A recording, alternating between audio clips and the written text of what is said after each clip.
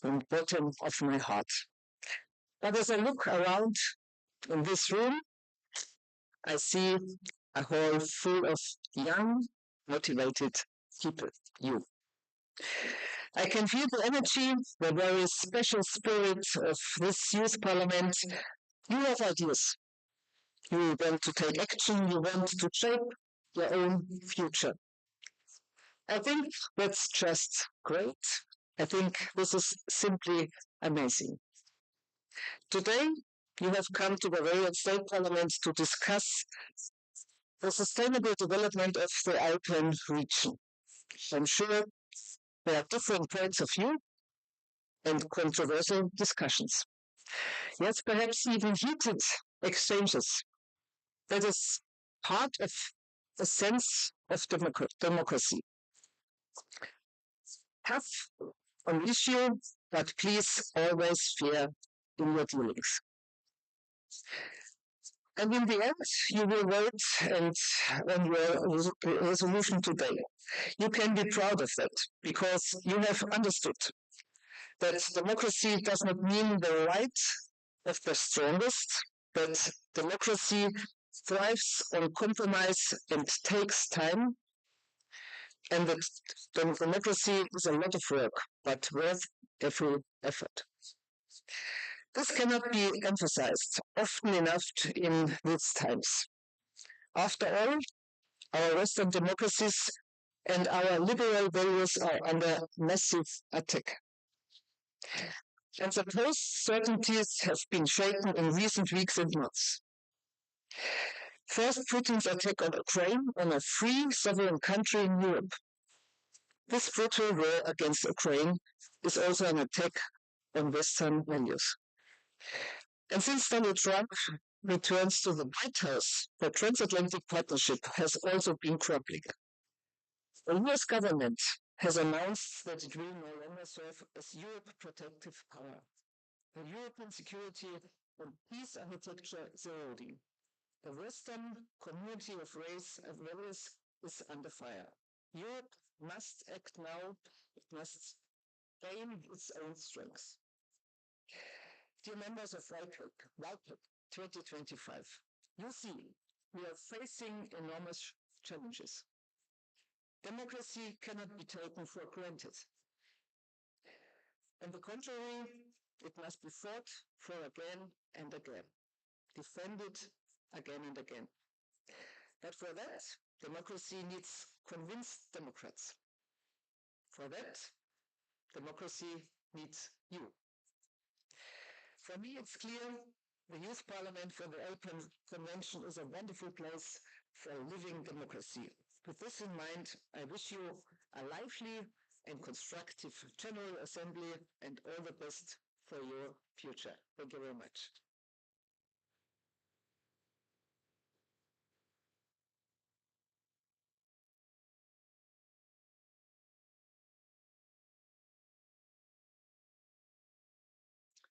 Thank you, Ms. Pegner, for your inspiring words. We are very honored that you have taken the time. Now I'd like to invite Anna Morel, President of this YPAC, to give an opening speech.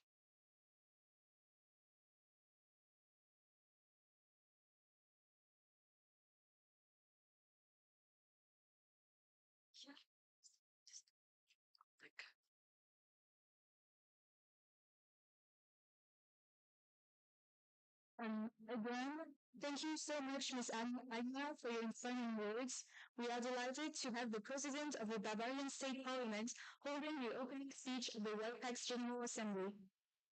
Dear delegates and CPs, media group, teachers, honored guests, ladies and gentlemen, welcome, welcome, bienvenue, bienvenuto, dobrodošli.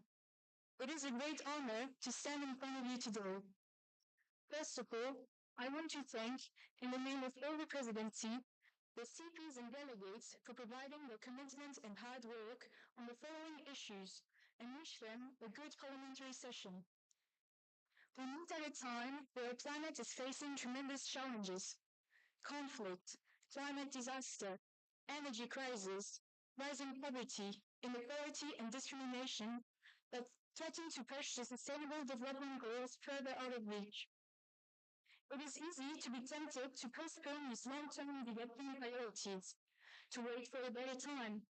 But the truth is that sustainable development cannot wait. Access to clean water and sanitation, gender equality, intergenerational fairness, and justice for the marginalized one cannot wait, as well as responsible consumption and production, along with the protection of life and land. Young people, including us, are demanding action right now, which is why we're here, united in the Youth Parliament of the Arkan Convention. The arts, often called the water towers of Europe, playing a vital role in supplying water to the continent, sustaining millions of lives. But the climate crisis is accelerating, with temperatures rising twice as fast as the global average. Glaciers are melting, snow cover is diminishing, and the impacts are by now being felt. Economic sectors, like households, including agriculture, energy production, forestry, tourism, and river navigation, are already now vulnerable to water shortages. Climate change may worsen the current water resource issues and lead to increased risk of conflicts between users in the Alpine region. We must act urgently to protect our water resources and biodiversity, which are under threat as never before. As a matter of fact, the Alpine environment is also house of a unique biodiversity with over 30,000 animal species and 13,000 plant species. Yet, this diversity is increasingly under pressure. If we do not act, 60% of the northern plant species could be lost within 75 years.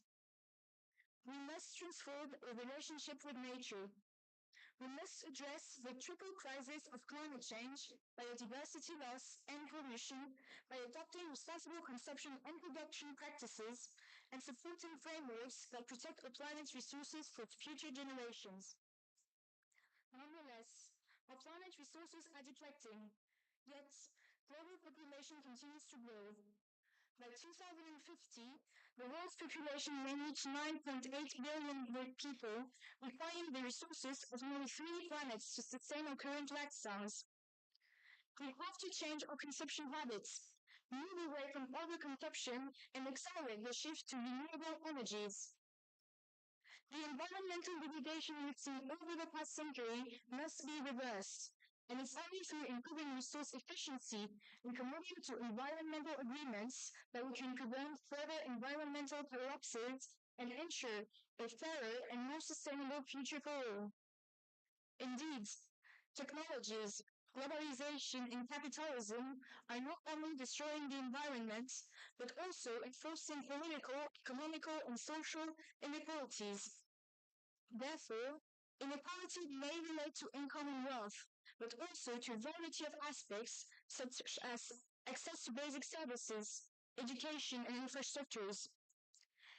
In the European Union, we are facing strong regional disparities, with a number of persistently low-growth regions in the southern part of Europe and many low-income regions in the eastern part. Moreover, although they have tended to decrease in recent years, inequalities between women and men are still a reality in 2025. In the member state of European Union, on average, a woman earns 10% less than their male counterparts. Subsequently, it is major that we focus on reaching the SDGs goals to ensure better prosperity in the Alpine region. I would like to end this speech by reminding you the words of the United Nations Secretary General Antonio Guterres. Humanity has a choice: cooperate or perish. It is either a climate solidarity pact or a collective suicide pact.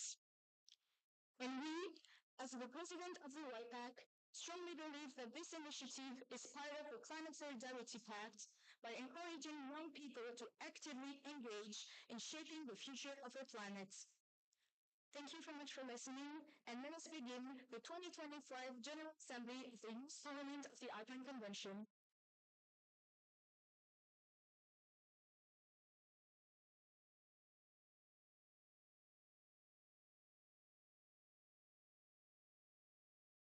Thank you very much for the speech. Now, Committee 2, we're going to start the General Assembly with you. Please come over here, and please only use the seats with microphones in front of it.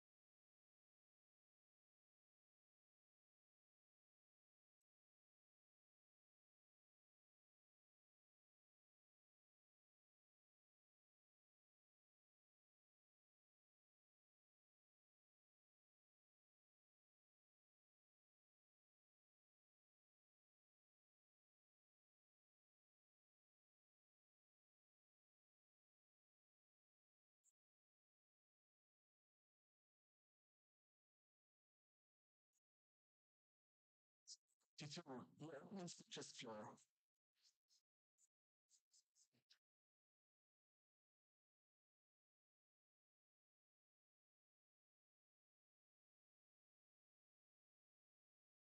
Thank you for the floor, Mr. and Madam President. Dear delegates, esteemed presidency, distinguished guests, we have gathered here today to discuss problems currently troubling our alpine region, our homes. Well, for the past few days of the committees we're talking about people working with nature and preserving it, we have discussed humans working with humans. We try to come up with solutions to help people with disabilities, immigrants seeking refuge in our beautiful and so many other minorities experiencing inequality in the Alps. We want everyone to feel included, feel welcome in our community, because only then can we begin to work together as one to preserve the water, clean air, fine scenery, and other luxuries our beautiful homes offer us. As Nelson Mandela once said, as long as poverty, injustice, and gross inequality persist in our world, none of us can truly rest. Now, I want you to imagine a world where all the families move to bigger cities with better schools. Imagine a world where, despite the lack of a working force, the employers in the village wouldn't hire disabled people or people with immigrant backgrounds due to prejudice, and so they left. Imagine a world where no one was there to help the locals patch up the economic disparity and growing prices that were a direct result of tourists. Imagine a world where these systemic inequalities drove people away. This isn't a hypothetical scenario. Currently, alpine villages are, amongst other issues, struggling with depopulation due to previously mentioned problems. Those drive people away since they don't feel welcome. In other words, they're leaving because of inequality, and they will continue leaving if we don't ensure a comfortable home for everyone. To make it certain that people will stay, we need not only to address these issues but also try to fix them. Little by little, postulation by postulation, we can achieve this together.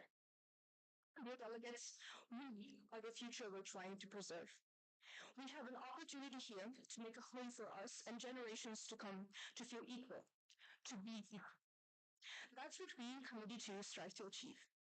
Our committee worked tirelessly for the past 2 days to bring you 3 postulations, 3 ideas from our young, bright minds to help include and educate our future workforce, our future voters. We hope, that you, dear delegates, enjoy and focus your minds not only on preserving the beautiful nature of a scenic alpine area with your postulations, but also at us, help you preserve the generations who will nurture and enjoy said nature. Thank you very much for the floor again.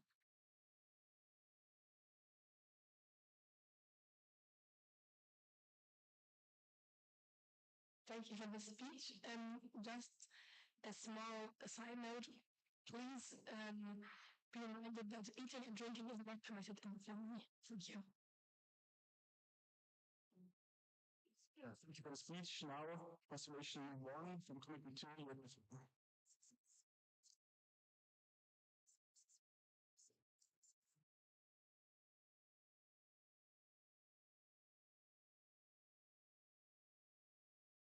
Thank you for the floor, Mr. President. Hi, everyone. A governmental organization has been created whose aim it is to help underprivileged people with disability or migration background with job search and application. Imagine you're applying for a job, meet the standards, but you get rejected because of reasons you can't change. People with disabilities, but also those with a migration background, experience discrimination daily. Alone in all the countries that participate in this year's YPAC were 32 million migrants and 22 million people with disability. All of those as worthy as every other human being. But some countries still do not recognize them as equal. We want to fight against this problem by establishing an organization. This organization would help to help underprivileged people by supporting them with finding a job, applying to it, and even making sure that there's no discrimination in the workplace. Unlike other cities, which are more aware of these problems, our urban villages don't have the tools to face those. At the same time, we will collaborate with local businesses to know what jobs will be available and to guarantee interesting and meaningful jobs. We will accompany those businesses to help them handle the special needs of those people like language barrier.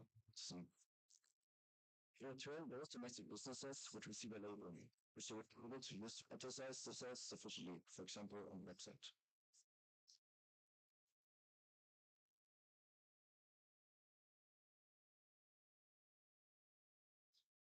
Thank you for reading out the explanation. Just a short device for all of you. You can control the height of the speaking table with the buttons on there. So, are there any questions concerning this first explanation committee 2?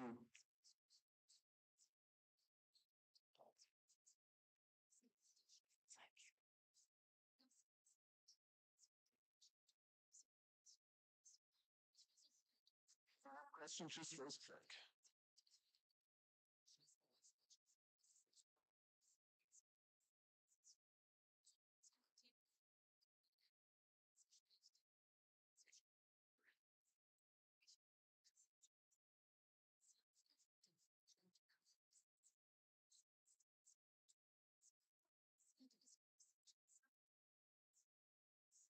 Proben has been recognized. Thank you for the floor, Mr. President. I have a question regarding, so what exactly are you doing? You want to accompany the people or you want to accompany the businesses or both? Thank you.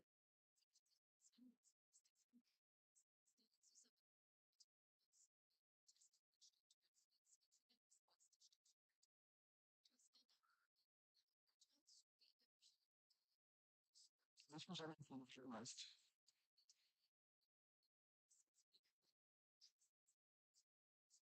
Thank you for your floor, Mr. President.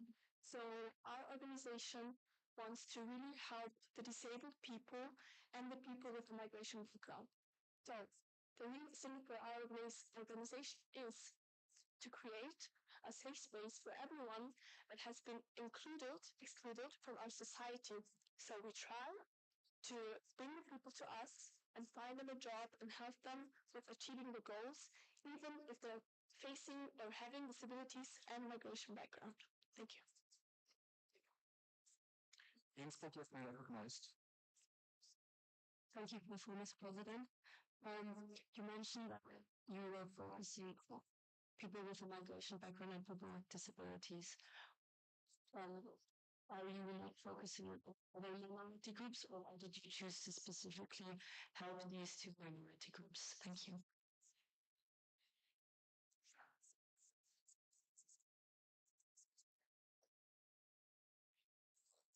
Voting has been recognized. Thank you for the floor, Mr. President.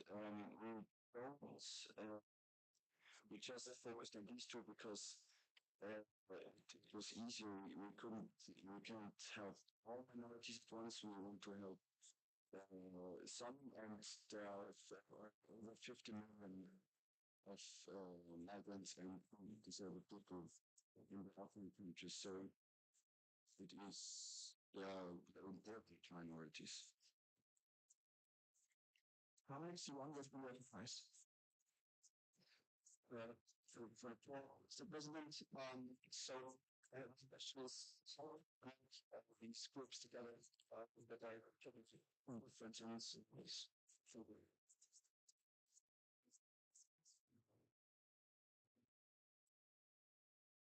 Thank you for the floor, Mr. President. You're right. Those are completely two different minorities. They have completely different needs. But to be treated equally doesn't mean they have to be treated identically. They need to thrive for the need they need. So we want to treat people with disabilities different than people with migration background. But even though we want to exceed their needs, and that's the reason for our organization. Thank you.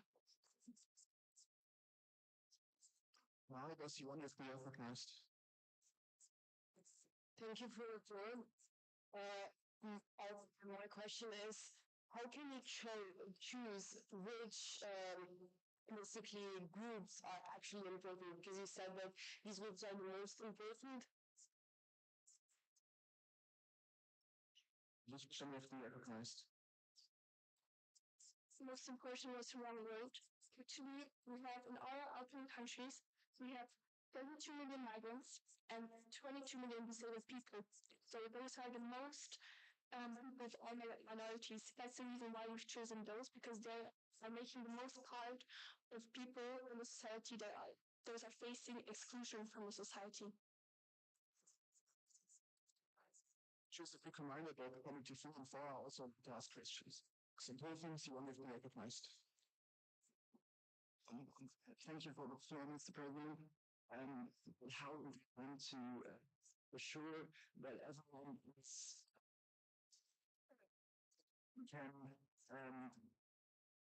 be handled and everyone has the special needs. So how to control it, to control it, so is getting so right in the right direction.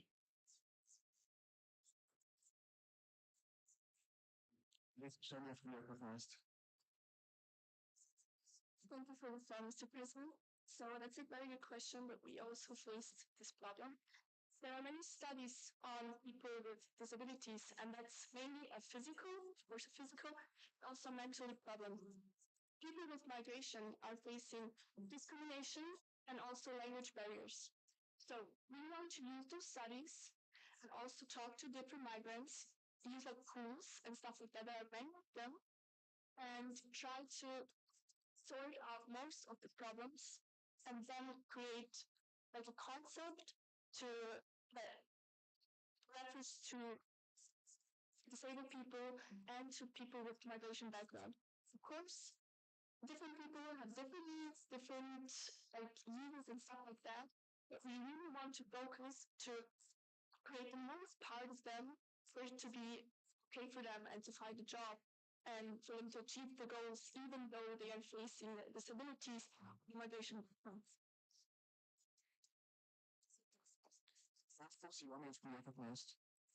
Thank you for the floor, Mr. President.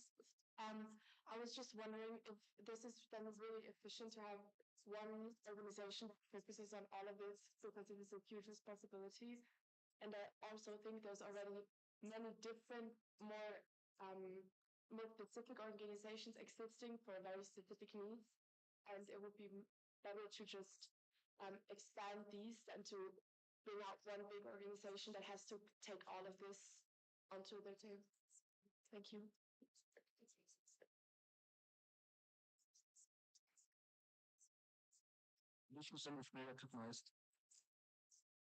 So we've made a research, of course, for our population, and we found that actually isn't any company or any organization that is really focusing on achieving the goals of disabled people and those with a migration background. So we really want to focus on the job for reaching standards. And yes, for example, in Switzerland, we have the IV that you have to pay a monthly amount if you're working. And then as soon as you get disabled, we are helping you to get integrated again in the society.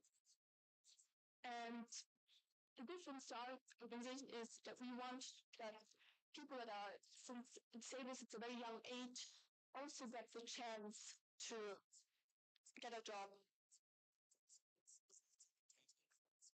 So unfortunately, this was the last question. Our finishing speeches. Are there any speeches against this postulation? So both of have been recognized.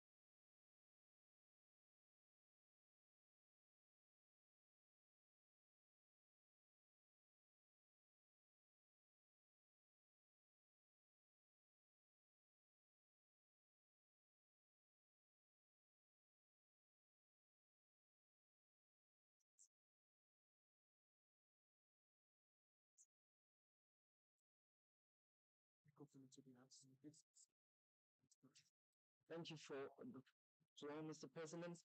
I think in our generation, it is important to include everyone, and I'm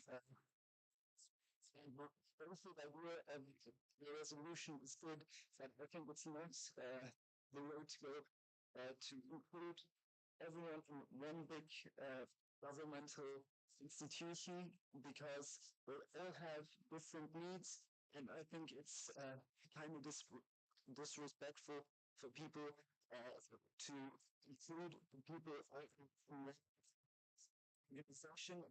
There are also already organizations or systems that are trying to make the lives and the finding of jobs more for people, for disabled people, and for people with immigration background.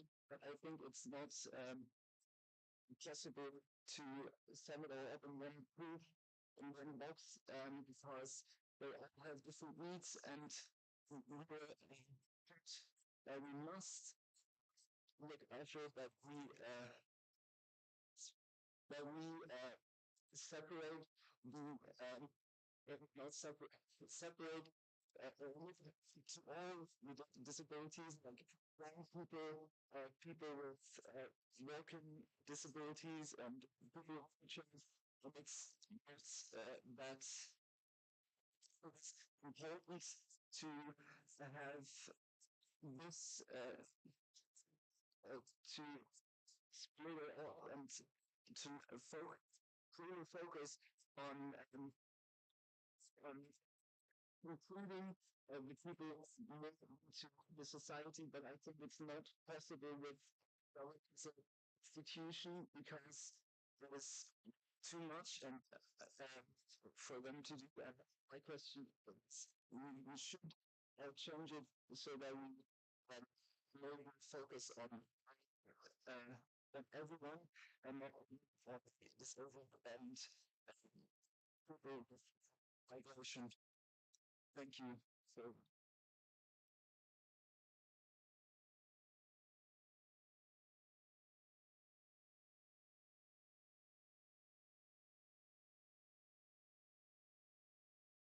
Thank you for the speech. Are there any speeches in favor?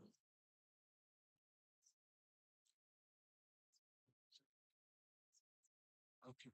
Are there any speeches to respond to this speech? Question has been recognized, but please remind you just 1 minute further for every speech.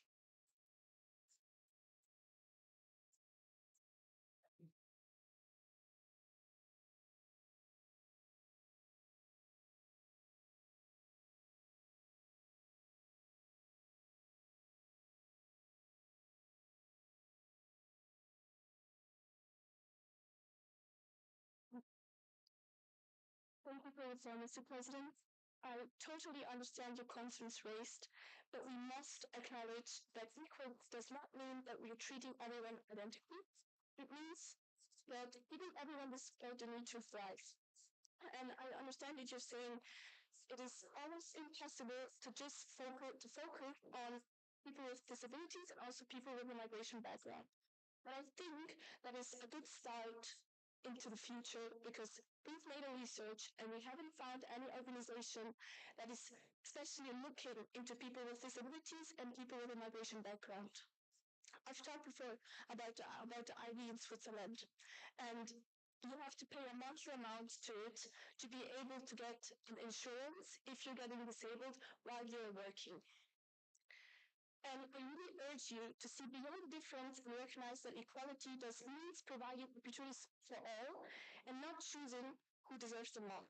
Also, yes, you're right, we can split disabilities and people with migration background, but that doesn't mean that we have to create two separate organizations or that one organization has to be part of the disabilities and one of the migration background. We can create subsidiary organizations, so in German it's Tochtergesellschaften, and to include both minorities in our concept. And again, why we've chosen those two minorities is that 32 million people in all European countries are disabled, and 22 million people are facing a migration background. And that, in fact, does mean that they have issues with finding a job or applying for it and achieving the goals they want to achieve. So it is our responsibility to ensure fairness and opportunity that are available for all and not just a selected few. Thank you.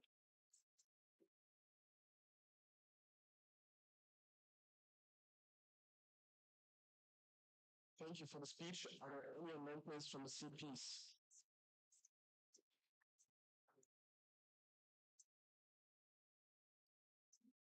CPs, you want to recognize, you can come over here. So, thank you for the floor, Mr. President. We suggest to change the word remuneration into unfairness.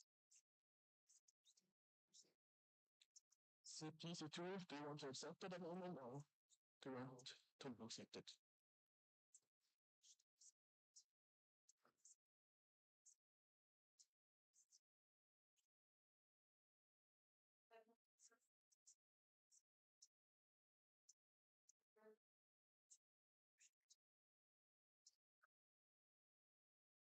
Yeah, please raise your hand if you want to say something. I have a question. Yes. Can we do two amendments? And then just accept the first amendment or just unaccept it and then we take off that. CPC 2. Thank you for the floor, and yes, we will accept the amendment.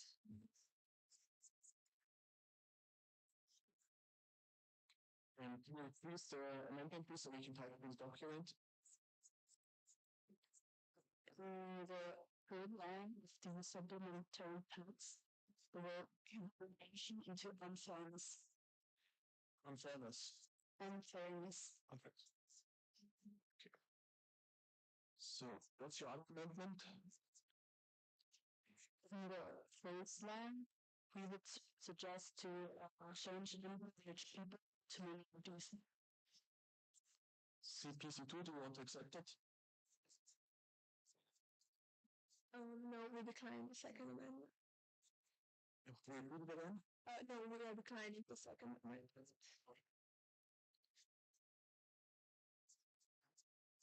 Just I remind you really quickly, one minute to think about the amendment before you can discuss. It's completely fine. So, if you go on with the second resolution of Committee 2, please read it out. You have the floor.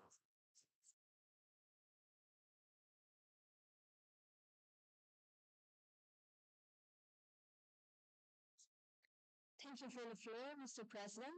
Our postulation of home, not just a destination, suggests implementing a card for locals that grants the residents of the Alpine region benefits within their home municipalities. It addresses the economic disparity the citizens face daily as a consequence of over-tourism. Tourism in the Alpine region makes these areas very expensive to live in, as the large number of tourists who accept to pay a higher cost makes prices rise. This is deeply unjust to the locals who have to live daily with those prices, which no one can afford in the long run. Facing such economic disparity, they are moving out of those tourist places, increasing the problem of depopulation. A way to mend this is by issuing a locals card to the citizens of the Alpine region in areas that highly rely on tourism, which will provide cardholders with benefits such as discounts in public transport, subsidized parking, and open the doors of museums and other cultural and educational activities in the municipality. This way, they are more likely to stay and feel more acknowledged as the inflated prices will not affect them to such an extent. We make the economic state fairer for populations and reconcile the economic benefits of tourism with the needs of the locals. This way, we also improve the quality of life for the local population. Let us make Alpine villages a home, not just a destination. Thank you.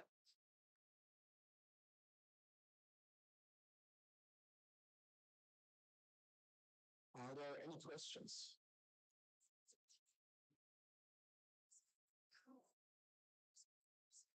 Yes, Foxy, one you've been recognized. Thank you for the floor, Mr. President. So I just wanted to ask if there would also be the inclusion of winter sport activities because we are in an urban region and we would say that the most expensive area, the most expensive prices you would have to pay would be, for example, to enter ski resorts, if that would be included. Maribor, you've been recognized.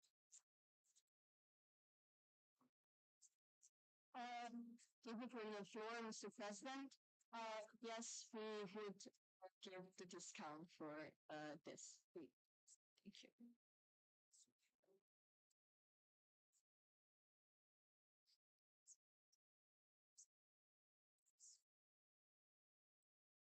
Shabani, C4, you've been recognized.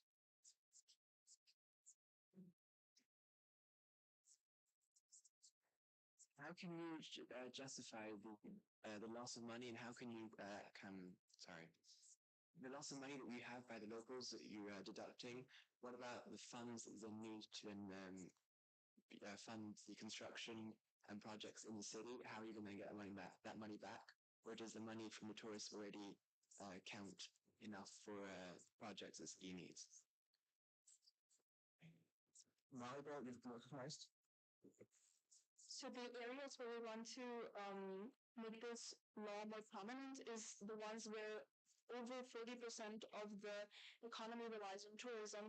Therefore, the touristic activity would be enough to justify the. Thank you for that question.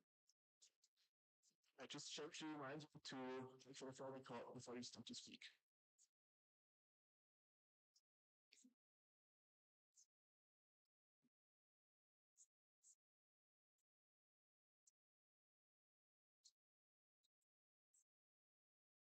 Sean, you've been recognized.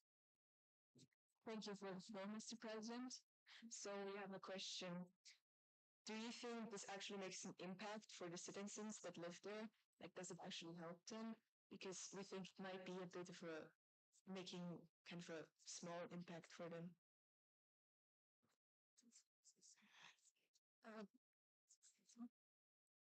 Maribor, you've been recognized. Thank you for the floor, Mr. President. Yes, we believe that this does matter and this does have an impact because the people in the area, the prices rise by a lot because of tourist influx. There is a lot of people that are willing to pay a high price. Therefore, the prices rise. This is a concept in economics called demand pull inflation.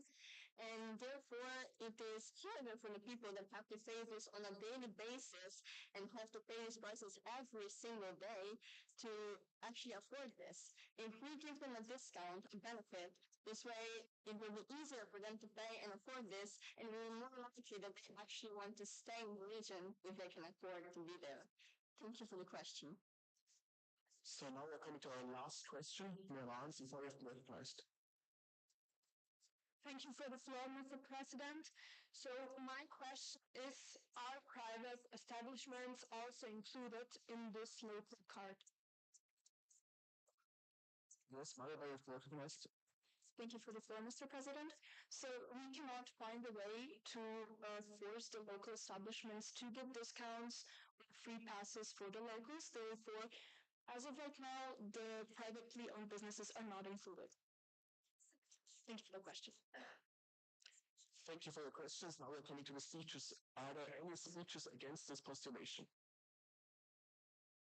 Chamonix, C1, you've been recognized.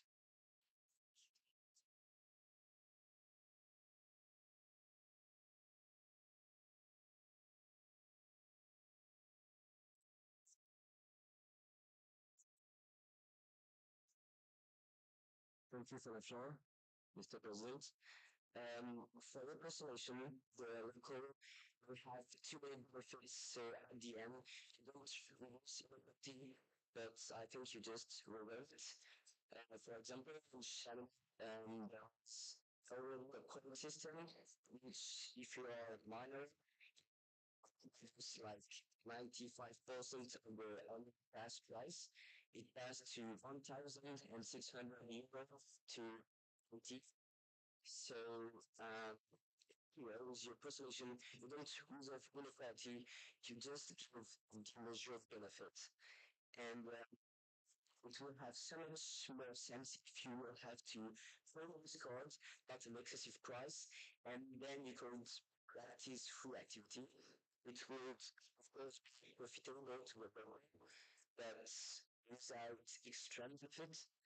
And in addition of that, most of our city are famous for tourism, and we start extending with it. So actually, if you work local, it is contradictory because most of them live on tourism, and which means that your postulation decrease a recruits a tourist population, sorry, who remember is important for the resident. Thank you.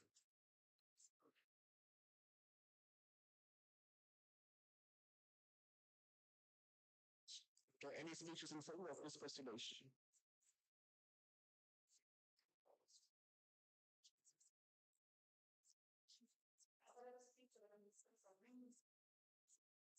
These are the people you recognize. This is the one speech or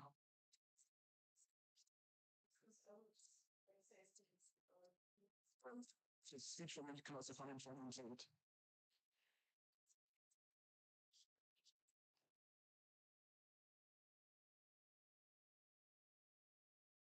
Thank you for the floor, Mr. President.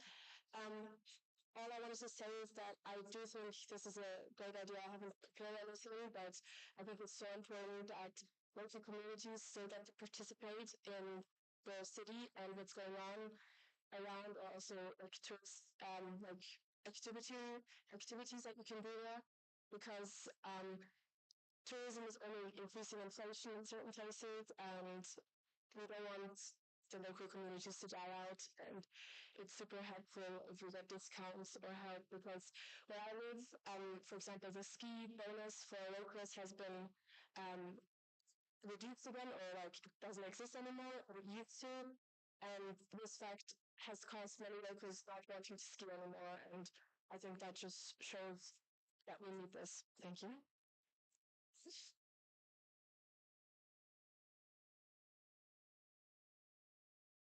Are there any response speeches? Malba, you've been recognized.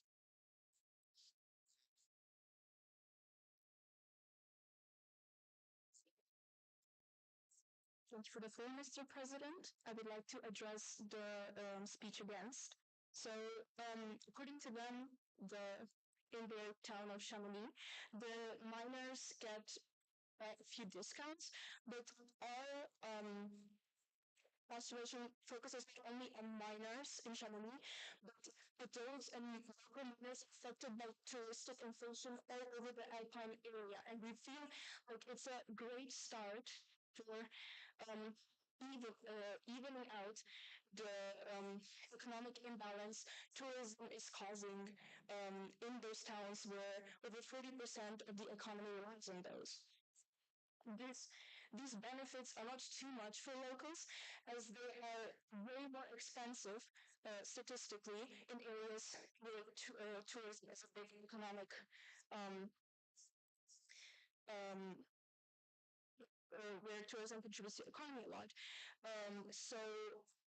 Making it free would be kind of making up for the amount of tourists and evening out the economic disparity. And thank you so much for the speech in favor. Thank you for the floor.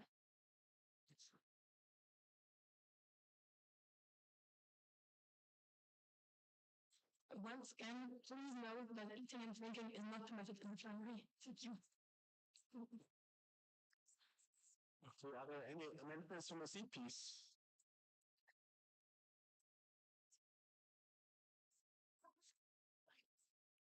Then we go to Resolution 3, Committee 2. Please read it out.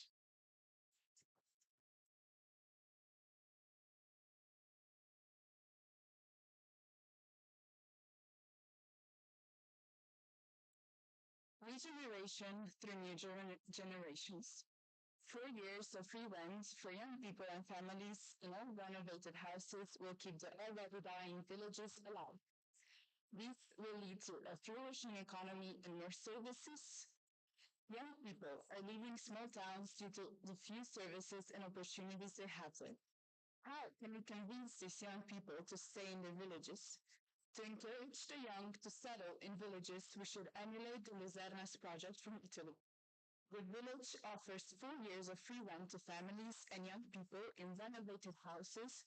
It provides them with all the needed infrastructures like schools, kindergartens, and healthcare centers. The implemented infrastructures and the present activities will provide job opportunities for all the villagers. In exchange, the newcomers would have to learn all about the local culture and language and live there for at least 3 more years. They would bring money to the local economy and help to make a stronger sense of community. This project would be financed and managed by regional organizations and municipalities. In addition, to keep the locals, an important aspect of a village that should be developed is a sense of a community and of belonging to it. To do so, the small towns must offer activities for all ages, for the young as well as the elderly. Perfect example, cultural houses. There are places where all types of activities could be organized, and to ensure the young people from the village will come back after university, there should be a scholarship policy based on the fact that students guaranteed to work at least 5 years in the village after graduating.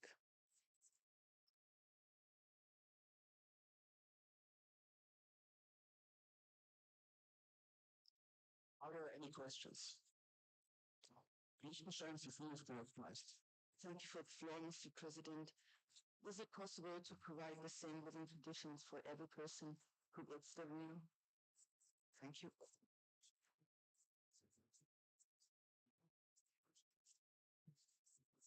Dominic, you've been recognized. Thank you for the floor, Mr. President. Sorry, can you just repeat the question again? Was it possible to provide the same living conditions for every person?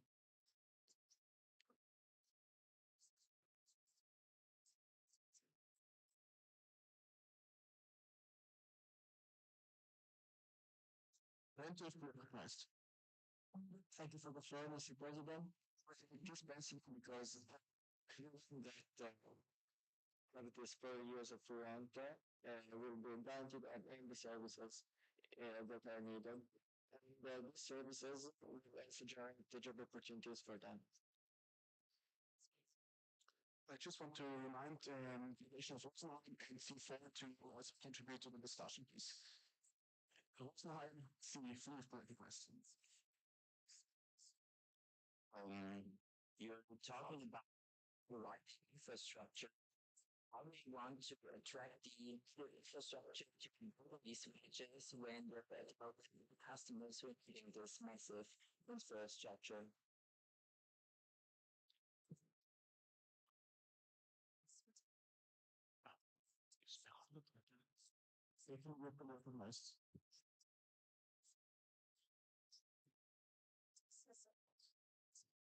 Thank you for the floor, Mr. President.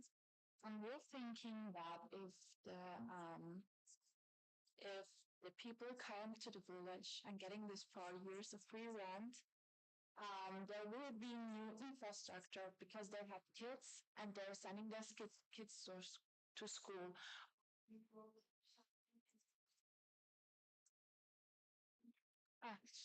Grocery shopping in the grocery store. And through this, the village will be revived again. Shamali, before you speak first.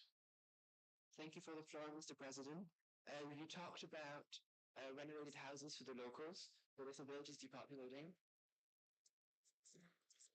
And we will just interrupt the General Assembly for a minute because an alarm is coming and all of the phones are switched on.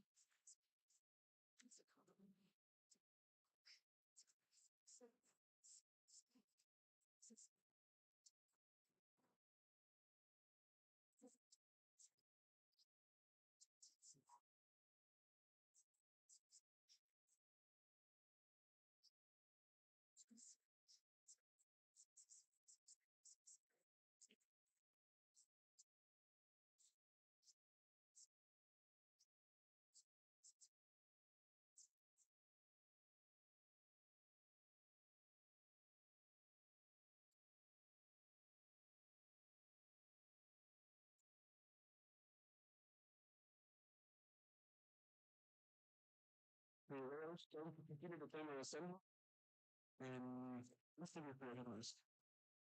Thank you for the floor, Mr. President. I was just wondering if you talk about scholarships, you mean in different cities or in these small towns? Because I don't think many of them would provide service. They leave with scholarship and then they come back. Do I understand that correct? Thank you for recognized.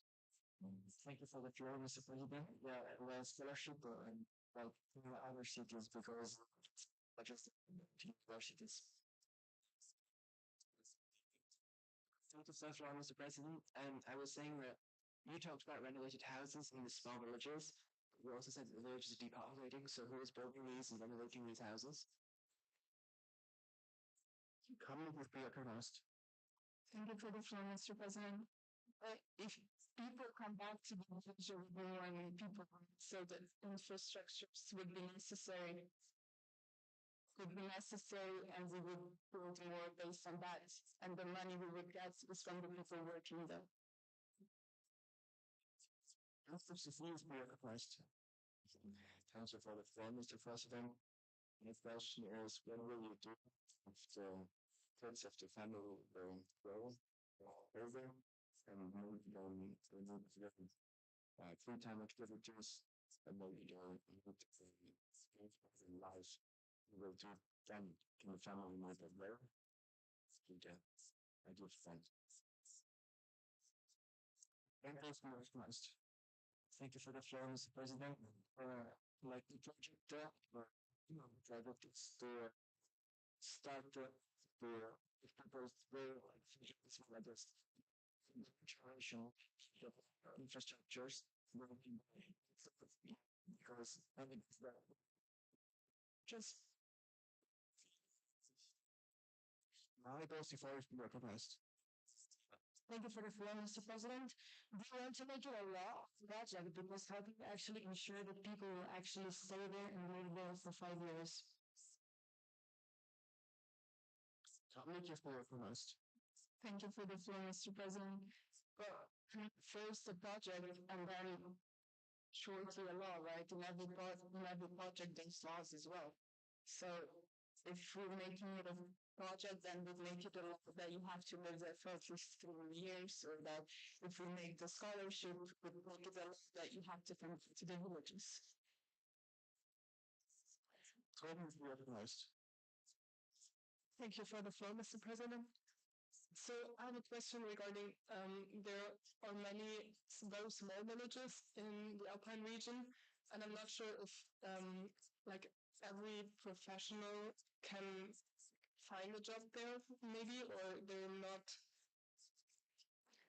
But they might want to, especially right after university, have a broader field where they can be working. So why would young graduates want to go back to their village and like work maybe only in this one spot where they can work with their profession if they have a lot more other opportunities? Thank you.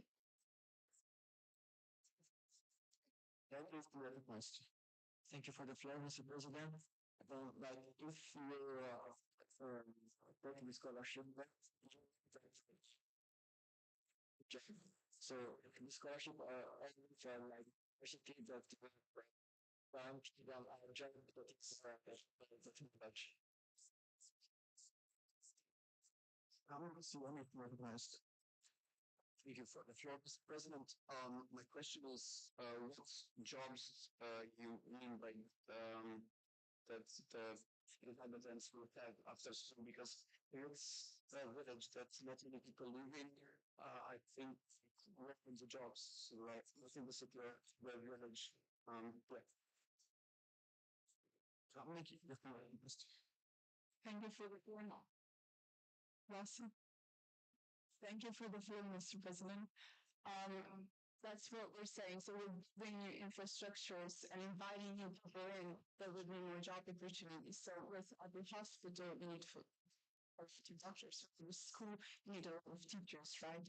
So that's what we mean with newer jobs.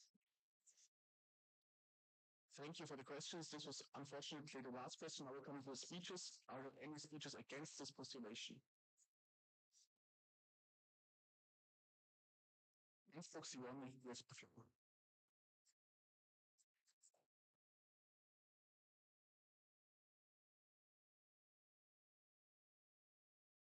Thank you for the floor, Mr. President. Firstly, I would like to say that it makes sense to have the opportunity or to create rural areas in a more attractive way to encourage young people to move there and to live there. But I don't find it necessary to have this attractiveness linked together with young people having to live there for 3 years and then for the 5 years for reasons that I don't really understand. In general, I find it interesting that people also have to learn about the community or need to learn about the community. I don't understand why this has to be done by a project or by a government. Because if you move to a community, you will end up finding your own way and finding your own friends within the community. So it's a very individual experience for each person that lives there. And another thing I wanted to talk about is that it's actually currently it's a natural cycle that in rural areas people there is a problem there, but it is a natural cycle that young people that come from rural areas go to universities. It is the get their education, and then at some point they come back to these rural areas with their families. So I would already say that it is, I think, starting to become more and more attractive anyway. And the need for organization that creates this infrastructure that people don't have to pay for because they don't have to pay rent anymore. And they live for to 7 years, if not longer. It just doesn't seem to follow through. And that is why I asked the GA today to think about this before they vote on this postulation. Thank you very much.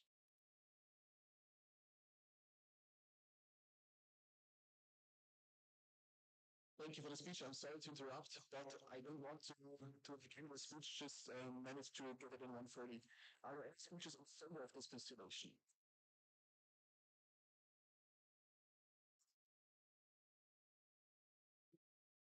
Are there any fan speeches? Time to get the floor.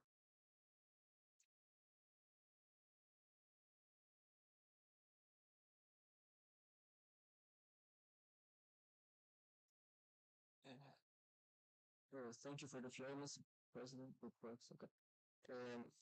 First of all, the project it says that there are 4 years of free rent, and then we have to pay the rent when the fourth year ends. So, like the 3 years after the 4 year free rent, I like to ensure that people can go to take the 4 years of free rent. This is the same then for culture, language of the place, so that the generation that this commerce continue history, historical heritage of the village. And then scholarships are just that the villagers takes the scholarship from the village and go to the university. When they graduate, they have to work in the place for 5 years because otherwise there is no income for the village. And this is all sustainable because very time before this project was none. And the fluence for farmers it's more because the people that come to the economy of the village.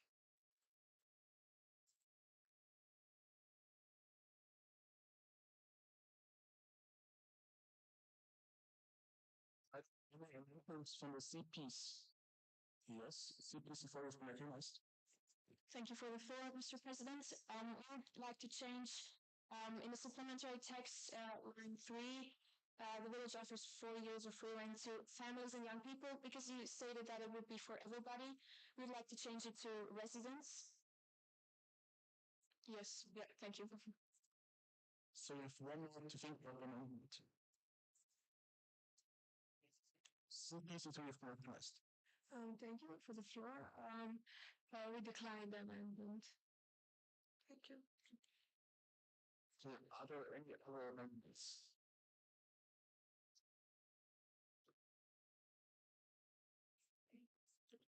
CPs is always recognized. Mr. President, when the sixth time starts, you should make like a space after newcomers would because it's together with.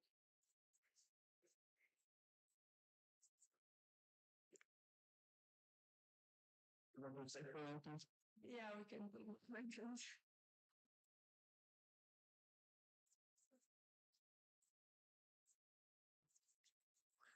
Okay, so C2, Clarence, please.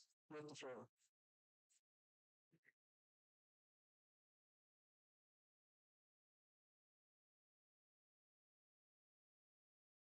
Thank you for the floor, Mr. President. Ladies and gentlemen, delegates, residents, press group, teachers, honored guests, dear members of the second committee. We have now reached the conclusion of the session of Committee 2, how to reduce inequalities within our alpine regions. Our committee is focused on people's well-being and fostering a supportive, inclusive environment that promotes happiness at work and in daily life. Reducing inequalities is a very important aspect of the alpine regions, because these regions are the ones that suffer the most from financial and generational disparities. So we need to promote equality within our countries and locally as well. There have been many good ideas from the committee members to fix those inequalities, such as the cut for the locals, free accommodation to attract people, and fight against desertification, or the creation of jobs for disabled people. We're looking forward to seeing those resolutions in action. It was a lot of hard work, and that's what we did. Help us, dear delegates. Help us to create a world where the elderly and the young will be close-knit. Help us to create a world where tourists and locals will share the same values in a touristy area and hometowns. And help us create a world where people with disabilities will be more able to work in the right conditions. Help us create a fair world. To conclude, I would like to express my gratitude to all the delegates of this committee who innovated, put passion and energy in their ideas. Thank you for your engagement and thank you for listening.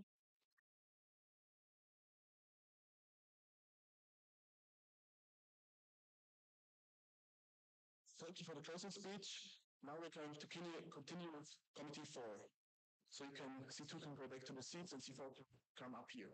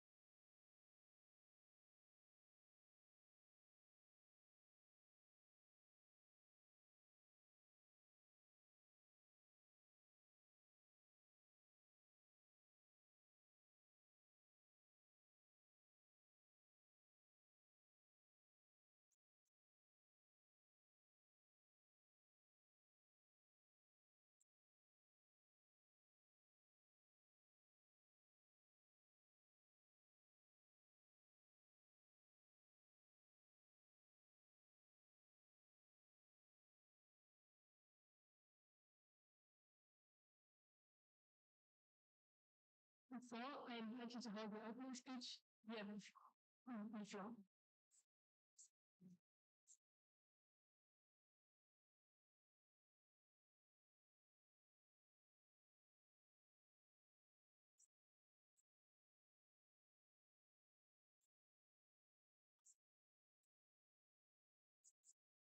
Thank you for the floor, Madam President.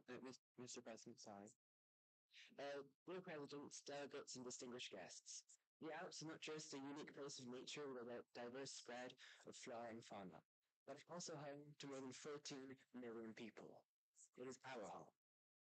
The colonization of the Alps started approximately 8,500 years ago, and since then, humans have only continued settling in our distinctive and fascinating mountains. Today, our Alps are becoming more and more urbanized, and we are taking over large amounts of land than ever before.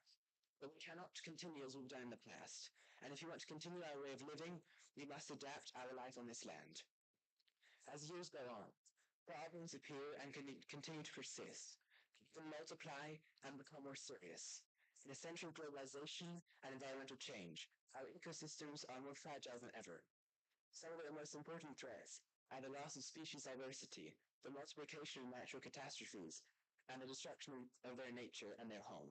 That is why now we must act. One of the most important elements of nature that makes human life possible in the Alps are ecosystem services. Concretely, these are all the benefits that humans derive from ecosystems and any other parts of nature. These often overlooked actors provide everything we need, from food created by pollination to the decomposition of waste by insects. Their participation and survival are of utmost importance if we humans are to survive.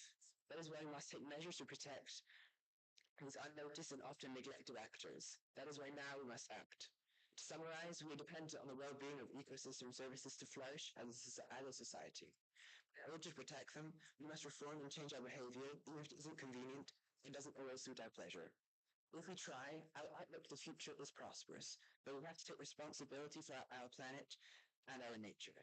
If not for us, then for future generations of people, so they may too admire our special and unique home, our mountains, which we have had the chance and privilege to call a home. That is why now we must act. Thank you for your time.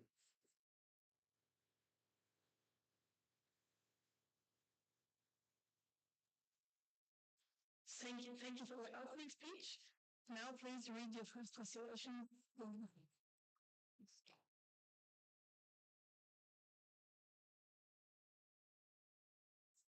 Thank you for the floor, Madam President. Help ecosystems book in advance. We aim to introduce a booking system and offer alternative ecotourism activities that would tackle overcrowding related to ski tourism in the Alps, as to avoid overdevelopment and protect biodiversity. Biodiversity preservation must take precedence over the further development of skiing facilities in the Alps. Land pressure issues such as overcrowding of ski facilities leads to their expansion in a non-sustainable way in order to gain more profit, harming biodiversity. We propose introducing a number cap of skiers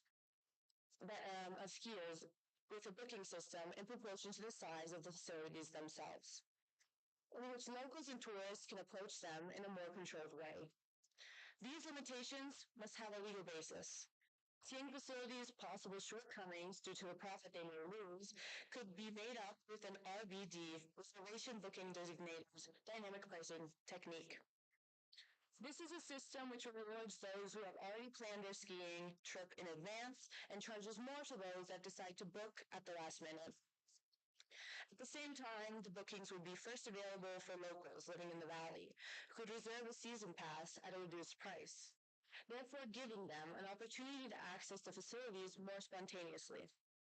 Reducing ski resorts capacity by 30%, which is a slight loss they could digest due to their known economic flexibility, would de-stress the local ecosystem. On the other hand, the alternative to those who haven't booked in time but are inclined to an outdoor activity could be promoting and directing these groups towards controlled and sustainable ecotourism activities. They can include hiking, camping, bird watching, or even a simple walk in a natural environment. By implementing these solutions, we aim to preserve the breathtaking biodiversity of our Alps for generations to come. I thank you for your attention.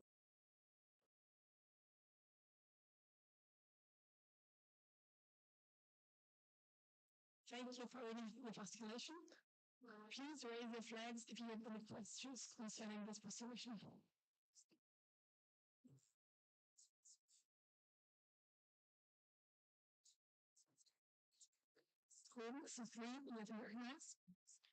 Thank you for the floor, Madam President.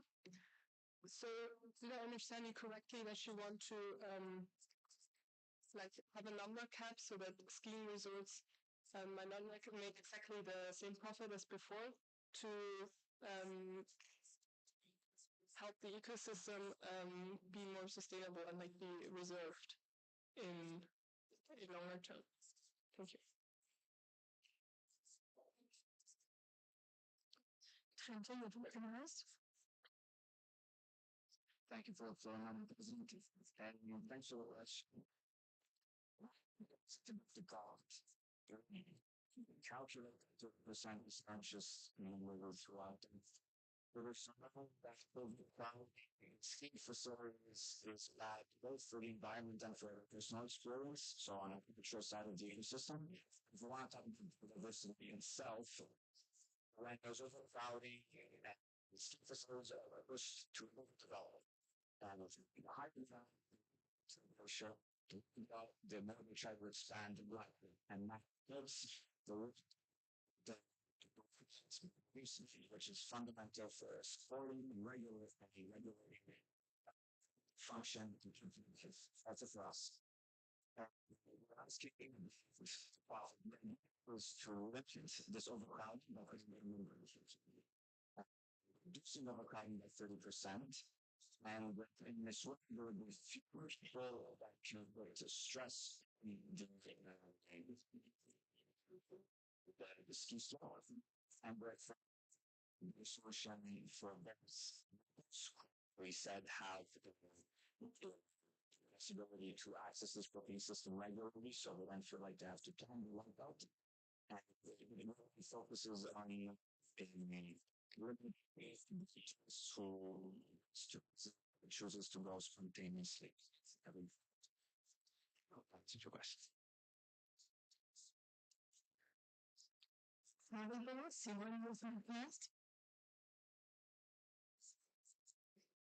Cities users decide their own capacity limits based on basically when government imposed restrictions.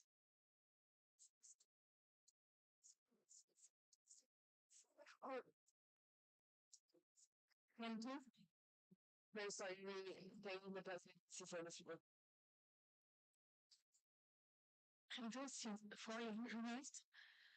Thank you for the floor, Madam President. So we actually did include this in our postulation. We said that we would introduce this cap scheme with a booking system in proportion to the size of the facilities, meaning that we would take into account the private facilities and their needs, and it would not be general, it would be looking at everyone's singular case. Thank you.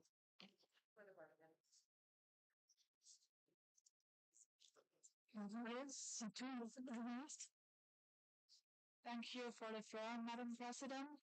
I think it's a really good idea, but my question is, how is it better for the environment? Because for the ski resorts, it's just that they don't get more money because the ski lifts are going anyways. The fake noise there anyways. It's just not that much crowding, but how is it better for the environment?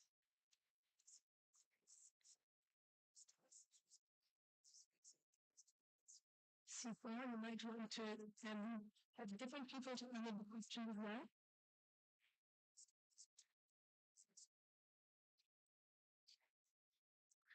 Hello, it's Liechtenstein? So, thank you for the floor, Madam President. So, the pressure on the ground is lower. And if more and more people are coming to a ski resort, then the ski resort thinks it's too small and they want to make it bigger and bigger. And with that, the wildlife has not that much space as they need. Yes, thank you.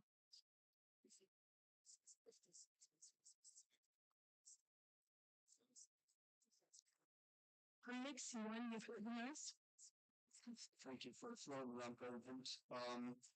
My question is, how does your installation protect the ecosystem? Because if I understand correctly, there's still no way that it prevents the ski resorts from expanding, because if they reach the cap in the capacity limit, that's still in the favor to expand, to have more area to ski, to have more people spending money. Thank you.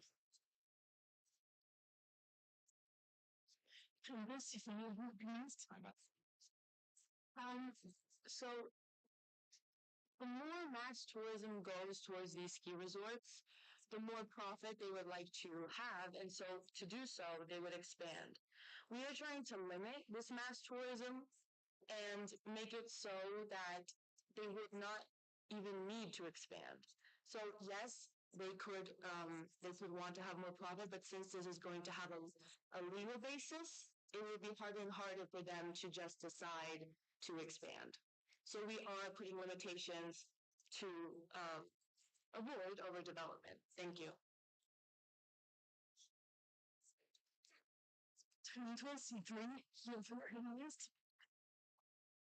Thank you for the floor, Madam President. Mine is a pretty simple question. If your aim is to reduce the impact on the environment, isn't it better if you extend this policy to everything? Like, for example, not only skydance, but every kind of activity?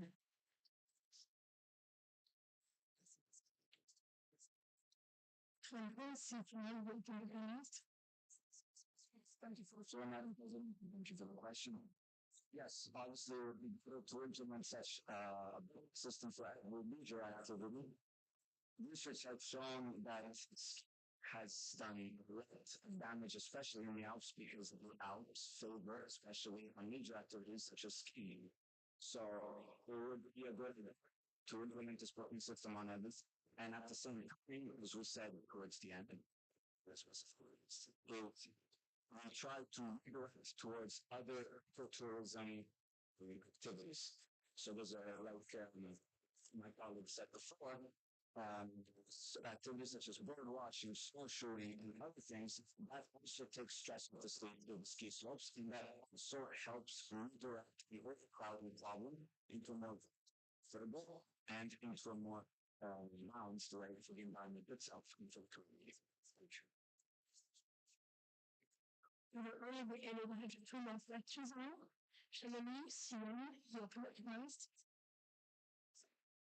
Thanks for the floor, Madam President.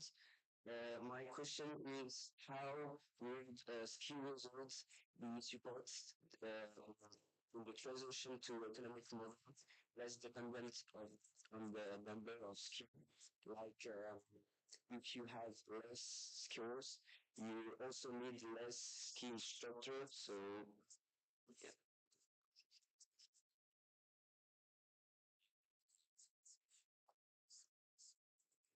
Thank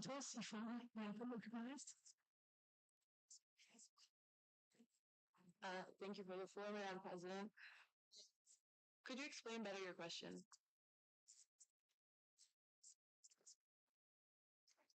Thank you for the floor, Madam President.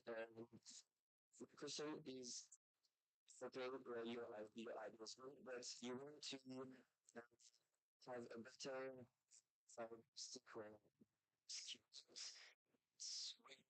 You do this like you will jobs, because when you put a limit on the skills, of course you also put a limit of like in the ski instructor on the and all of the jobs, like the restaurants and things like that, you know.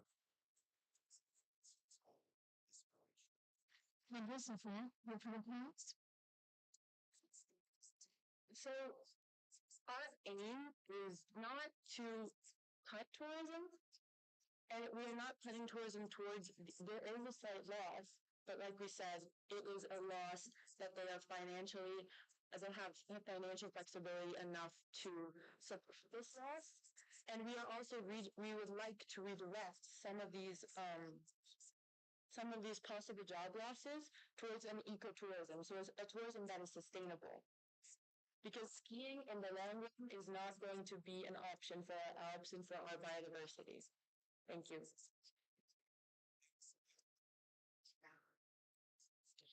Innsbruck, C2, your Philippines. For Madam President.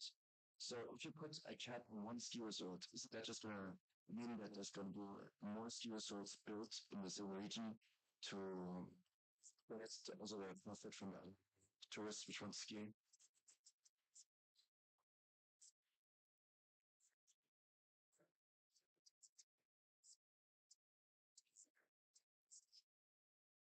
C4, your Philippines. Thank you for Madam President. We have to, because if you want to, if you can't expand, you have to play. If you want to buy, that means you have to build and protect it. There's only places that the law is that protect and will also cost a lot. So it is unsustainable. Thank you. We will now proceed with the speeches against this postulation. Is there anyone who wishes to make a speech against? Call the name, C3, with Philippines.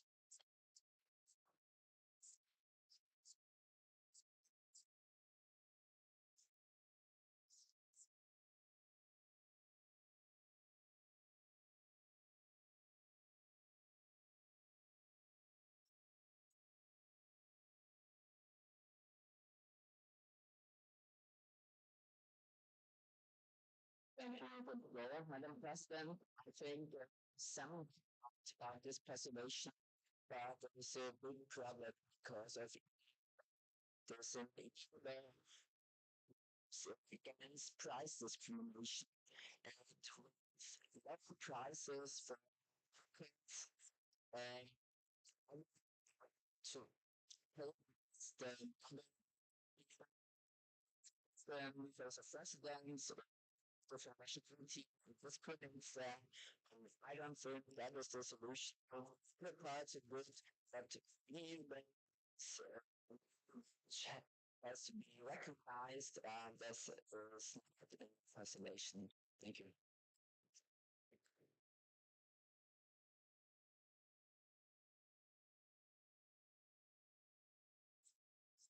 Does anyone wish to make a speech in favor of this persuasion? Call the name, C3, with Philippines.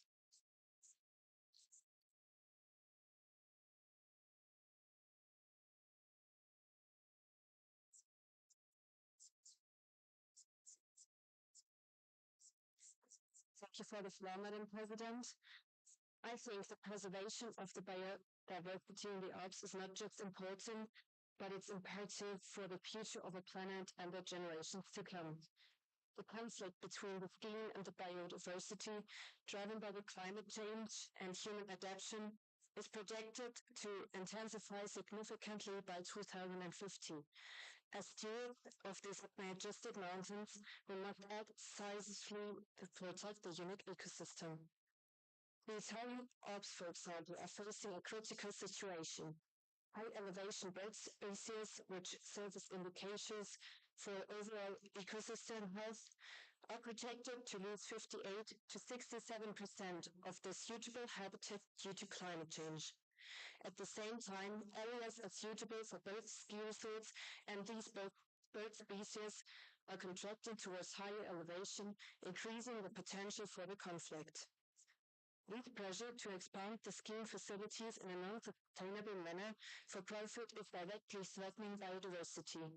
By 2050, 61 to 70% of the area predicted as potentially suitable for multiple for multiple bird species will also be suitable for the ski resorts, as I said before. This overlap poses a severe risk to fragile alpine ecosystems.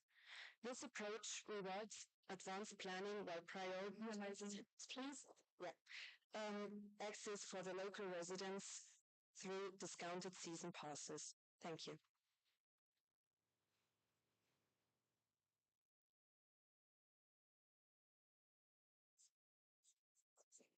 Does Committee 4 wish to hold the response speech? Gentlemen, recognized.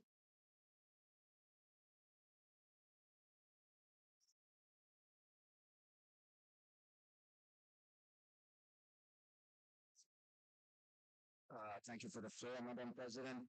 And actually, thank you for bringing that up because we didn't encounter that through law restriction on tax discrimination, and we would consider it. Point is, at a certain point, we must draw a line. And it is unsustainable at this point in time to think that skiing, as the industry has today, can actually bring forth a sustainable development event. So what we aim to do is to limit the overcrowding caused by boat tourists that travel from far away and choose spontaneously to come back and enjoy a leisure activity and diversity. This proposition does not discriminate against locals because it is based on RBD dynamic testing, which seems like a lot of good words, but in the end, all it means is that the airline tickets, if I book in advance, I pay less. If I book last minute, I pay more. And that is applied for tourists. If I am a local, it is available to me to buy a season pass at the normal price and have said bookings so I don't feel discriminated and think I have to plan my life out and book 3 weeks in advance if I want to go skiing on a hill that is 20 minutes from here. So the dynamic pricing discourages these tourists that choose to book last minute. And the local economy does not feel this so much. We ran the numbers. Yes. We ran the numbers and it was a 30% increase in customers. Skiing slopes will still make about 90 euros profit per year. 90 million is a lot of money. So we're boosting by 30%. Thank you. Thanks.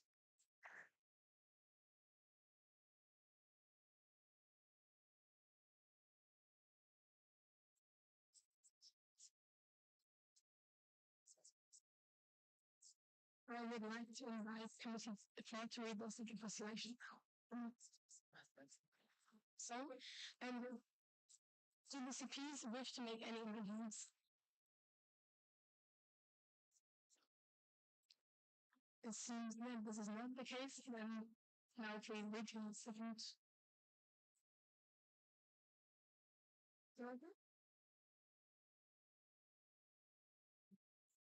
Thank you for the floor, Madam President. Our resolution is called Sustainabees. Bees are under a significant threat due to habitat loss and the overuse of toxic pesticides. To combat these challenges, we propose an innovative solution. Installing culinary hotels at organic farms and implementing organic beekeeping as a criterion in organic farming certifications.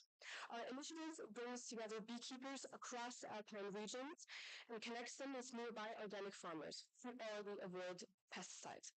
Since professional beekeepers actively seek pesticide-free areas for their hives, this collaboration is mutually beneficial. Together, they would establish pollinator hotels and beehives, each designed to accommodate different pollinators, including bumblebees, wild bees, and honeybees. Beekeepers would nurture and expand the bee population, ensuring their health and sustainability before relocating them when needed. Throughout this process, experts would oversee the well-being of the bees, sticking to best practices in beekeeping. Another important aspect of our vision is integrating organic beekeeping into official organic farming certifications. Strengthening the relationship between organic farmers and certification bodies would ensure that organic beekeeping becomes a recognized standard, further enhancing natural pollination methods. This project would not only support bee populations but also benefit the farmers who would receive free natural pollination services. Beekeepers, in return, would also be able to generate income from sustainable honey production. The untouched alpine landscapes, rich with diverse flora, would offer ideal conditions for bee colonies to thrive. By fostering the collaboration between farmers, beekeepers, and environmental experts, our project aims to create a sustainable pesticide-free agricultural system that supports biodiversity and strengthens pollinator populations. This system will motivate more farms to reduce toxic pesticide use, improving soil health, an essential factor in sustaining healthy bee populations. Thank you for listening.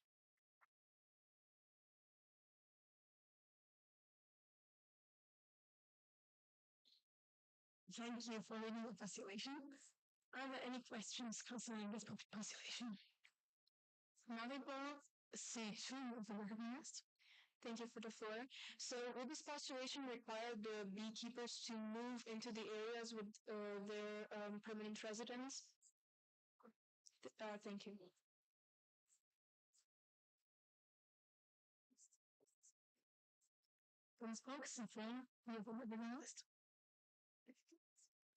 No, we would make sure that they are nearby and do not have to move anywhere far away.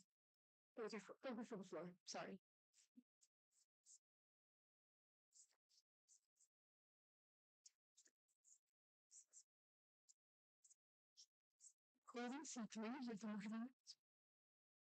Thank you for the floor, Madam President.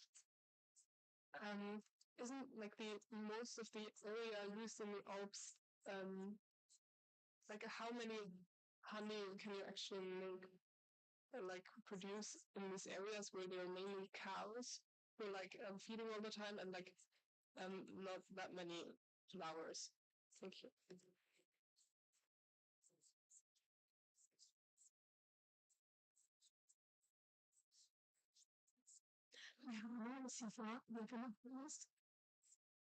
Thank you for the floor, Madam President. So, where are the fields that are not taken by cows and yeah.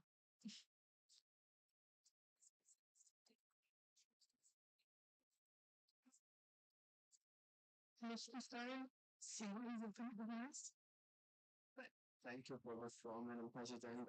My question is, how do you want to reduce the use of toxic pesticides? Because we were talking about to expand the bee population, but no, nothing about toxic pesticides.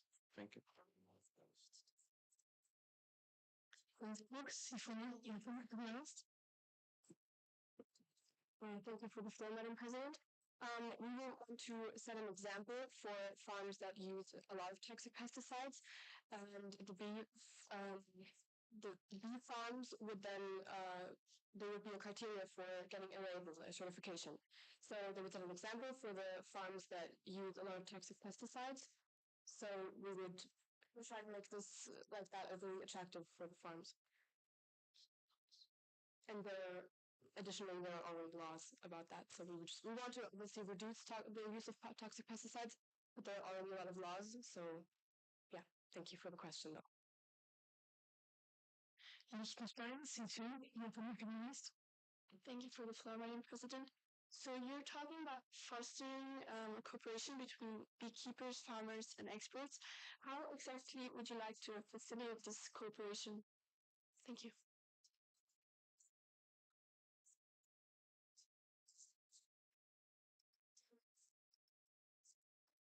So my question is, you're talking about fostering cooperation between beekeepers, farmers, and experts. How exactly would you like to facilitate this cooperation? So how would this cooperation look like? Like how are the farmers talking to each other, to experts, to beekeepers? Thank you for the floor, Madam President. So, round one is like the other competition. When it's coming to the mushroom, it's coming for organizations here.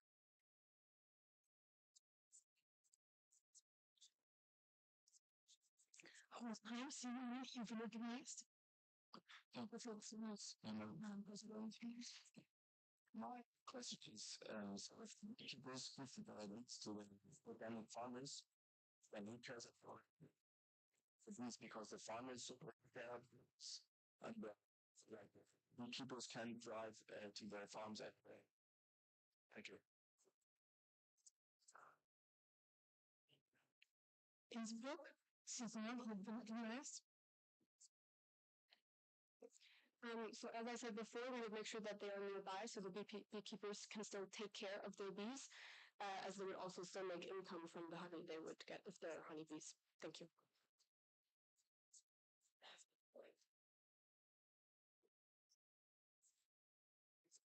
Innsbruck, Saison, thank you for the following, President. I wanted to ask about let me just think. So you're going to use professional beekeepers on these farms. And my question to you is why not just educate the organic farmers how to keep bees? Because then you wouldn't have to have some professionals coming to these farms and stay on the farms. Then the organic farmers get to keep the honey themselves and make a profit like that. Thank you.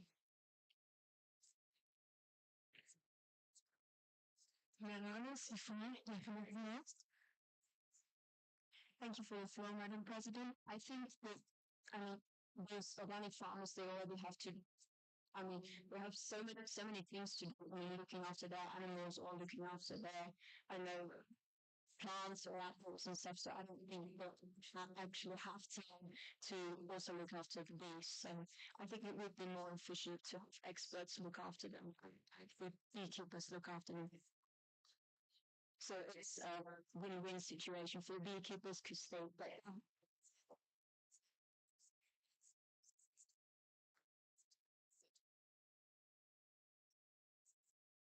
and we'll see many of your guys. So thank you, Madam President, for the floor. Like, what do beekeepers to sorry, near like the where the bees are? So in farms, etc. Because like it's a daily task. So you need to drive the checkup of the bees. Like I think that it is really time consuming and maybe like also old beekeepers are not so accommodated with those things. Thanks. This is fun. We're going to get next. As we thank you for the floor, Madam President. So, as we said before, the beekeepers don't need to move. We would look that the beekeepers are nearby these farms.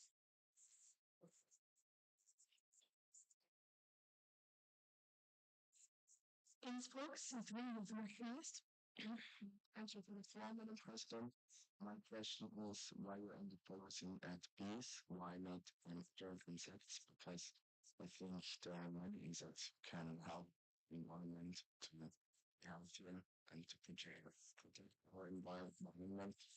And only bees, 70% or any insects.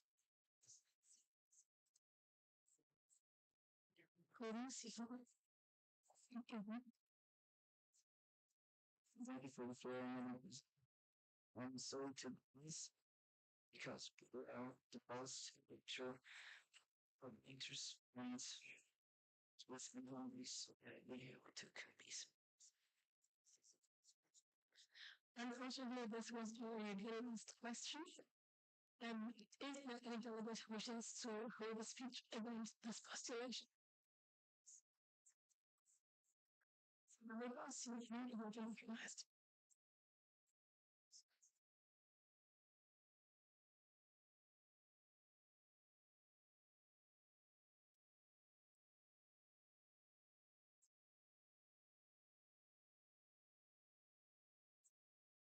I need to press hold or is it? Thank you for the floor, Madam President. So, I believe that mandate beekeeping as part of the organic farm certification creates unnecessary barriers for farmers, making it harder for them to get certified, especially the smaller farmers because their capabilities to take on new projects are already harder for them, and this initiative is limiting their capabilities further. Beekeeping should remain voluntary choice that farmers their capabilities. Having the freedom to adopt beekeeping practices based on their specific agricultural needs and business models. And especially in case only beekeepers get profit, farmers having to give them space to get certain certifications. Thank you. Thank you for the floor.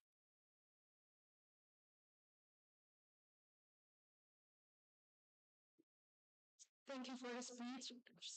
Are there any speeches in favor?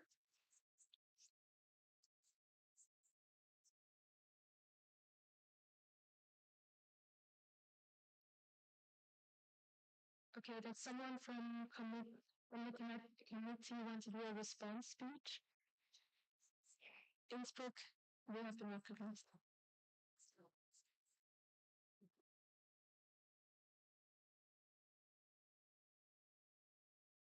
Thank you for the floor, Madam President. So I want to answer your against speech. So we would make this a project. So it's not a force. It's not a law. Not every farmer has to do it. If it's not in their capabilities, that's fine. Additionally, they would get subsidies from the EU by fulfilling this criteria. And I feel like that's enough reasoning to do it. If the farmers do not want to fulfill this criteria, then they don't have to. So, thank you.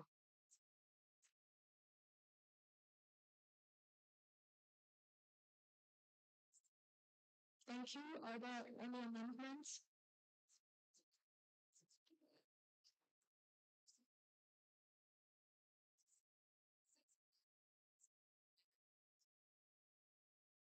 Okay, so we would now ask you to hold your closing speech.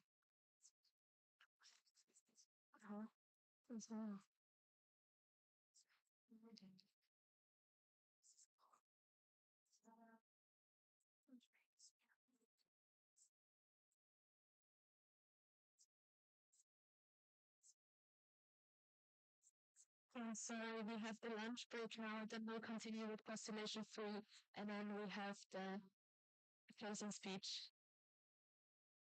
You have to go 2 floors down for the lunch break.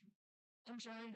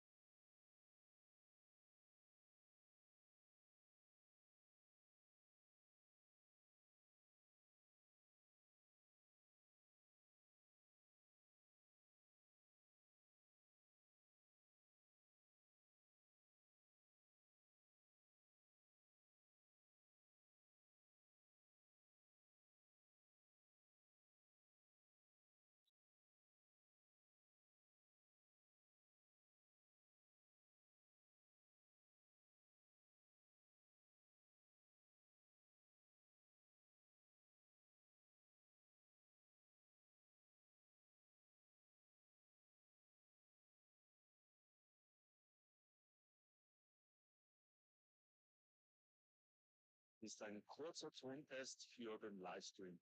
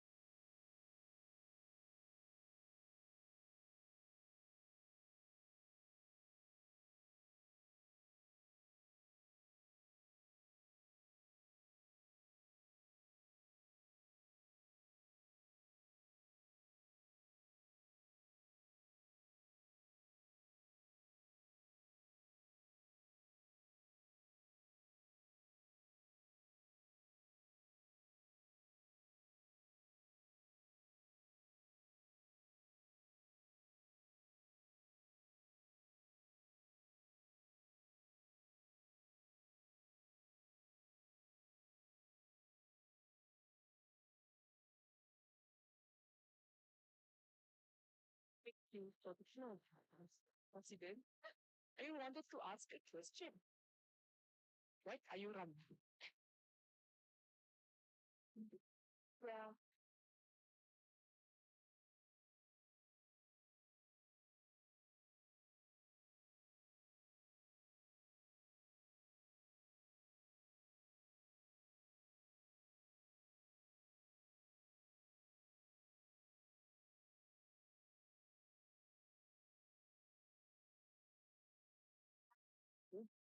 So, quite still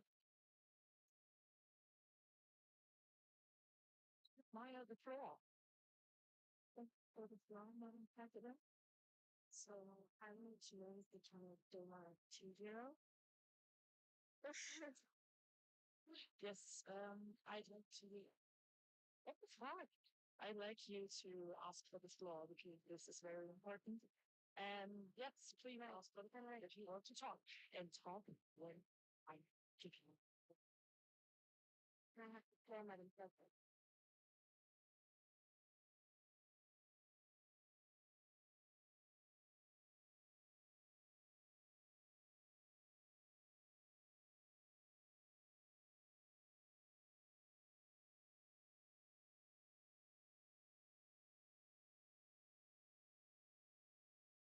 Bist du ne? Der kalkuliert haben. Was wir denn ist ja klar, dass wir den Döner.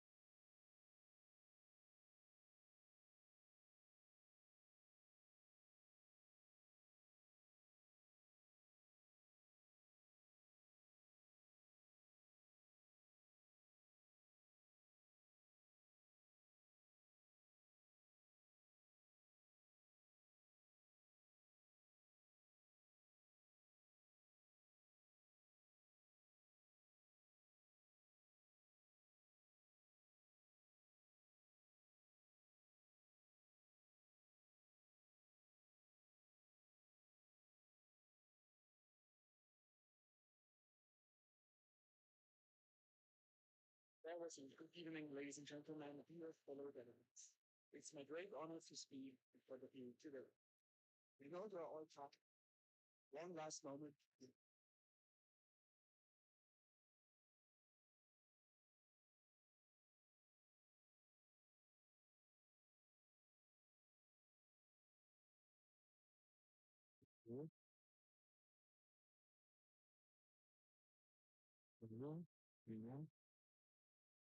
Going to pause and reflect before we all go our separate ways again. What we have created here today, it's more than just a movie. The foundation for the future. First, the right basic people for doing so I think that good precedent. March of 20 immediately tireless efforts have been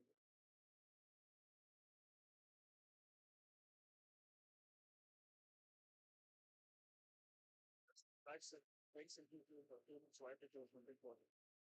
March of 20 immediately tireless efforts documenting every detail from ship or voice of the road to the home. Thank you also to our teachers for working on this podcast in preparation for the continuously inspired workshops. Okay, so also those of our Martin providing us just valuable depth. Thank you, Mrs. Eigner, the very parliament, the very state parliament for giving us the opportunity to experience the novelty. I also want to thank all the committee presidents and delegates who shaped this team with sharp intellect, passion, and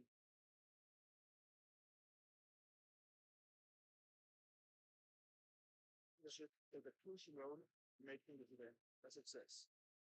It's been a pleasure to work alongside you. You have accomplished something truly remarkable in these past days. You have debated, analyzed, and argued.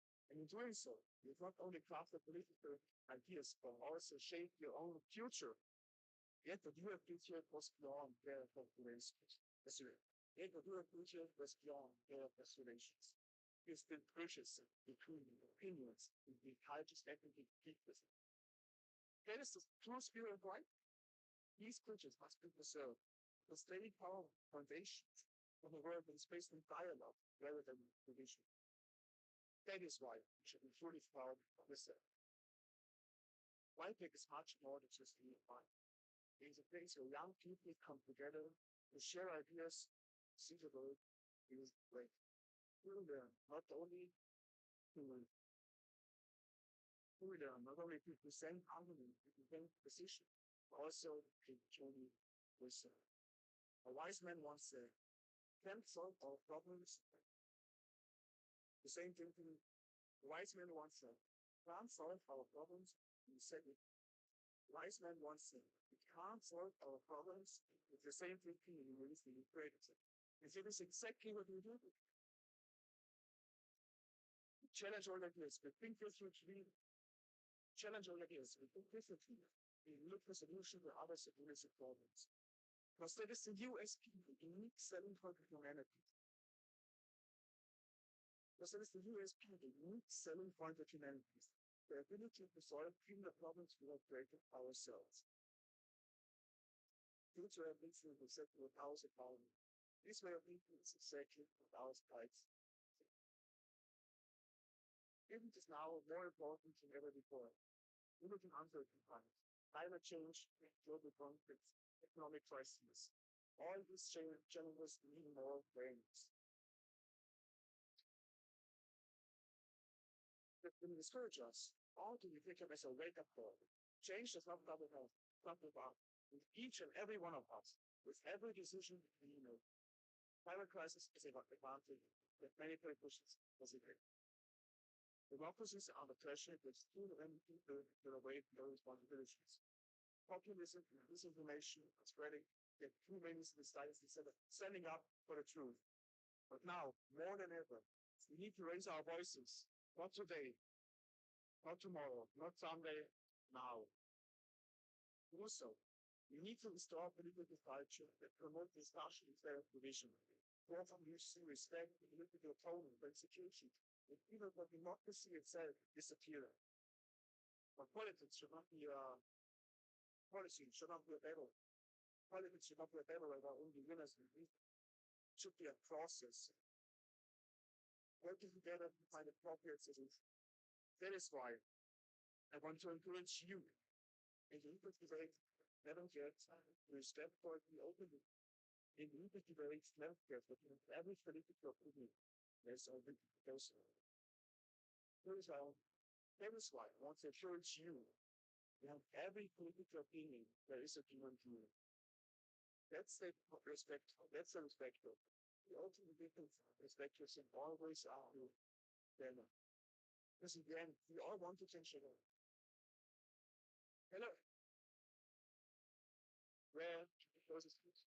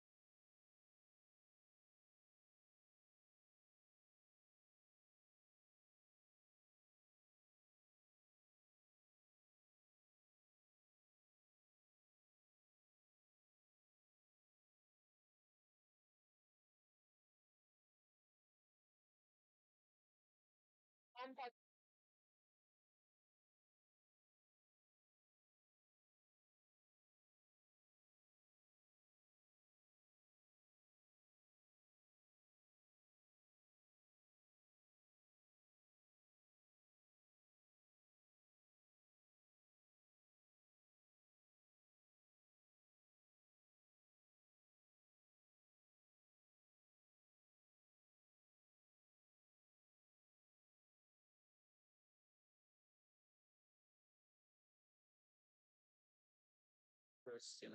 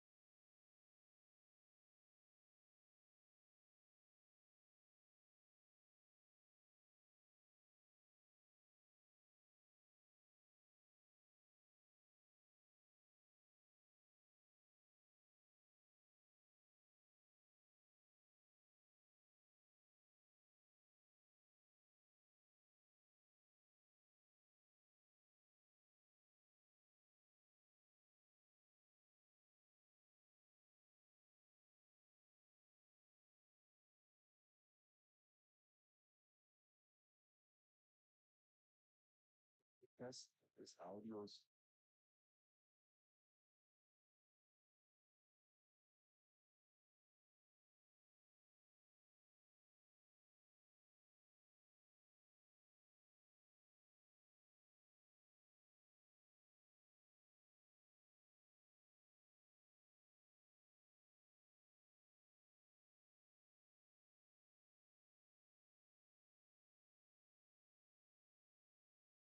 Well, I hope you all had a relaxing lunch break. We will now proceed with postulation 3 of Committee 4. Committee 4, I invite you to read out your postulation. Yeah.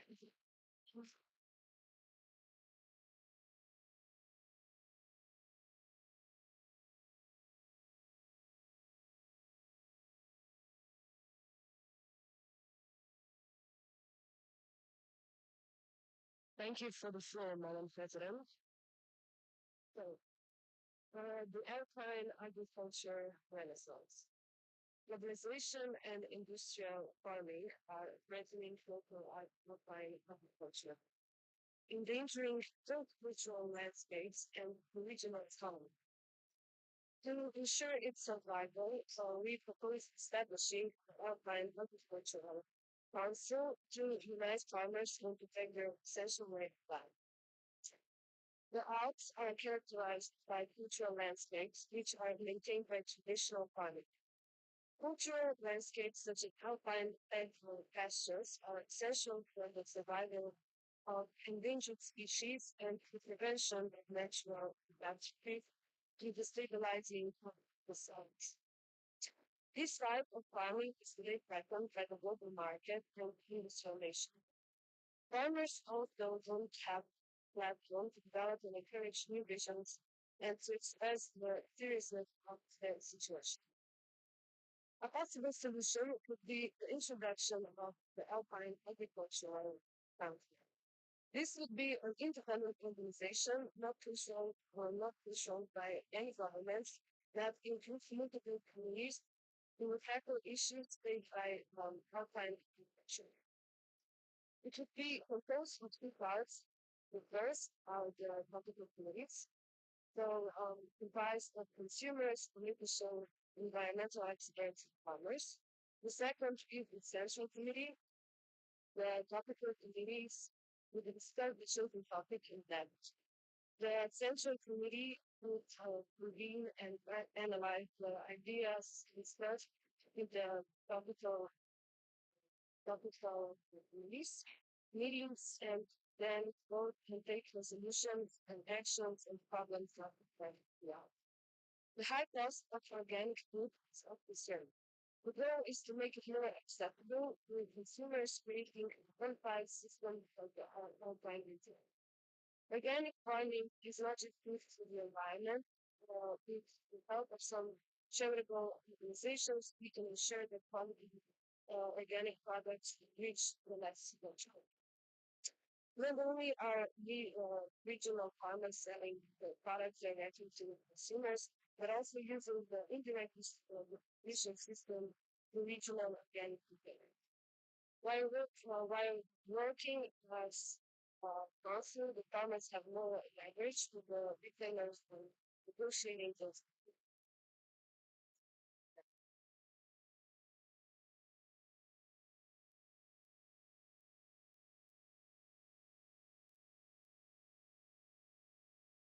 And now ask questions concerning this postulation. In Fluxy 2, you have been raised. Thank you for the floor, Madam President. Could you give some examples for those problems that the council would be trying to tackle?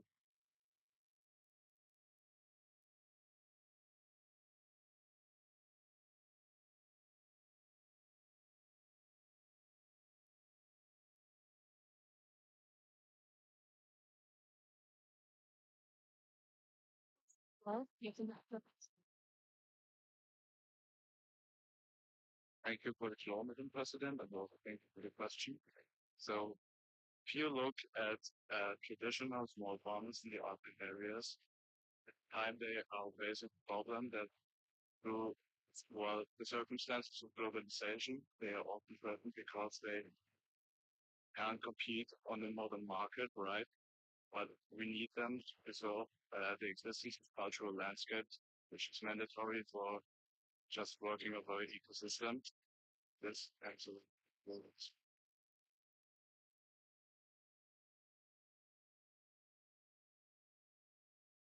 Rosenheim is one, if recognized. Thank you for the floor, Madam President. So my question is, are there like one big council for all the countries, or is one council for every alpine country?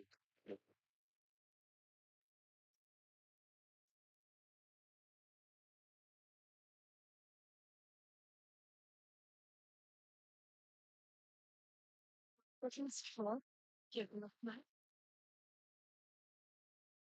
Thank you for the President. So uh, this would be like an international organization, yes, because they are already like smaller organizations existing in several countries.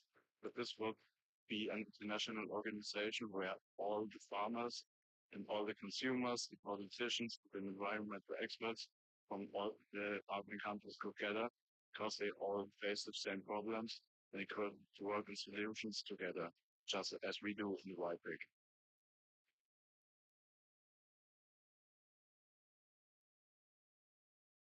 C2, you recognized. Thank you for the floor, Madam President. But so, well, if it doesn't stand under any government, like you said, under which law does it stand then?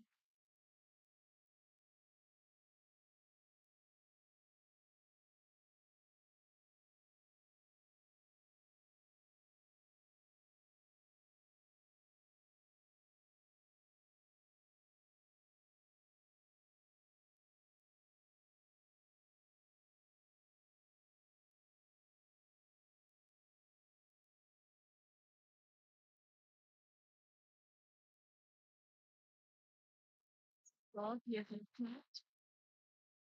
Well, Madam President, and so for that question, you would say that it doesn't stand on legal basis. It works more as a rights mutation, takes in notes all the different researches, the different problems, and as it composes all four member parts of the society that are yeah, the communities of interest. Sorry. Everyone's represented, and that then enables that all.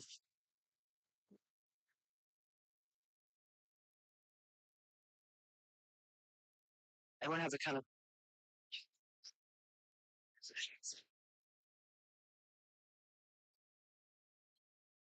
Sorry, could you repeat the question? Sorry, just in me thinking, we kind of forgot what the question was. Sorry. I said that if it doesn't stand under any government, under which law does it stand then?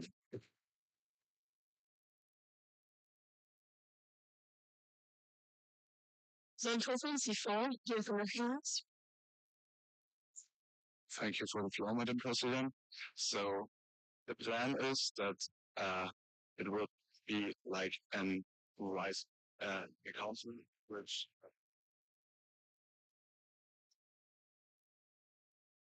the plan is that the governments which are integrated in the council should be responsible for enforcing the resolutions, right?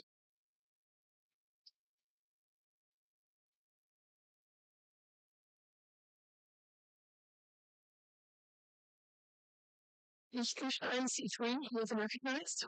And C4, maybe more of your delegates want to participate in answering the questions. Thank you for the floor, Madam President. So you're saying that you want to conserve like our cultural landscape with like traditional farming, like the traditional farming is like conserving it. But there are a lot of harmful practices in traditional farming that are not really good for preserving like the landscapes. So I don't know if this like is really a good basis to work on. So how do you like want to improve on this? Come next, C4, you have recognized. Thank you for the floor, Madam President. So could you maybe give an example of what I was suggesting?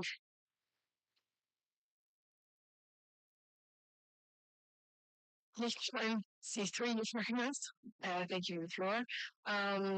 So, for example, in traditional farming, you also have like you cultivate large like fields with just like one crop, for example, which is not good for biodiversity because there's only one crop.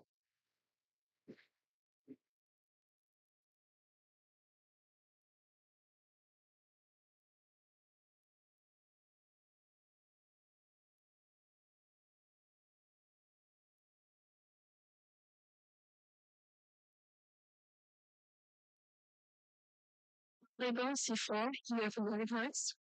Thank you for the floor, Madam President. We think we better understand the term traditional farming correctly. This is more of an industrial farming situation. But thank you. Unfortunately, this was the last question. We will now proceed with the speeches. Is there any delegate who wishes to hold a speech against this postulation?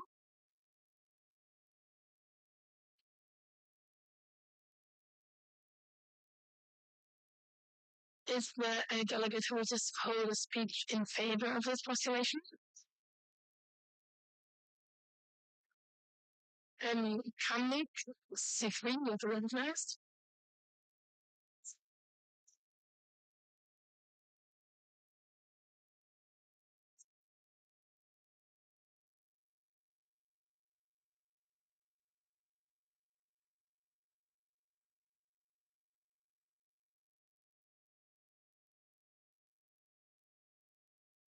Thank you for the floor, Madam President. Farmers are one of the pillars of the world that we live in today. So it's important that we protect them and give them a way of fighting back against urbanization. In the postulation, Committee 4 presents the unique way of empowering and connecting the farmers of the Alpine region. By providing the platform of direct cooperation between the farmers and the politicians, the Alpine Agriculture Council could make establishing new laws and regulations faster, easier, and with a bigger influence of the farmers. The cooperation could not only lead to more ecologically sustainable farming practices, but would also increase economic growth, which could potentially lead to the creation of health and agricultural development capable of competing with the global market. Thank you.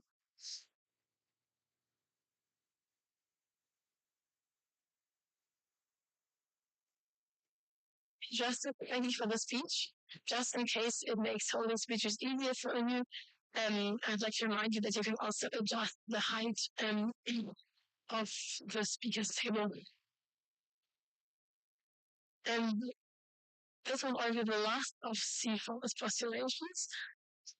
Do you wish to make any amendments?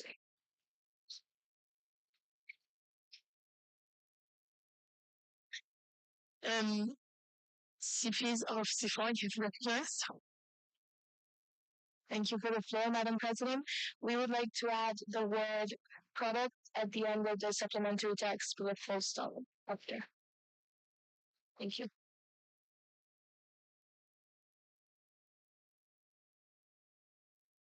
In case anyone is wondering why the CPs are making an amendment to their own postulation, somehow a word just went missing when we created the whole document, so now the postulation is completed. Thank you. I'd now like to invite C4. Oh, there's one thing. Yes, you may yes. Thank you for the floor, Madam President. I think there's a misspelling of the word regional in the third line from the bottom up. Regional farmers.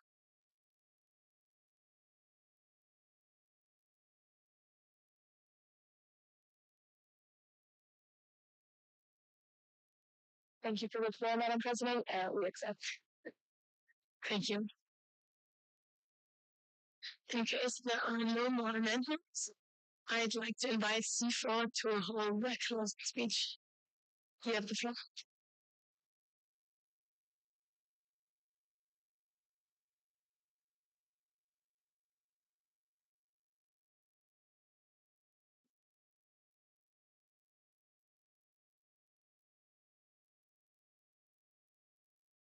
Thank you for the floor, Madam President. Our ecosystem provides us with essential services, but they're also very fragile and due to human actions, so these ecosystems are getting destroyed. If we don't do something about it now, our planet will be damaged, and it's going to be really hard to live here. Life on land is mostly about climate change, habitat loss, overexploitation, pollution, and invasion of alien species. We will focusing on a couple of these issues and discuss some solutions. Firstly, we were talking about tourism and how it affects the ecosystems. We introduced a tidally midnight economical, environmentally, and socially sustainable booking method. We were looking at mostly every problem and tried to make it comfortable for everyone. A second point is to combat soil degradations and infestations with pesticides, a terrible phenomenon that infects a rich ecosystem with supportive functions. Our second constellation offers a safe home for bees and other pollinators, where they can find refuge and an opportunity to restore. And lastly, we talked about a way to support the traditional agriculture industry in the Alpine region. Farmers' main source of income is endangered, and so we propose to unite politicians, farmers, consumers, and environmental experts in a Transalpine Council to help them sustain in a globalized market.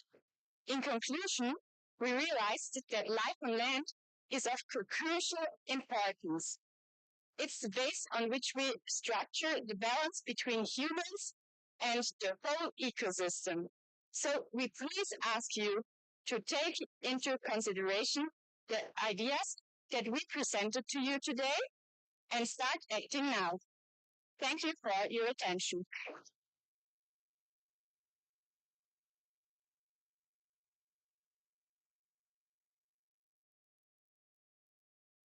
Thank you, C4, for the presentation of your postulations. You may now go back to your seats, and I'd like to ask C1 to take the seats of the presenting committee.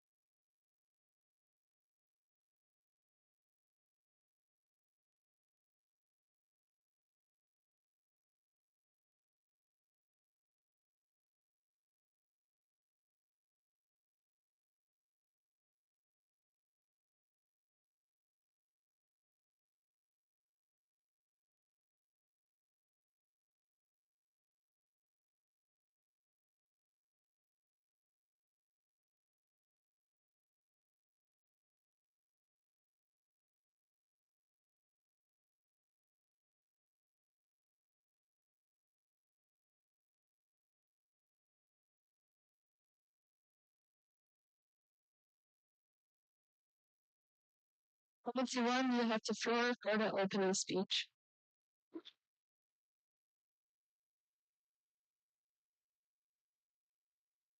Yeah. Thank you for the floor, Madam President. We discussed SDG 6, clean water and sanitation. The Alpine region is one of the most important water reservoirs in Europe, providing fresh water to millions of people, supporting agriculture, industry, and tourism. Its glaciers, rivers, and groundwater are essential not only to the people who live here, but to the entire continent.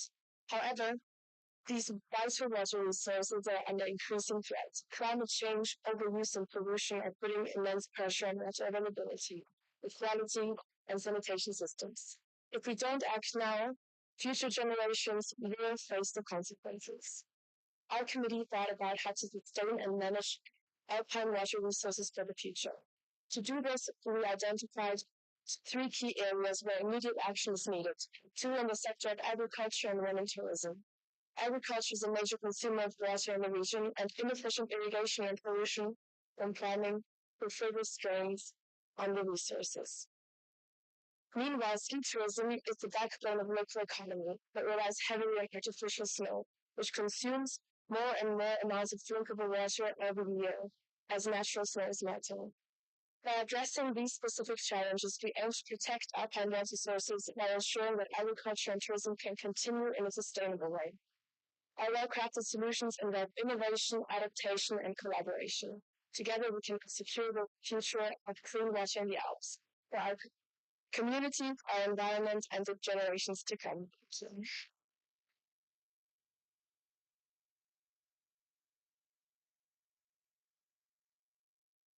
Thank you for your speech. You can now read out Destination 1.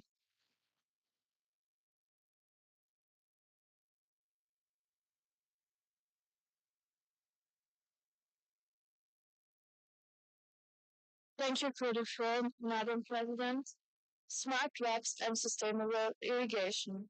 To address water scarcity in agriculture, it's crucial to implement an adaptation campaign that helps farmers prepare for upcoming challenges. One of the most efficient solutions is drip irrigation, which can reduce water consumption up to 60% in alpine regions. Currently, 70% of water in the alpine regions is used for agricultural purposes, with most irrigation relying on sprinkler systems, which is an inefficient method that leads to significant water loss. Climate change is altering the water cycle, meaning less water will be available in the upcoming years, posing serious challenges for the agricultural sector. By adopting sustainable irrigation practices early, farmers can mitigate the impact of water shortages. Drip irrigation offers a highly efficient alternative, delivering water directly to plant roots at a controlled rate based on their specific needs. This system will use drip tubing to ensure optimal soil moisture levels, improving both plant quality and yield, while significantly reducing water waste. Implementing this system could save up to 60% of agricultural water usage, which corresponds to 40 to 75 trillion liters of water per year. Thank you.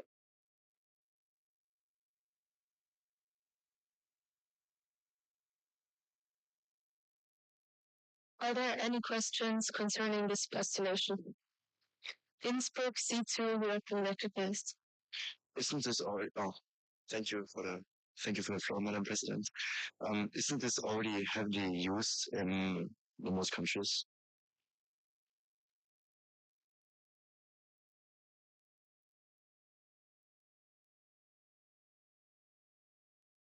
Come next, you on the American close. Thank you for the floor, Madam President.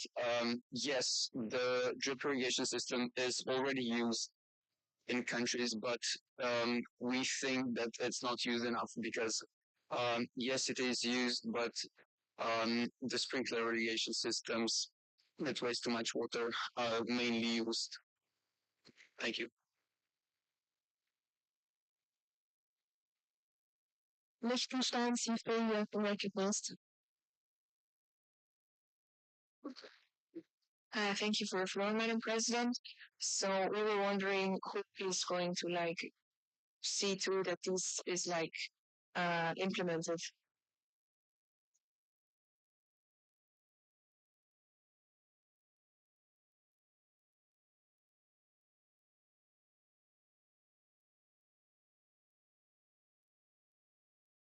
C1, you have to make a first. Thank you for the floor, Madam President. So our idea is to make a campaign to advertise this idea, since a lot of farmers don't know it yet, or just don't know the benefits that it offers, because you can save up to 60% of water. So yeah, we believe that if farmers find out the benefits, that they will then also use it, so it will be implemented. Liechtenstein, C2, you have to make it first. Thank you for the floor, Madam President. So, what is your plan if it's raining heavily and the drip irrigation system is still turned on? Isn't it counterproductive for the plants because it's still overflowing? Maran, C1, you have to make it first. Thank you for the floor, Madam President. You can simply turn it off like on an app or like on a computer or so.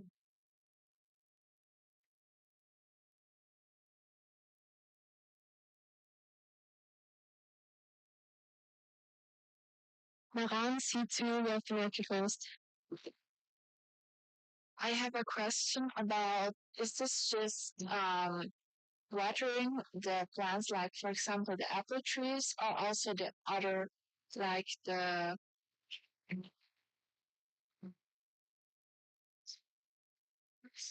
other grass? Because we have in Saprio like some places where they also have flowers for the bees, for example, because half between the apple trees. Yeah. Come next, you want to have the messages. Thank you for the floor, Madam President. Yes, so the drip irrigation system can be used on a lot of plants, not just like, yes, of course, like apple trees and vegetables. And it can also be used for crops, but the small ones like wheat and stuff. But of course, when you go to harvest, you take the hoses out of the field. Liechtenstein, C2, you have to make your post. Thank you for the time, Madam President. So, a question regarding your answer to my question a few minutes before. So, you told me that you can regulate it by an app or or like you can just turn it off. But the farmer has a lot of work to do, and it can happen that he forgets it. So, wouldn't the system be more efficient that recognizes heavy rain and moisture of the air?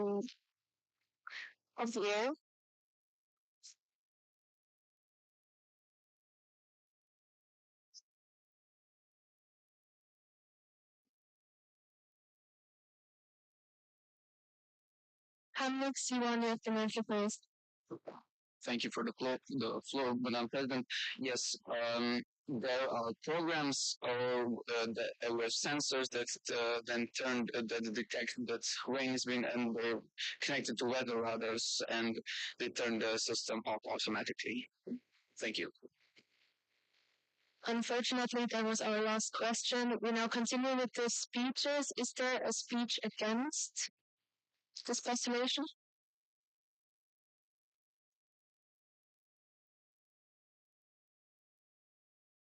Okay, a speech in favor?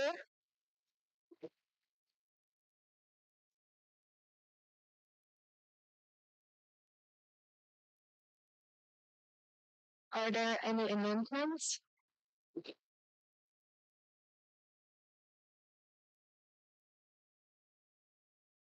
If there isn't anything that you would like to add, we would continue with postulation 2. You can now read it out.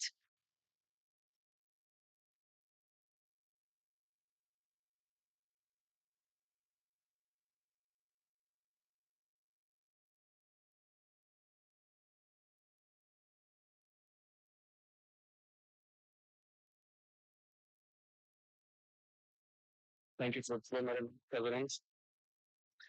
So our postulation is called the 3A Act, Agricultural Adaptation Act, and it wants to implement a regionally adaptable system that ensures the efficient and restricted use of chemical fertilizers and pesticides.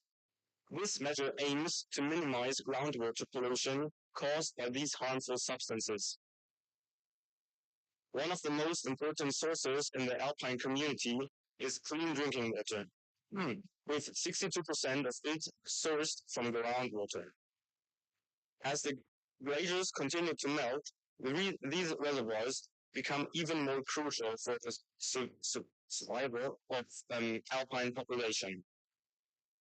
Unfortunately, groundwater faces significant threats from pollutants, particularly agricultural wastewater that contains microplastics, pesticides, and other harmful substances. In Germany alone, only 63% of groundwater meets the government sanitary regulations, leaving over 30% over with the remaining water contaminated. This contamination can occur due to over-fertilization or use of chemical pesticides, which seep into the soil and reach groundwater reservoirs. To address this issue, a set restriction on the use of chemical pesticides and fertilizers measured in kilograms per hectare will be gradually introduced in the whole region. These limits will be based on the current quality of the groundwater in each region. Additionally, local areas will have the flexibility to impose further restrictions based on their specific needs. By progressively reducing the limits of chemicals, pesticides, and fertilizers, the quality of groundwater and other water sources can improve, ensuring the protection of groundwater quality for future generations and implement the 3A Act of Agriculture Adaptation. Thank you.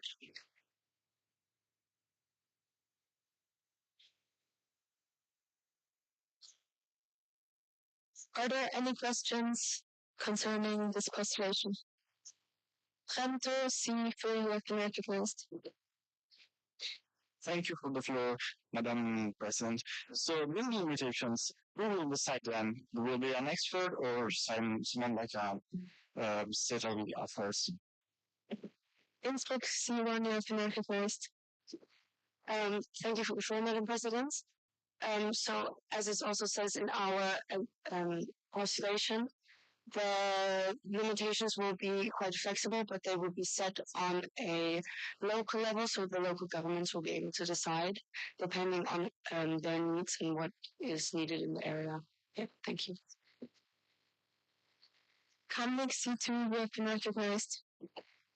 Thank you for the floor, Madam President. If I understand this correctly, you're going to restrict even more for the pesticides, right? But the European Union has really strict laws about the pesticides farmers use already. So what really are you doing?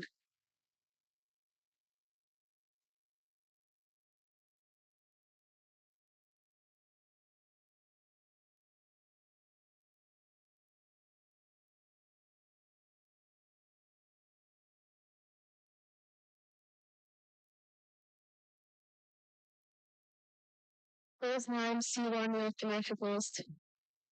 Thank you for the floor, Madam President. So actually the EU is pretty big area of land. So we specifically mean the area of the Alps. And as I already said in our postulation, drinking, so clean water is mainly it's mainly from groundwater. So we have a very depend on the groundwater. So we have to protect it more than just like in the upper part of Germany, where it's like low percentage of use of the groundwater. Thank you. Germany, C4, you have been recognized. Thank you for the floor, Madam President. So if you find that the water is indeed polluted, how can you check which farmer or which person is polluting? And what can you do to enforce your regulations that you propose? Liechtenstein, C1, you have the mic closed. Thank you for the floor, Madam President, and thank you for the question. Like we said, we will check it at an regional level. So if the levels are high in that region, the limit will be even further low by the government at there. And so the farmers who are overusing it or are at the limit of this have to go down, and the farmers who are not really at the limit don't have a problem if the limit goes down.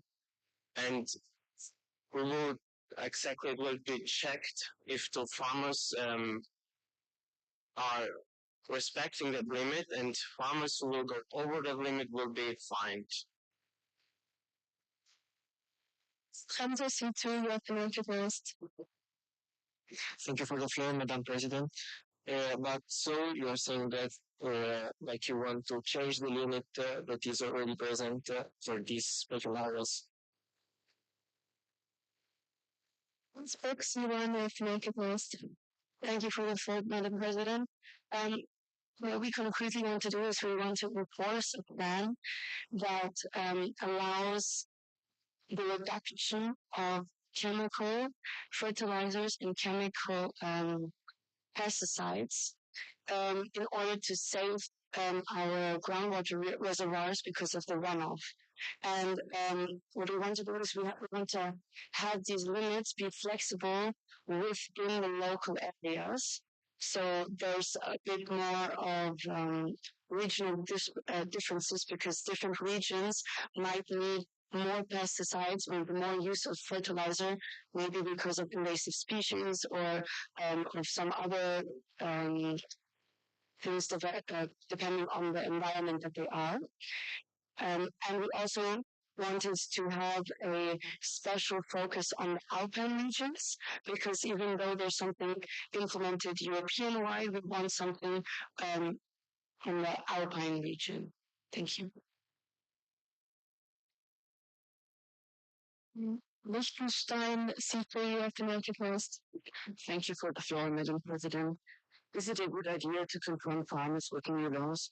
Because if you reduce the use of pesticides, there will be a lot of youth production, and then the businesses will become less profitable, and there's a risk that important companies will move somewhere else.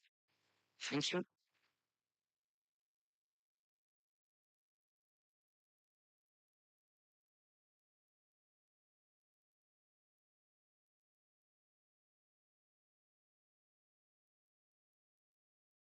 Rosenheim, C1, you have the mic closed. Thank you for the floor, Madam President, and thank you for the question. So actually, that's like we said already. So every small parts of land have their own regulations. So if there's grand companies, maybe you could set the limit a bit higher. And of course, there's also the use of green pesticides. Yeah, thank you. Innsbruck C4, you have been recognized. Thank you for the floor, Madam President. How do you find the farmers that are responsible for the pollution? So how do you check where the pollution in the waters comes from? Thank you. Liechtenstein, C1, you have been recognized. Thank you for the floor, Madam President. And thank you for the question. I basically answered the question beforehand, that we will check if the farmer are limiting, so maybe they have to send or we check how much fertilizer they bought and used, and then we can see if they're over the limit or not, and then there will be fined as we already told. Yeah, with the measurement we impose per kilogram per hectare. Maribel, C2, you have been recognized. Thank you for the floor, Madam President. So the main polluter of the water sources, at least in Slovenia, is not the chemicals from the pesticides, but organic waste being dumped into the water sources due to lack of proper water structures in the alpine regions and the smaller villages. Why did you not focus on that and instead on already very limited pesticide chemicals? Thank you for the floor. Inspektion of the marketplace. So thank you for the floor, Madam President. So we realized that there are lots of different pollutants that can affect our groundwater sources. In fact, we even had a second postulation formulated on exactly that topic, but we decided to focus on something that would be a bit more on the full alpine spectrum, because we heard from experts as well as from the politicians we spoke to that it's only in certain alpine countries where it's the problem like this. Obviously, the sewage systems play a large role, but we decided to go for agriculture because it's very close. It's a very good topic that makes sense for the alpine regions because there's a lot of agriculture there. I hope that answers the question. Thank you. Unfortunately, that was our last speech, our last question. So we would like to continue with the speeches. Is there a speech against this postulation?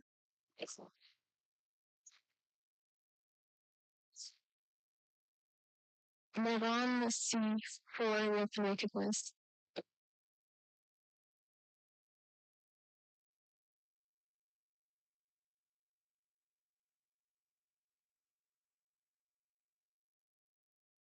Thank you for the floor, Madam President.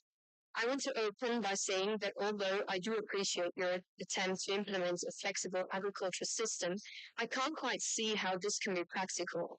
It is well thought with good intentions, but there are too many ideas left in open air. Who can you be sure to hold responsible if the ground is contaminated?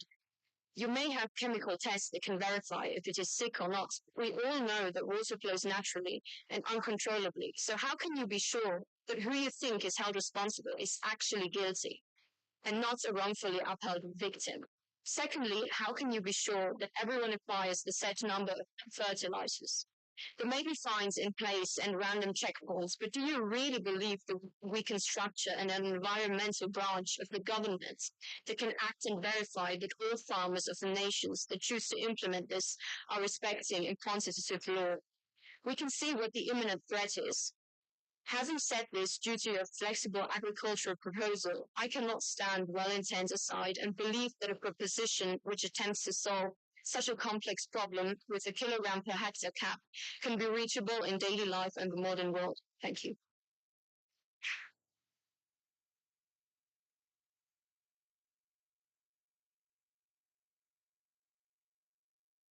Thank you for your speech. Is there a speech in favor? Golden C for you have the microphone.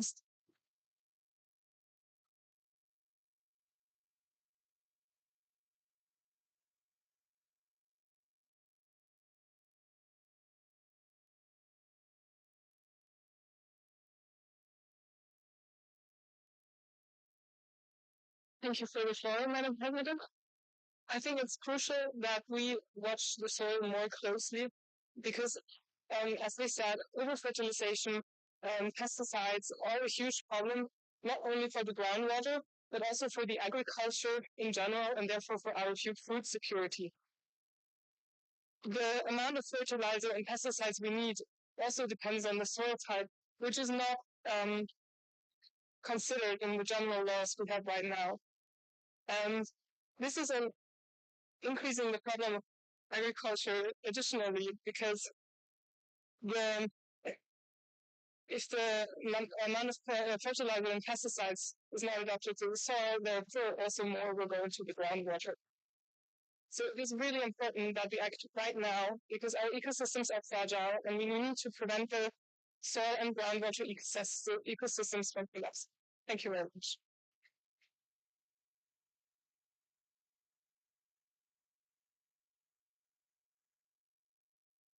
Does someone from Committee 1 want to do a response speech? Inspektion of the microphone.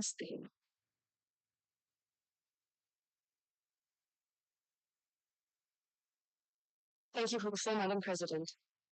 Ladies and gentlemen, don't we want to have or don't we want to keep the public interest of our health in the front line? We want to make sure that our groundwater stays safe and that it stays clean. It is proven that with the use of chemical fertilizers and pesticides in the agricultural sector will run off and has an effect on our water. 70% of our clean water worldwide is used for agricultural purposes. So there has to be some measures taken to find a middle way or a restrictive measure taken to reduce the impact of agricultural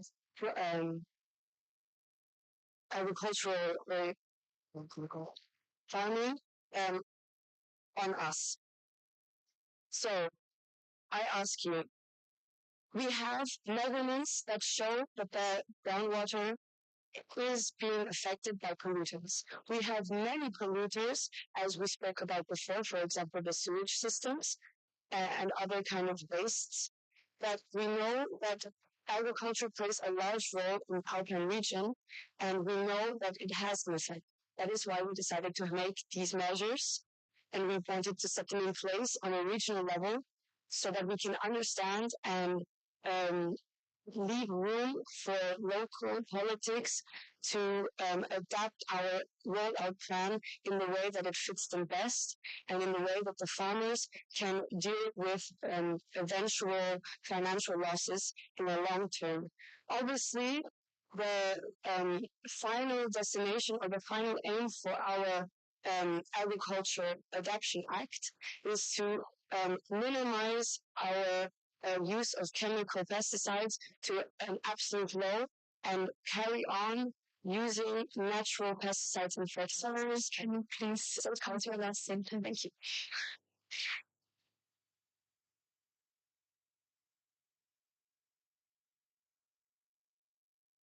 Thank you. Are there any amendments?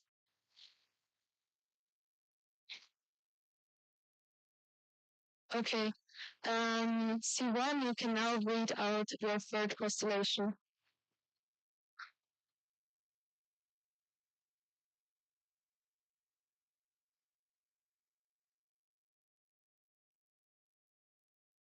Thank you for the floor, Madam President. So our third postulation is snowflake flakes, the real experience.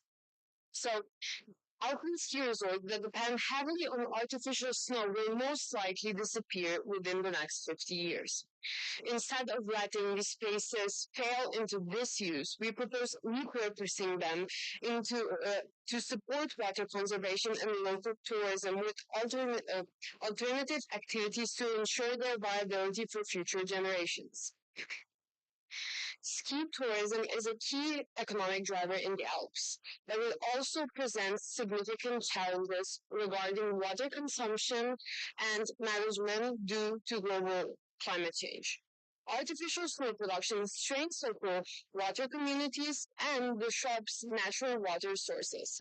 While ski resorts currently supplement natural snowfall with artificial snow, this practice will become increasingly unsustainable due to climate change as natural snowfall becomes less predictable and artificial snow production demands even more water.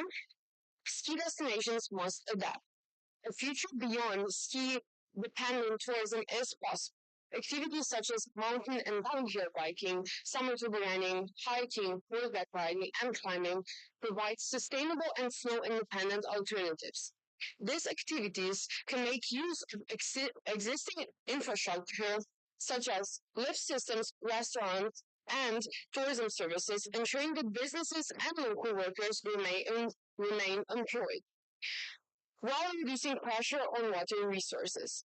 Expanding beyond winter sports could ease the pressure on water resources while reshaping the perception of the Alps as solely a winter and ski destination, but as a year-round tourism destination.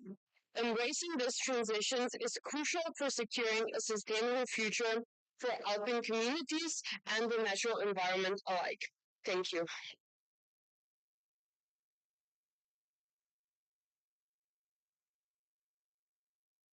Are there any questions concerning this postulation? Maribor, C2, you have been recognized. Thank you for the floor, Madam President.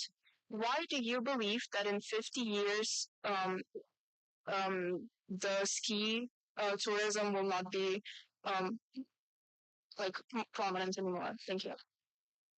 Innsbruck Siwane Finanzfest. Thank you for the floor, Madam President. We talked to all the experts present, and I think it's even obvious when you look around often in ski tourism areas, there's only one slope of snow in a whole green mountain, and I think it's very obvious that you can see this is not natural, and we are forcing this because our tourism and our economy is dependent on this, and people want to ski. But the climate is changing and Earth is warming, so that each year we get less snowfall and less natural skiing. So we want to adapt the resorts now. And we talked to the experts as well, and they said this is already happening in some places, but it's better that we start changing the idea that the Alps are not only for skiing, because if one day it's just not, it's too expensive and it's too unsustainable to produce so much fake snow, and the economy is left on its own and the tourism cannot survive off skiing. If we don't have alternatives, everything will collapse. So we want to start implementing other possibilities now that we can get away from artificial snow use. Thank you. Kamlik C2 United West. Thank you for the floor, Madam President. I'm just wondering, you basically propose summer activities instead of winter activities, right? But during summer, no one really goes to the Dolomites. Yeah, Dolomites for like riding a horse, right? What makes you think someone would go during winter? Trentes Ioane Philanthropist.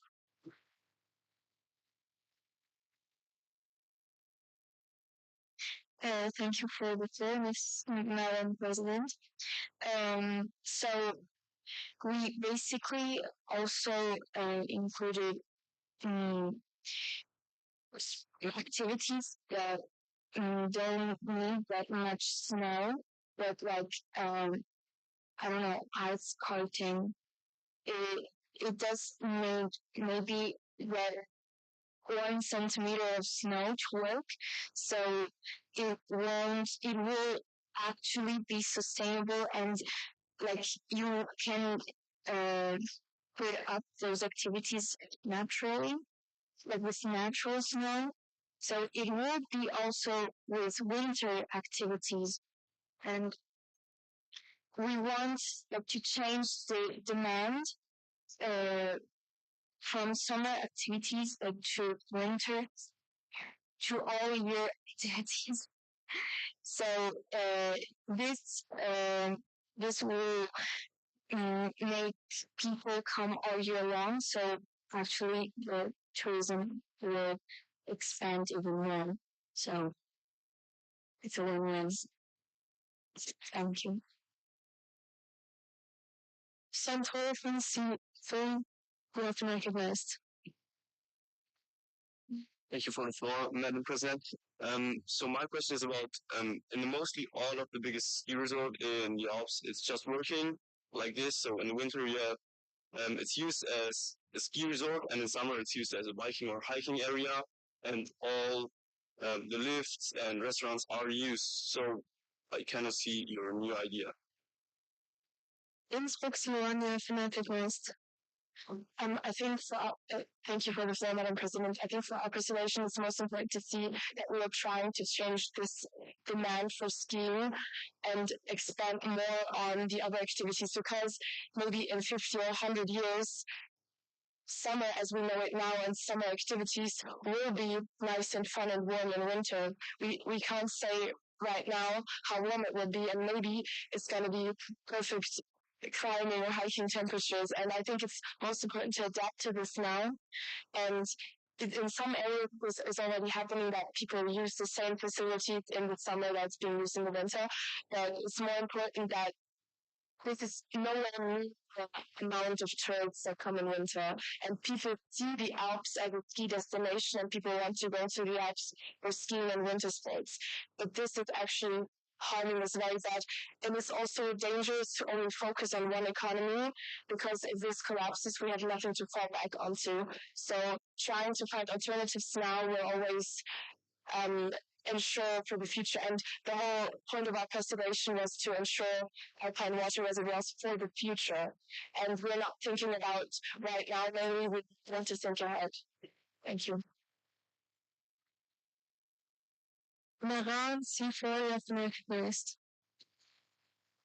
Thank you for the floor, Madam President. What happens to the people who train skiing professionally? Like, do they just not ski when in reality they have to train professionally for, I don't know, World Cups and stuff?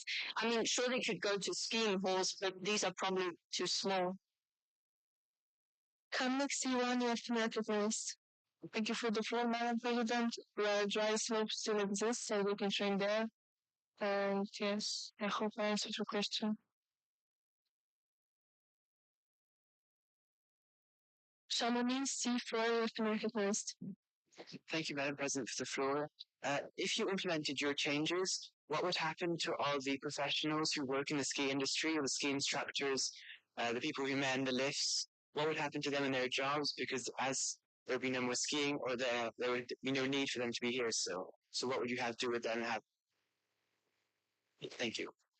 Maribel C1 of American West. As we have thank you, Madam President. So, as we have stated in our postulation, basically, at this point when we shift the demand to other activities, people will be still coming during the winter, and we'll need those lifts, we'll need those resorts, and we'll need those restaurants. I hope I answered. Gordon C2 of American West. Thank you for the floor, Madam President. But you know that there will still be losses in the economy because I come from Switzerland, and in Switzerland, some villages double their residents in winter because they come skiing, and I'd say probably part of them won't come for summer activities like hiking or horseback riding. Innsbruck C1 of American West. But don't you think that that is a problem? Don't you think that's exactly what we should move against? That we cannot only focus and depend on one thing? I mean, skiing has not been around forever, and all these alpine countries and towns have grown immensely, had economic growth in the last 50, 60 years. But this is a short-lived thing, and it's very, very important to move past this. And the crash will happen someday anyway, so why not try to slowly move towards alternatives right now? We also don't want to ban skiing because some areas will always have natural snow maybe for a few more years. We really want to try and, yeah, as we have said, shift the demand more and make it more diverse. Thank you for your questions. Santos C4 of American West.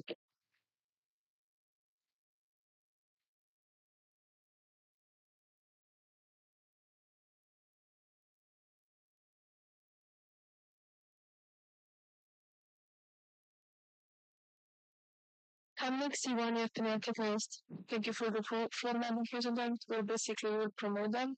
For example, in most countries they have ski weeks in school. So maybe we can change that they don't ski but do these activities.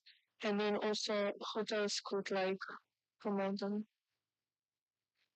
Unfortunately, that was our last question. We now continue with the speeches. Is there a speech against Liechtenstein C2 of American West?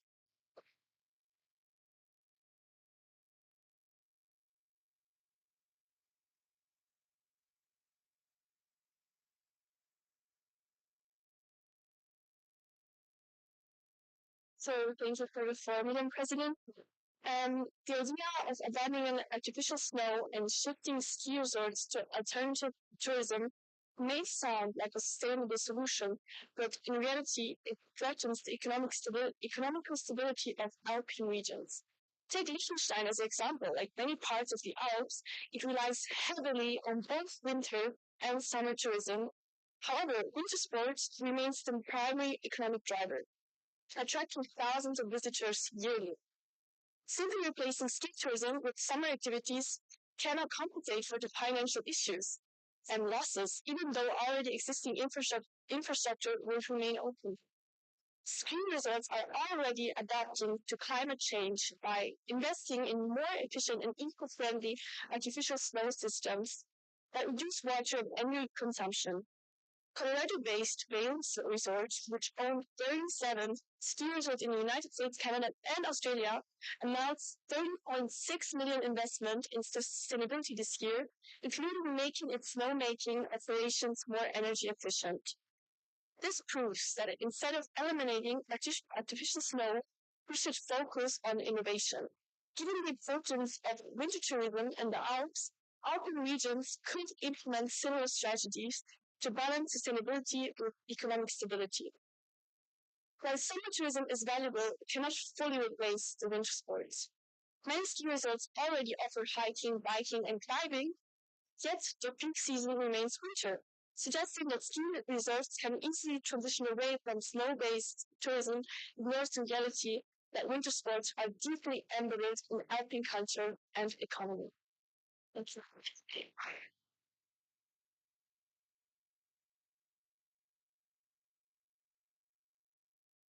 Thank you for your speech. Is there a speech in favor? Oliver, Cecilia America Post.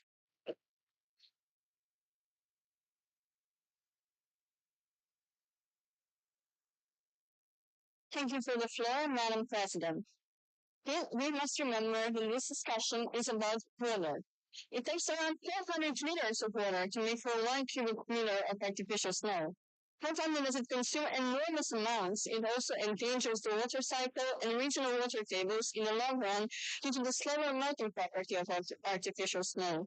It is also energetically demanding and not sustainable in the long run, as with less natural snowfall, we will have more and more and more artificial one. This is a short-term strategy at best. With the world on a path to up to 4 degrees rise in temperatures, it will soon be too high to even make artificial snow. It's a losing battle. Ski resorts should adapt now to be more sustainable because we are talking about keeping water sources for future generations. Adapting now protects the existing water sources and ensures they are conserved and will be there for years to come. Winter sports, unfortunately, will not last, which would be an economic disaster for regions that are so heavily dependent on them. If we take initiative now and adapt so that when the inevitable does happen, we are prepared.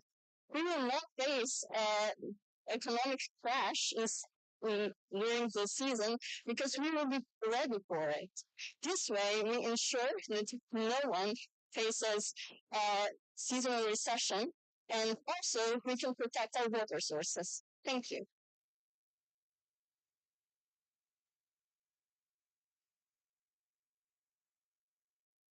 Thank you for your speech. Does someone from Committee 1 want to do a response speech? Rento, the floor is yours.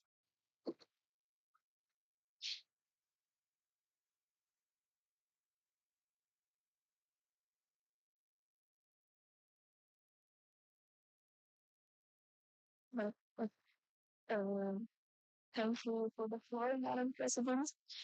So we understand your critiques, but this is not about you, me, or tourists who want to ski. Like our committee is directly dedicated to preserving alpine water resources for future generations. And this is exactly what we're doing with this postulation. We're thinking ahead to a time where our mountains will unfortunately not be covered in snow during winter. Like we can already see it now, and it's really sad in my opinion. This postulation is only directed to ski resorts who are already struggling and mainly depend on artificial snow. Up to 80% of artificial snow their slopes are just made of that, basically. So there are many other ski areas on higher levels that will still be around for many years in a natural way, so a sustainable way. We would like to see the focus be on natural snow cycles. So when there is a cold winter, slopes can be reopened in uh, and in scarce time, you can resort to alternative activities. So we have to admit that skiing is not an old industry. Like, I'm sorry, I asked you to come to your last sentence now.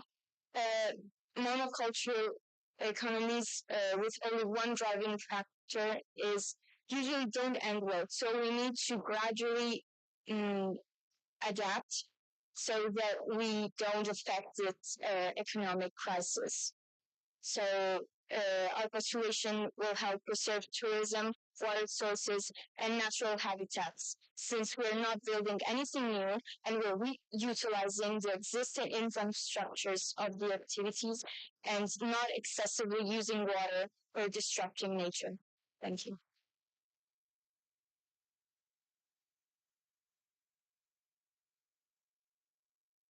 Thank you. Are there any amendments?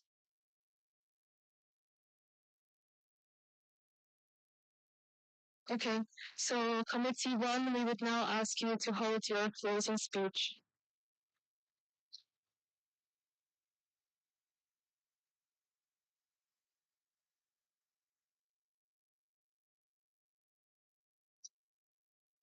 Thank you, Madam President, for the stamp.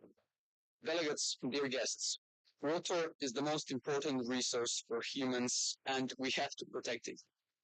These postulations give great ways how water can be protected and kept for future generations. To help you decide better which of our postulations you'll vote for, allow me to remind you what the solutions are. Smart Drives, a campaign for helping farmers adapt to climate change in a sustainable way. A useful program to help farmers while saving 60% of the water. 3A Act, reducing the amount of pesticides in groundwater by implementing limits and fines on the use of pesticides. And lastly, no fake place, the real experience. Saving water by minimizing the need for artificial snow by changing practices of alpine tourism. This is all from Committee 1. Thank you for your attention.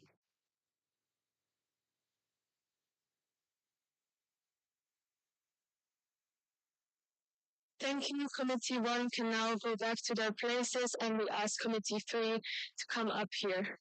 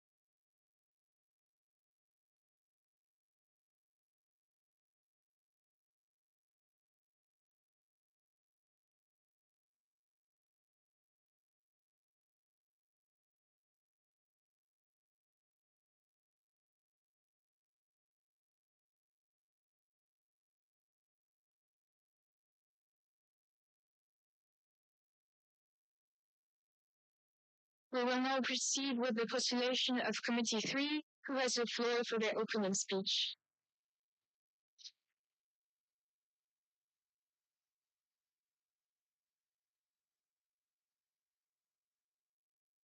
Thank you for the floor, Madam President. Responsible consumption and protection. This is the topic of our committee. But before I talk about this topic, I want to clarify what those four words mean. The first word is responsible. I think that one is not complicated. In the Cambridge Dictionary, it means having good judgment and the ability to act correctly and make decisions by your own.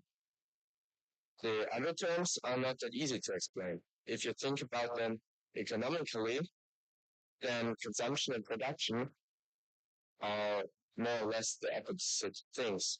So it is difficult for us to unite both of these economical aspects.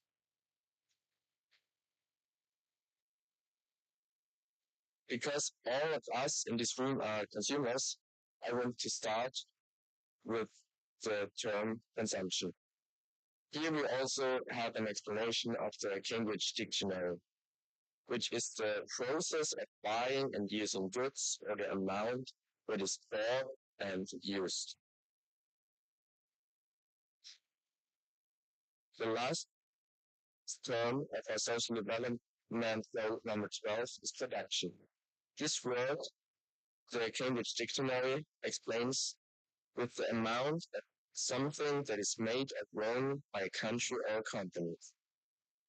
Now I think it's clear for everyone what we are talking about. So let's continue to what our topic is about.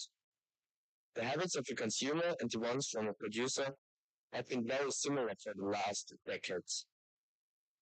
This is comprehensible. Also, the goods and services have not changed in this time.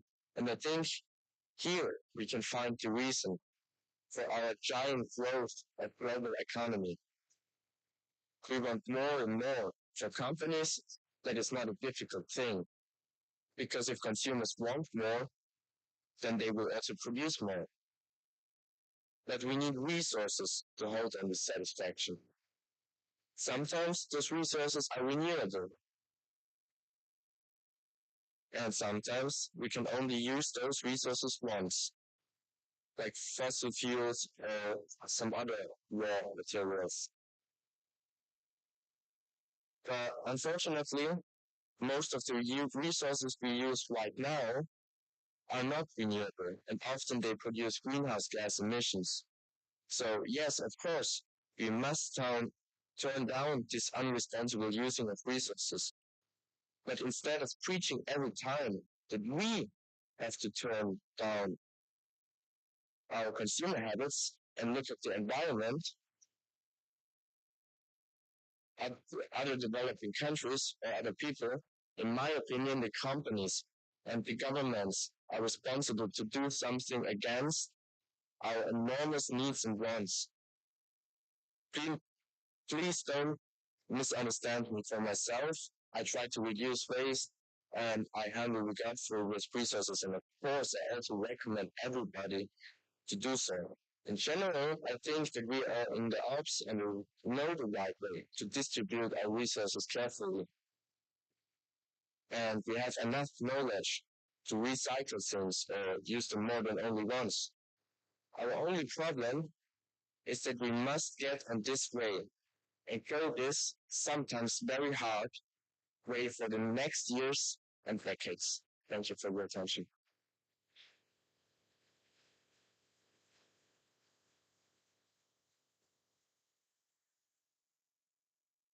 Thank you for the awesome speech. Committee 3, you can now proceed on reading your first postulation. Thank you.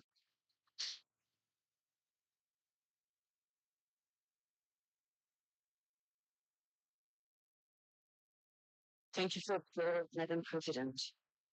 Use them, don't throw it away, reuse it. Currently, we're facing a massive amount of plastic waste and a high percentage of single-use wrap. GreenStamp is a non-profit organization which encourages consumers to use more sustainable and reusable alternatives to one-way packaging. By using the stamp system, we reward consumers for choosing reusable packaging over the single-use ones. Every time one brings reusable containers, they receive a stamp. After having collected a certain number of stamps, they can be exchanged for benefits. They come in the form of discounts in stores and administrative facilities such as public transportation, museums, or other cultural events. People willing to participate have to apply for a membership. To check their STEM progress, the members can choose between a digital card or a membership card.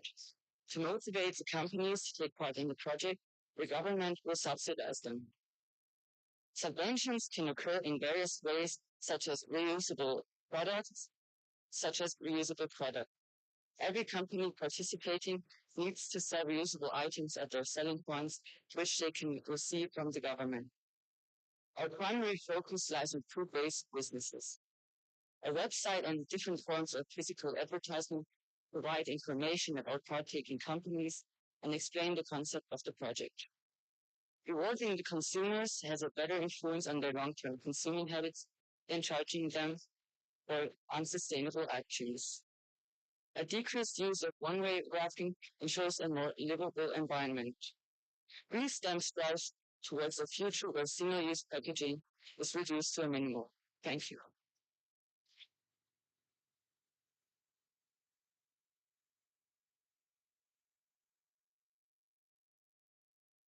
Are there any questions regarding the postulation?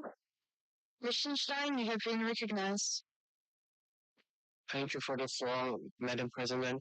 So my question is, what do you want to do? Do you want to do a non-profit organization, or should everything be done by the government, or just a website? Because I'm not really sure if you're enforcing a law or something that the government helps, or just a non-profit organization.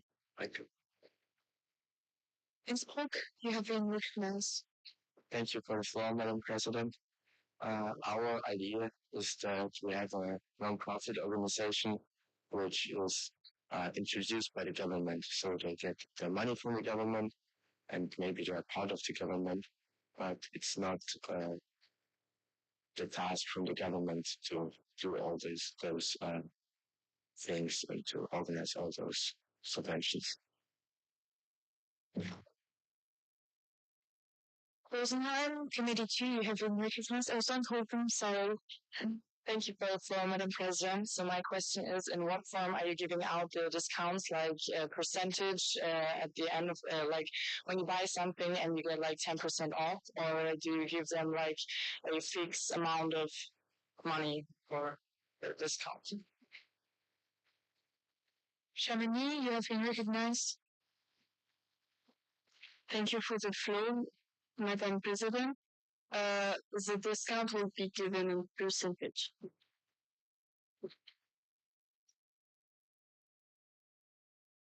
Maribor, Committee 1, you have been recognized.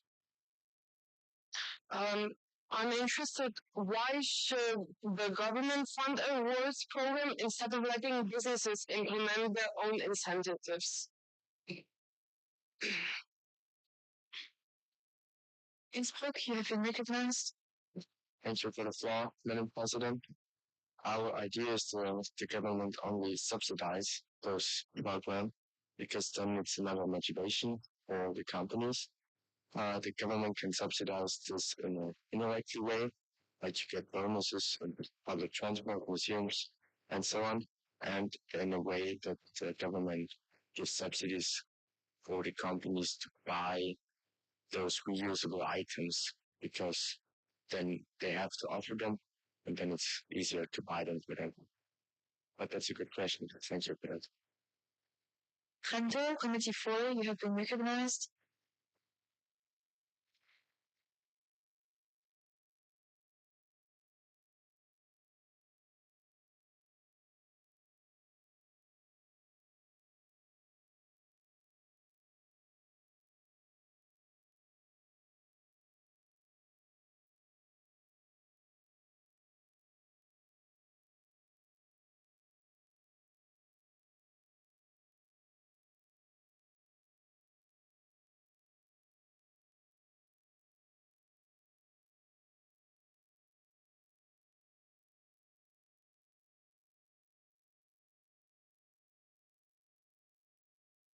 Liechtenstein, you have the floor.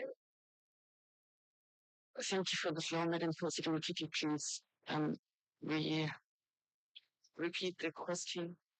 I would just advise you to use the microphone if possible, please, because I think that the left part of the audience didn't hear the question. Thank you.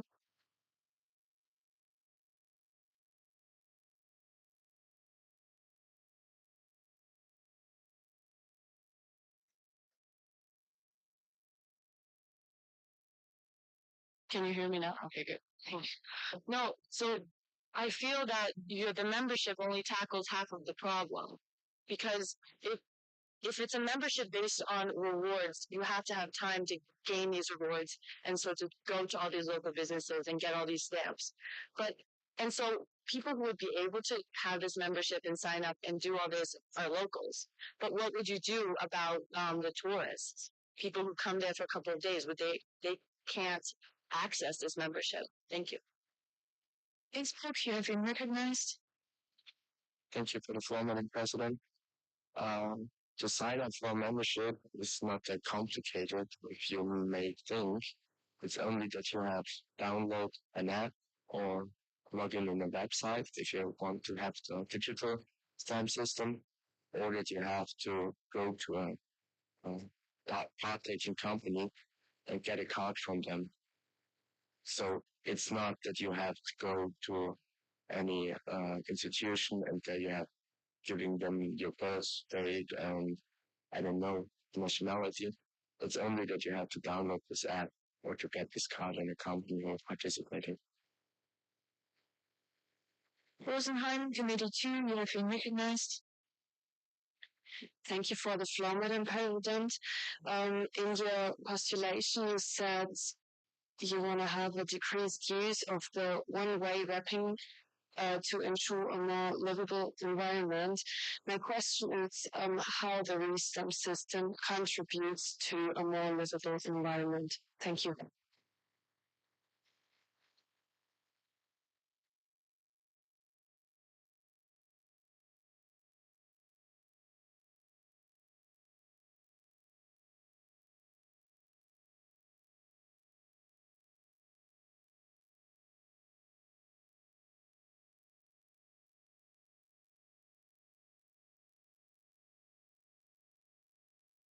Mirano, you have been recognized. Thank you for the floor, Madam President.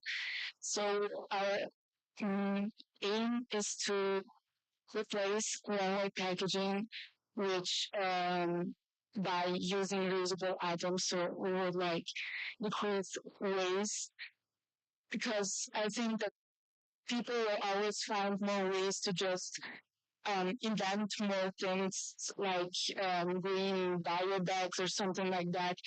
They can again just like use one time and then waste again, or paper bags. So we want to replace one-way items. This is going to be our last question. Kamlik, Committee 1, you have been recognized. Thank you for the floor, Madam President.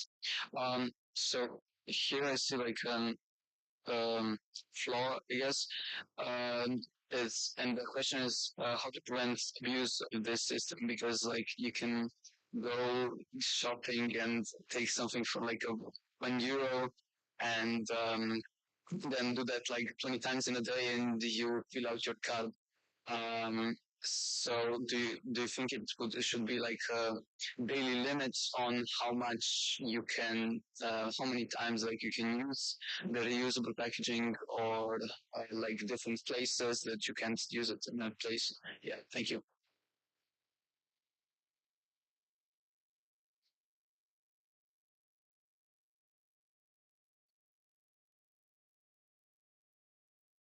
Kamlik, you have been recognized. Thank you for the floor, Madam President. So our main goal is to change the people's mindset. So the effort counts that you bring your own reusable cup or bag or box. So if you abuse the system, I don't know if how can you abuse it. So thank you for the question. Thank you for all your questions. We will now go on with the speeches. Are there any against speeches? Any speech in favor? Innsbruck, you have been recognized.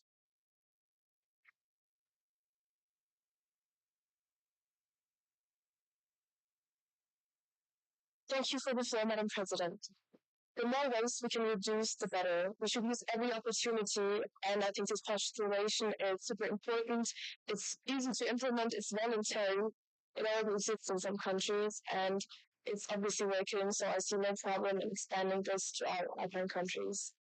Since there are no real consequences and we don't have anything to lose, all that would happen is reduce waste and more public awareness.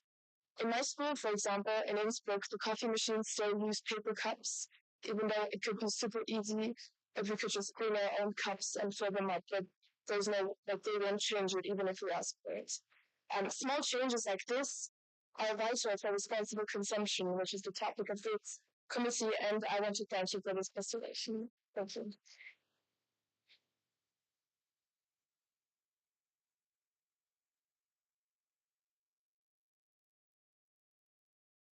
We will now proceed with the amendments. Are there any of them?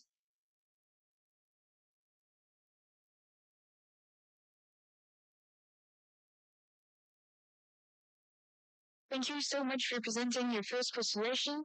We will now have a coffee break, so you are allowed to leave your seats. Thank you.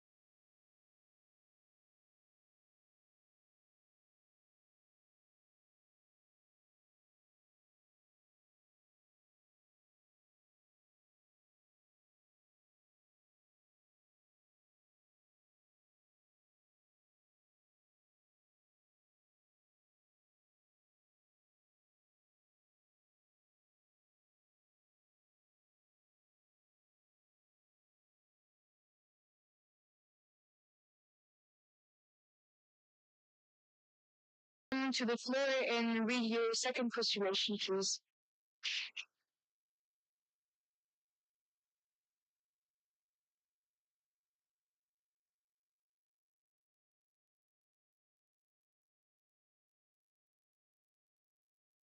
Thank you for the floor, Madam President.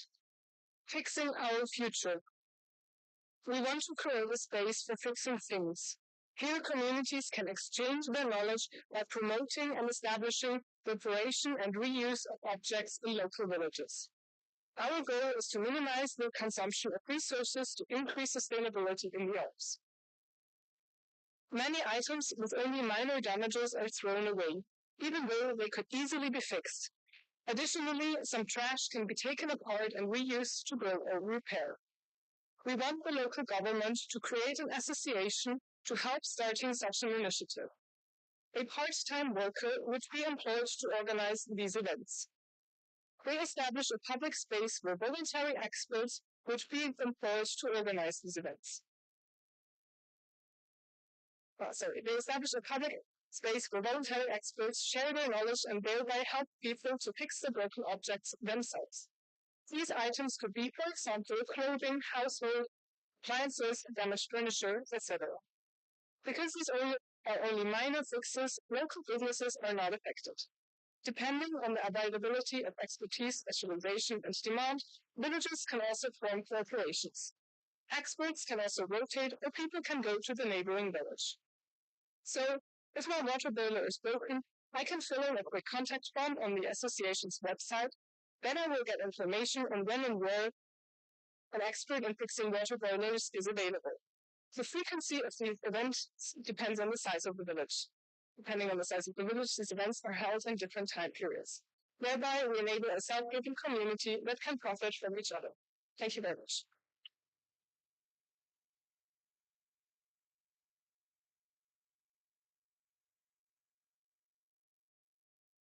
Thank you for your lecture. We will now proceed with the questions. Innsbruck, you have been recognized. Thank you for the floor, Madam President. Will the voluntary experts only be teaching customers how to fix things, or will they actually be fixing it along with them? Thank you.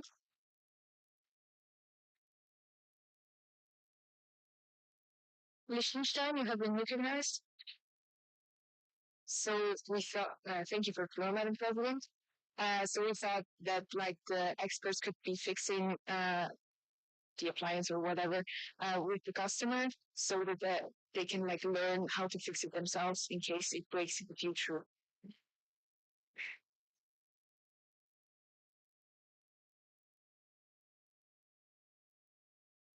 Maribor, Committee 1, you have been recognized. Thank you for the floor. My question is, how will you ensure quality repairs when the work and the teachers are mostly volunteer-based?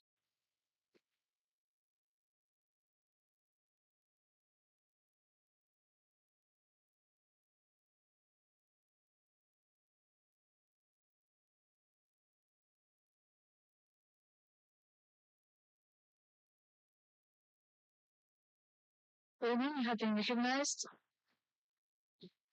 Thank you for the floor, Madam President. So, I think because these are voluntary experts, they decide themselves what they can do and what they can't do, and therefore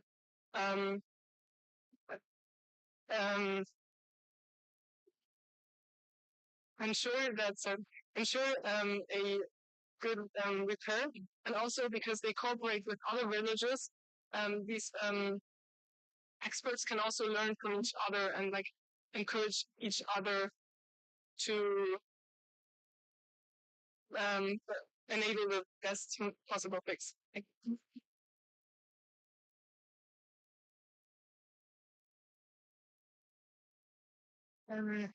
Kamnik, Committee 2, you have been recognized. Thank you for the floor, Madam President. I just want to ask, how are you different than calling a plumber to fix the boiler?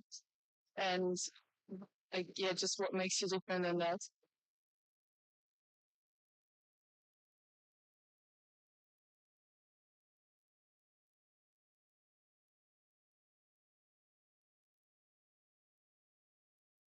Rosenheim, you have been recognized.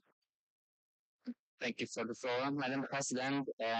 This postulation is more about minor damages, and you just have small items you can bring to them, and you learn from it. So a network can build up from this, and the other way, you get education, and in the future, if you're more um, if you had more times went there, maybe then you're an expert too, or you can just learn from this and maybe um,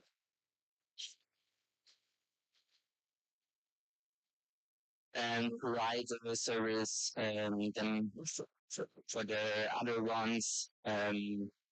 Yeah, so thank you. Chamonix, you have been recognized. Thank you, Madam President, for the floor. My question is, how can you get experts who want to help get involved, and how can they get to the right corporations to help the right people with the right problems? Thank you.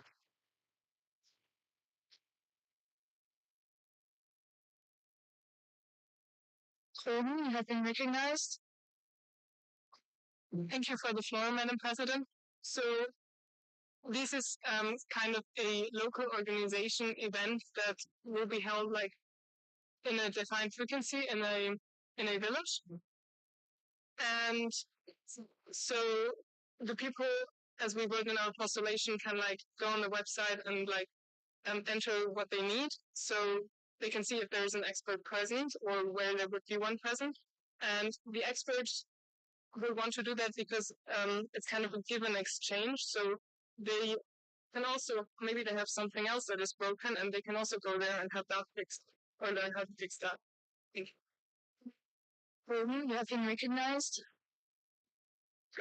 Thank you for the floor, Madam President. But what is if there isn't an expert on something? Because I come from a village that has 2,700 residents. There isn't an expert for everything there.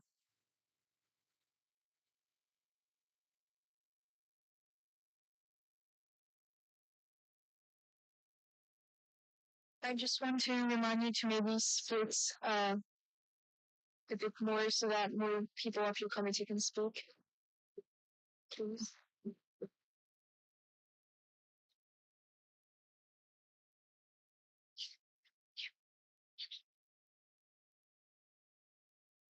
Liechtenstein, you have been recognized.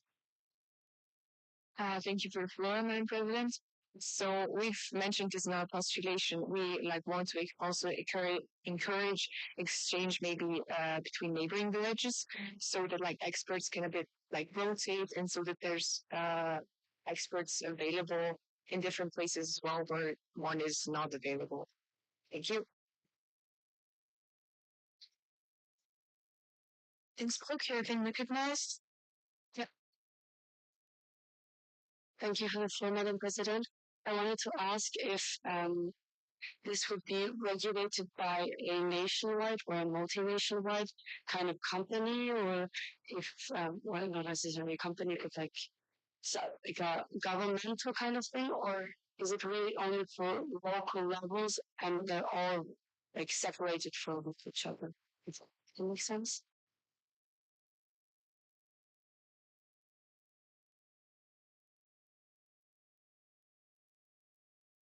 So I'm hoping you have the floor. Rosenheim. Thank you for the floor, Madam President. It's more about starting with small steps in the local basis with local governments, and this association is a big association over the entire region, but supports the local initiatives in the areas and the support from the local governments. This is going to be our last question. Rosenheim have been recognized from Committee 1. So if all people fix the things themselves, won't a craftsman like the plumber or electrician be useless?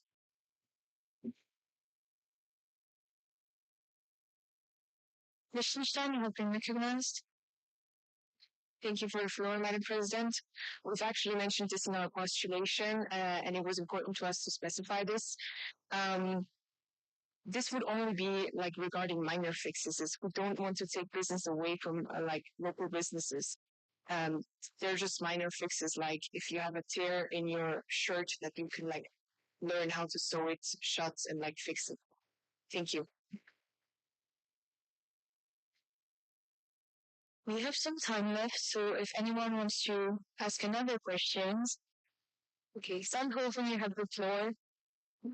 Thank you for the floor, Madam President. So my question is like, how do you want to ensure that the service is used? Because when people want to be like, want something to be fixed, instead of buying new ones, they can also like watch YouTube tutorials, instead of like calling the service or organization. Holy, have been recognized. Thank you for the floor, Madam President. So we also thought about that, and we think this is, especially in the Alpine region, there are many very small villages where the community spirit and like the knowing each other is very important for the people living there. And in these events and this organization, people would also get to exchange and like talk to each other and have like this community feeling. So I think this is why people would really like to use that instead of watching a YouTube tutorial. This is going to be the very last question. Candidate from Committee 1, you have been recognized. Thank you for the floor, Madam President. My question is, how will you get people to go to these events and spend their time going there, learning and do that? So, watching a YouTube tutorial or just calling somebody? Thank you. Liechtenstein, you have the floor. Thank you for the floor, Madam President. Again, we want to emphasize like the community thing. We really want to like establish a space where we can exchange, and also having someone explaining to you how to repair something is not the same as watching a YouTube tutorial. And you can also ask questions and to get answers directly, and you don't have to like search it. It's easier. Thank you as well as I'm sorry. As well as like in those spaces, we would also provide some materials or like tools for fixing things, and you don't necessarily have those at home. So that is also very important. Thank you. Sorry for interrupting you. Thank you so much for the question. We're now going to proceed with the speeches. Is anyone having again speech? Maribor, you have been recognized.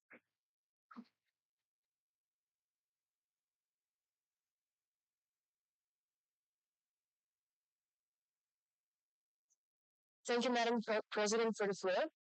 While I believe that the proclamation was written with a good intention, I would like to start by highlighting the fact that leaving the repair in the hands of the experts in regular fixing shops incurs costs due to the purchase of repair parts and tools as well as the service itself. Even though the service itself will be free in the workshop, the cost from buying the needed parts and tools will become the customer's responsibility. It doesn't make sense to me that this is the case because the cost is almost as much as the cost of a professional repair, a service. Even if the workshop is responsible for buying the parts and tools, buying them only sends the workshop into the red. It does not bring it any profit. Also, the experts are volunteers, and they also don't get anything in return for their service. I wonder if the estimation makes sense, given that we don't really know where the funding for the parts and tools will come from, and it doesn't focus too much on actual responsible consumption and prevention. Thank you.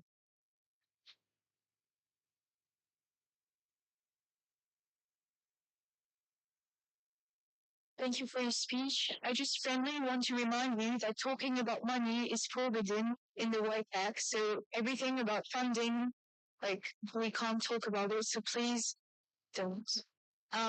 Does anyone wants to hold a speech in favor? Then if one of your delegates wants to have a response speech, we can raise this flag.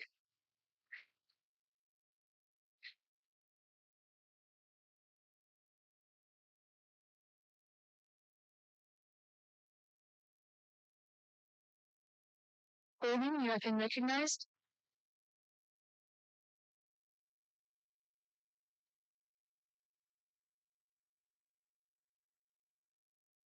Thank you for the floor, Madam President. So the materials that we would use in these shops mainly are also from maybe broken things that we can like take apart and reuse parts of it for repairing other things. As well as the really important thing about this is the learning from each other, learning how to repair things, learning how to not have to throw away things, which is important for the consumption and production part, because overconsumption is a problem, and especially that things with only minor damages are thrown away, and these things can be repaired, and we want to emphasize on that, and we want people to use this opportunity to repair their things and not just throw them away and buy something new, because that's exactly the problem with consumer that goes against responsible consumption and production. Thank you very much.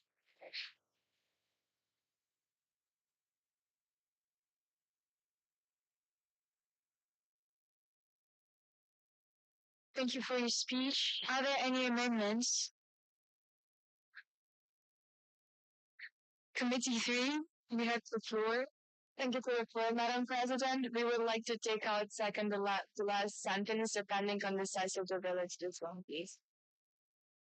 Thank you.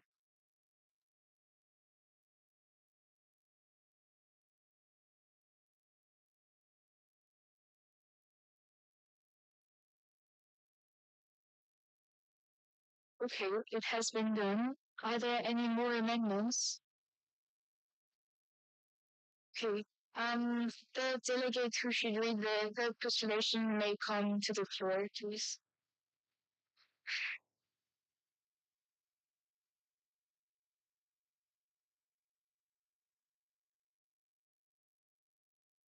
Thank you for the floor, Madam President. Our postulation is named Munich. That stands for Make It Green and Make It Clean. We're proposing a government-supported website including several different aspects of tourism, transportation, accommodation, gastronomy, activities, which promotes eco-friendly businesses, specifically those committed to sustainable practices, resources, conservation, and minimizing environmental impacts to improve the lack of responsibility in consumption and production. The website is a free tourist assistance system that suggests interesting locations in selected areas of the Alps, and therefore makes sustainable travel effortless and rewarding by connecting users with eco-friendly businesses. In order to offer the greenest proposals to the clients, the site worked with a rating system that lists all the most eco-friendly businesses at the top. All information regarding the ratings will be available to everyone, along with additional aspects such as historical and cultural information. The customers will earn bonuses based on the money spent through the site, and business owners gain financial benefits according to the position in the rating system. This way, both parties get motivation in using the site. Easier travel on the one hand and more publicity on the other. Furthermore, the site has an automated learning system AI that helps with a Q&A, question and answer system, and it includes some pre-planned travel arrangements. It's a project that doesn't seek to change the economic systems, but to redirect it, turning consumption and production into a pathway towards sustainability, where being green is no longer a reminder but a shared desire to do better.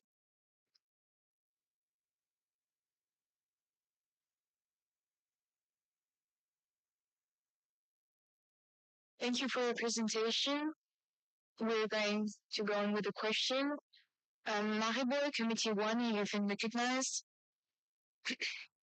My question is, why is your website so different from the others, and why would it even get chosen over the others, like Booking and other websites that you could also book your hotels, because it will probably be cheaper on those websites?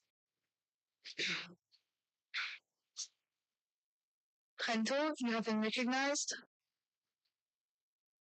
Thank you for the floor, Mr. President. So this is a really complex question because it includes lots of things.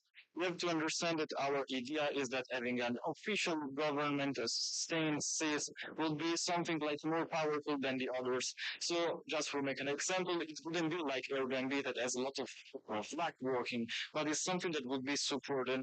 Furthermore, having lots of structures included like this, because it's something that incentivizes the system, will actually have more power than the others. Also, we have an idea to sponsor it via social media and some other important figures for the sports world, and so it will gain power.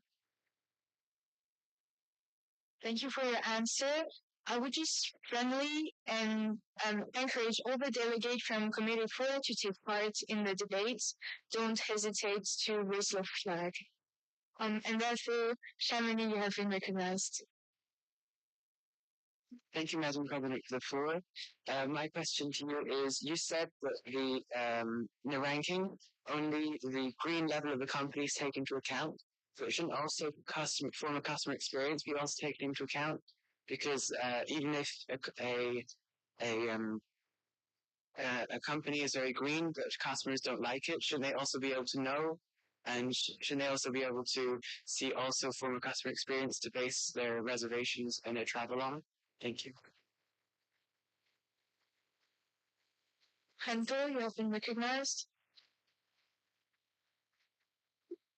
Of course, thank you for the floor, Mr. President. So we are actually going to consider the customers' intentions. In fact, we were thinking about a review system, but you have to keep in consideration that the most important thing is actually the rating. So the opinion of the customer will be for the other customers, while the opinion of the cities will be based on the our graduation system.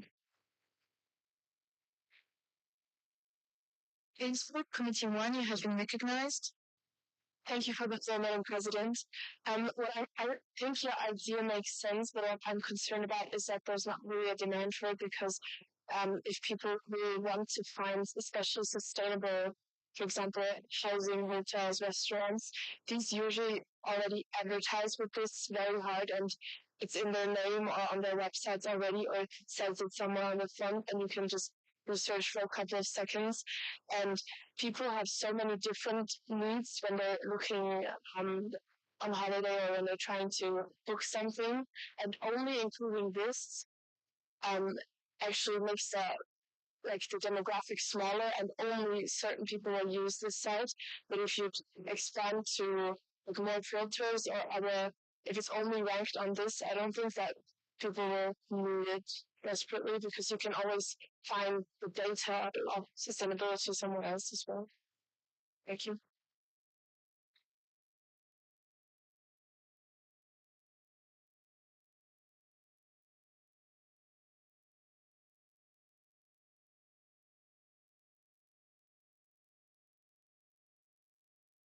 Soundhofen, you have been recognized. Thank you for the floor, Madam President. So our site has more information as written in postulation, such as cultural and historical information that makes the site more interesting. And we also offer benefits for the users. Innsbruck, you have been recognized. Thank you for the floor, Madam President. Don't you think that bigger businesses will automatically be higher ranked because they have more capabilities than smaller local businesses? Thank you.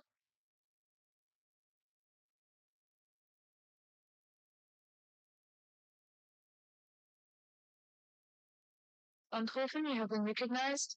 Thank you for the Madam President. Could you repeat the question? We didn't understand it. No problem.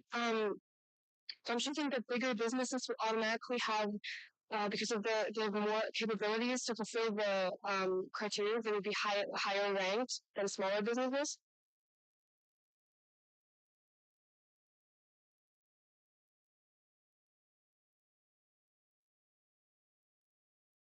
Unfortunately, have been recognized. Thank you for the floor, Madam President. So we thought that it would be an opportunity for smaller businesses, even if it would more expensive for them to get sustainable, but they would become more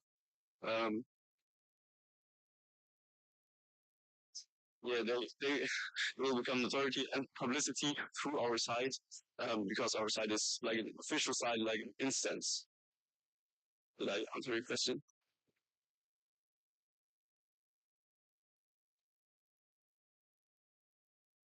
I'm gonna give you one more exchange. Maybe could you please reformulate the question in other terms so that I understand it? Thank you. Thank you for the floor. Um, how would you be? How would you help smaller businesses in being more highly ranked in these? Would they be a priority in the rankings, or how would you help them be more public and known than bigger businesses? Thank you. I hope you understand my question now. Hento, you have been recognized.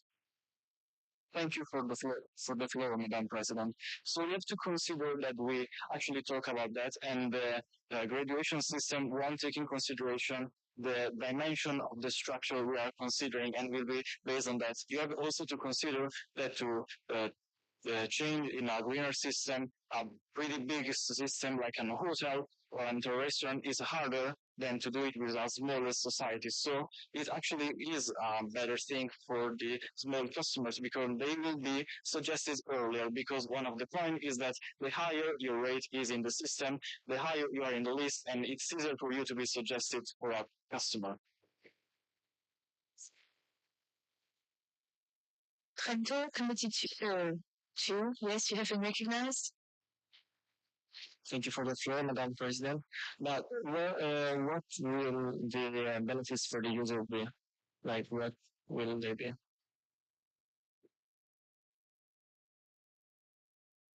Maribor, you have been recognized. Thank you for the floor, Madam President. So the customer would get discounts. Let's say that he buys local cheese and he scans the receipt. If he scans enough receipts, he can get them the discount for like another thing. Sandhofen, Rosenheim, excuse me, from Committee 1, you have been recognized. Thank you for the floor, Madam President.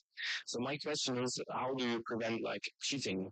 Would there be like clients that claim to have been gone to one of the like sustainable businesses, like hotels, even if they haven't? So what are you going to, how are you going to prevent this?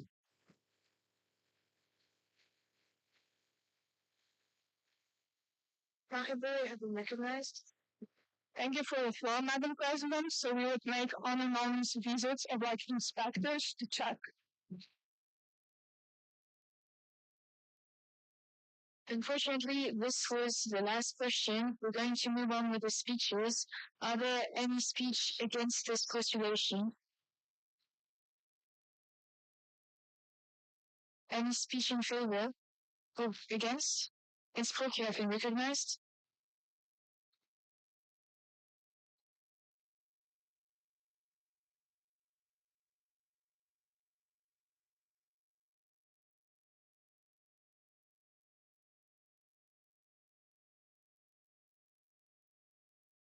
Thank you for the floor, Madam President.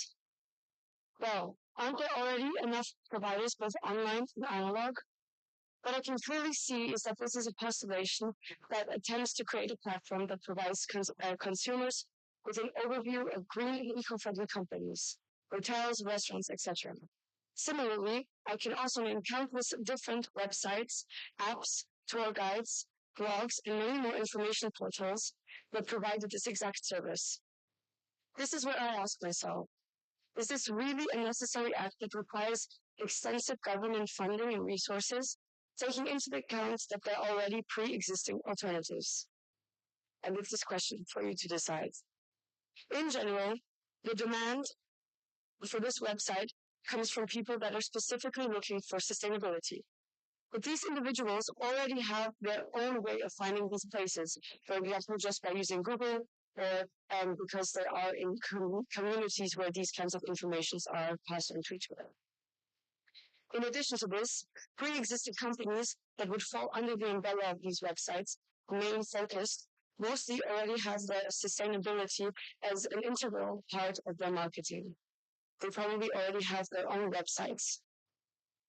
The idea of a cross-border website would, as I said before, require a humongous amount of resources and effort.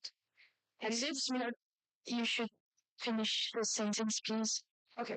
And this paired with the fact that the demand for this kind of product is not strong enough at the moment, doesn't make me believe that this will have a significant positive effect on how much consumer behavior will change and become more focused on the environment. Thank you very much.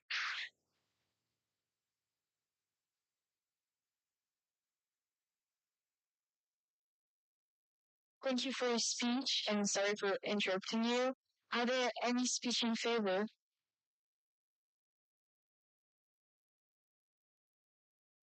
If not, then we can move on to a response speech if you want to.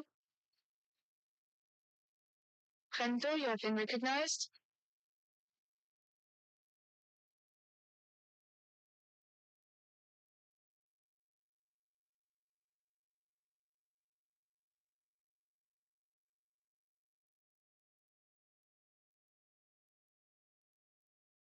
Thank you for the floor, Madam President. So I acknowledge that what you're saying is actually correct. But I want you to understand that technically we would have the resources, although we are not technically allowed to talk about money. We have to understand that you might actually be thinking into this like the wrong way. Because our committee works in a technically different aspect. We are not trying to change the system. We are trying to change the mentality of the people, how people think. We have to understand that we cannot change ourselves as much as we can change how will people born and grow. If they are actually born in a different society that thinks in another way, it will be easier for them to grow with greener and better mentality than the ongoing currently one. So you have to understand that even if our association is based on a really small area and will have technically some flaws, it has the potentiality to be the example for everyone. Alps are a really acknowledged zone and we can be an example to everyone to change. That's our response.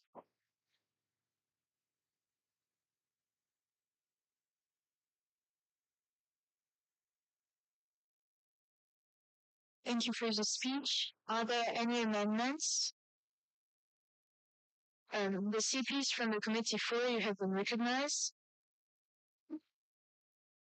Thank you for the floor, Madam President. We would like to add a little sentence after the site works with a rating system that lists all the most eco-friendly businesses at the top. We would like to add prioritizing smaller ones. Thank you.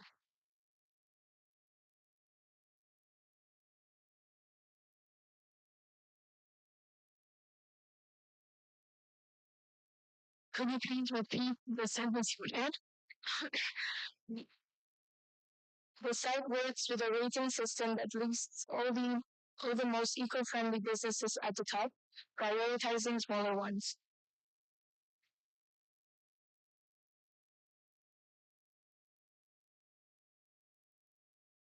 We would like to accept it. Okay.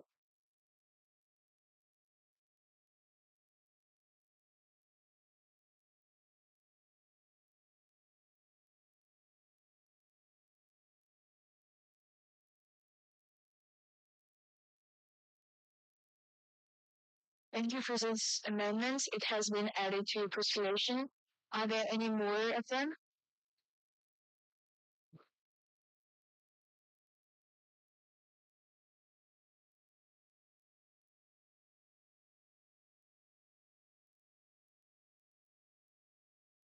If not, we're going to proceed to the vote.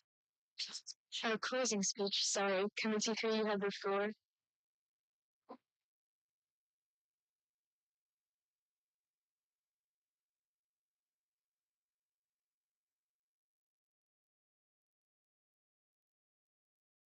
Thank you for the floor, Madam President. Dear Presidency, CPs, media group members, and delegates. As we conclude our discussion on Sustainable Development Goal number 12, responsible consumption and production, it is clear that protecting our unique region is not just an option, it is a necessity. The Alps, with their breathtaking landscapes, diverse ecosystems, and rich cultural heritage, are under increasing pressure from harmful tourism, resource exploitation, and climate change. We have the responsibility to act now to ensure that economic growth in this region does not come at the cost of environmental degradation. We can increase our quality of life enormously through reducing waste and improving sustainability. Our postulations will promote solutions for reducing packaging by rewarding people, fixing little damage things with educating and creating a community, and establishing a platform for guiding tourism towards a more eco-friendly way of traveling. Through sustainable tourism, circular economy initiatives, and responsible dealing with packaging, we can balance human needs with our environment's limit. All of us play a crucial role in reducing waste, conserving resources, and promoting local businesses with ecological fundamental ideas. The Alps have given us so much. It is our turn to give it back. Thank you.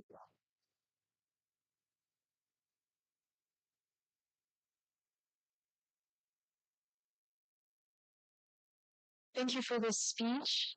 Committee 3, you may return to your seats, and CPs, please deal out the vote ballots to your delegates.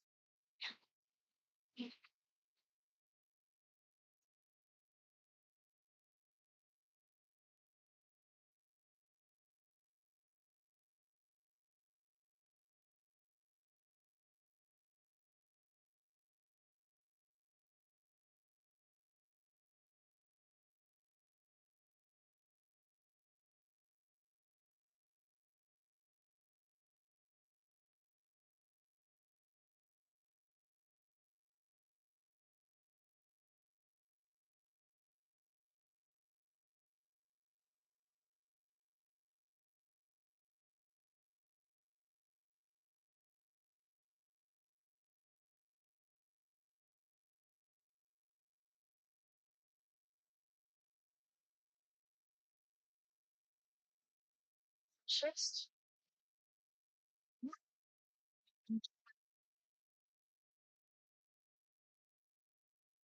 I would need you to listen one more time, please, before starting the vote.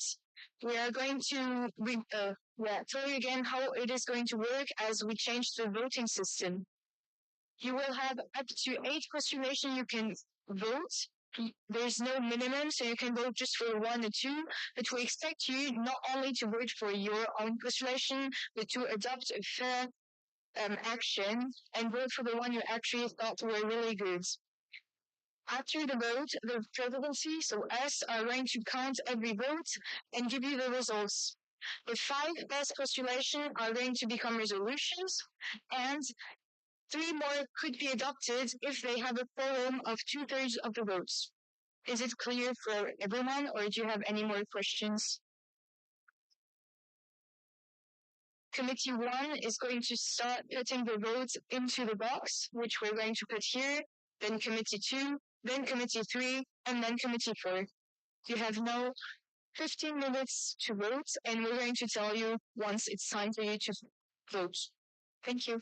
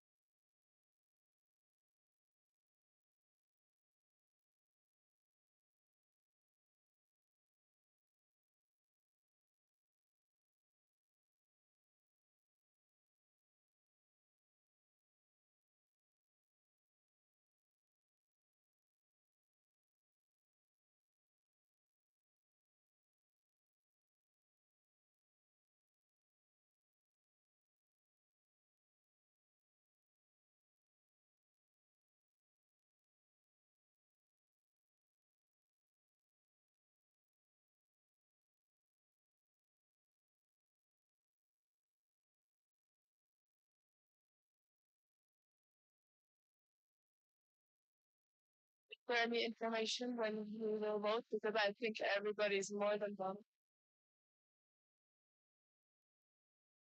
The president I was wondering when we will vote because I think it's obvious that everyone was done like 10 minutes ago. Yeah, we didn't need 15 minutes for the voting.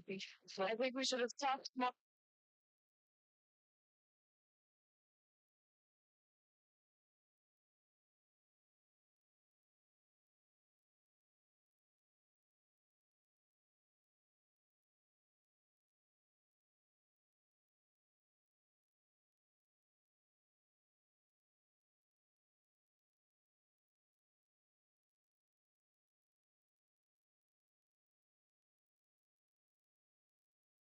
May I have your attention, please?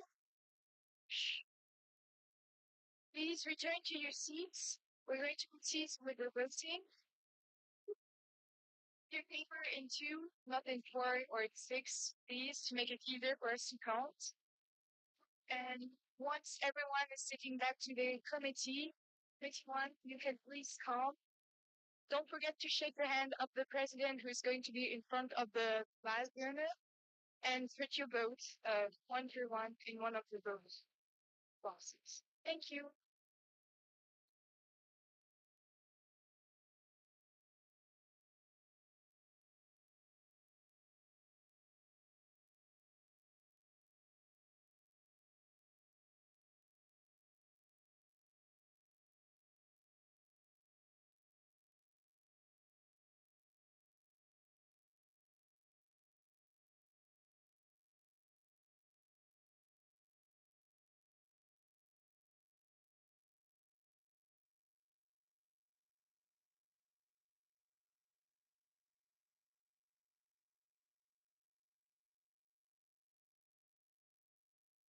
Two, you may proceed to the votes, please.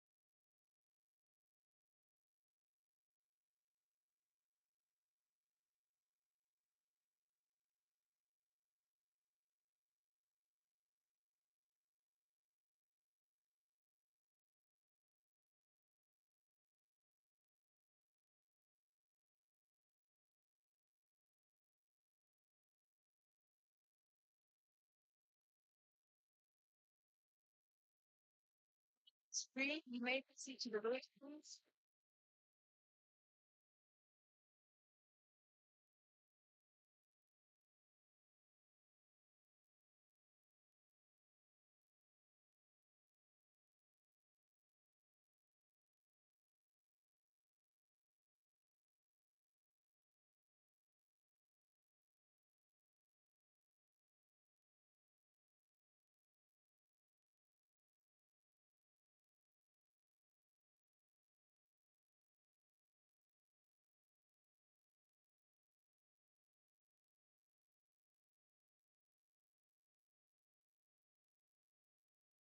Thank you. With all, you may go.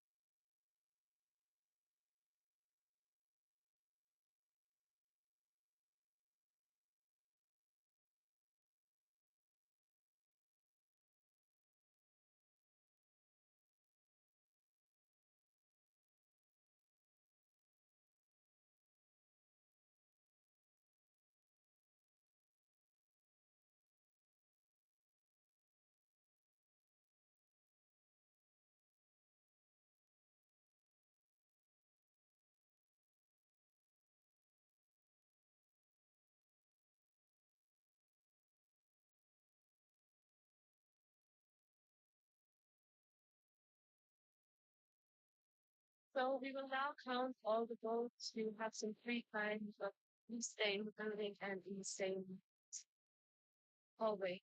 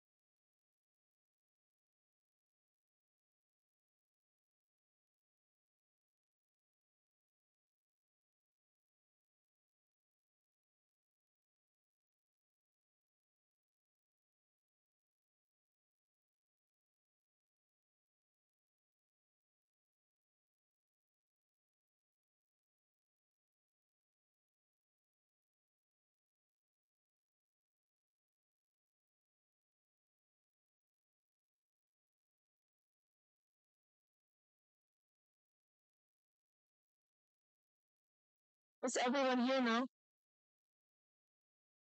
Okay, then we would like to share the results of this year's General Assembly. So the winner resolution that got voted 59 times is from Committee 3, green stamps.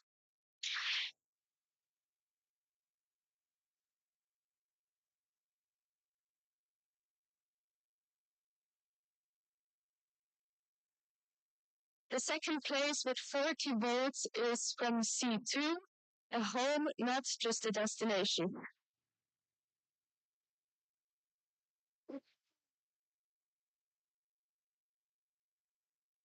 Third place with 39 votes is Smart Drops from C1.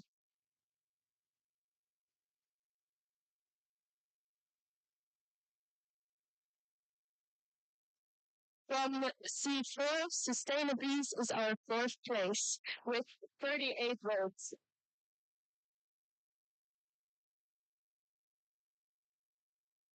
And the fifth resolution is from C4 as well, Alpine Agricultural Renaissance with 37.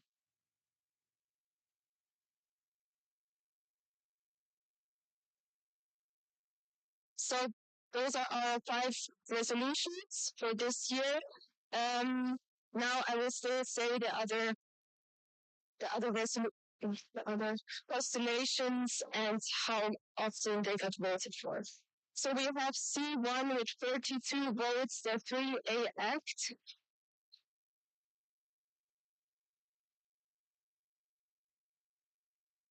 Then we have 27 votes for Help Ecosystems Book in Advance from C4.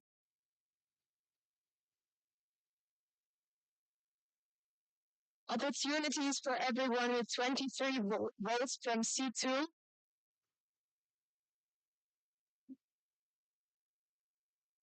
No Fake Flakes with 22 votes from C1.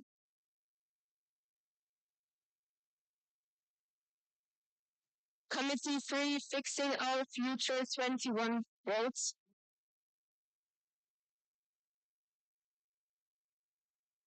And Committee 2, Regeneration through New Generations with 27.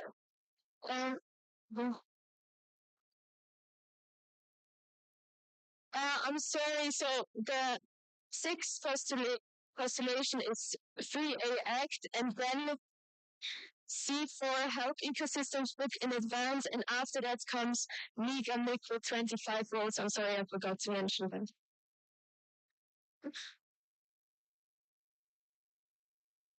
No,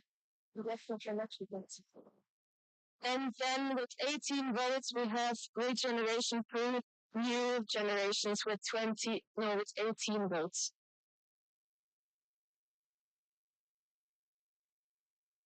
Even though we only have 5 resolutions now, we are all very proud of you for your hard work and thanks for engaging.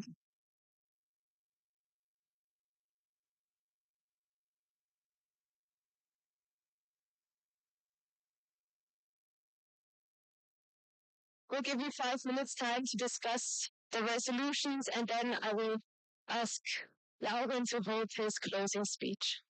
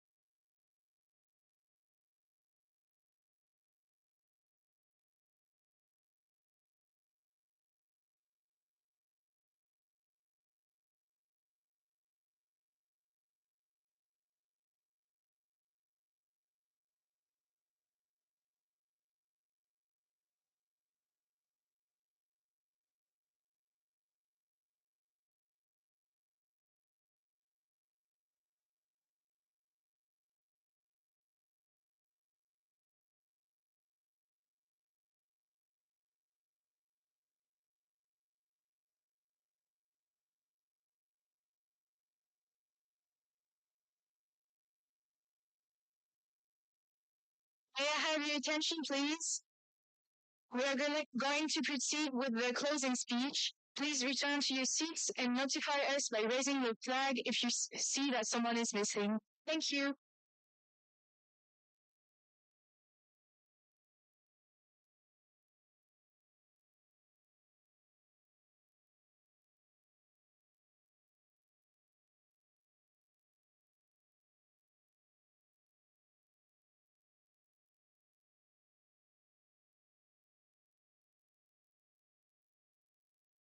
Is everyone here?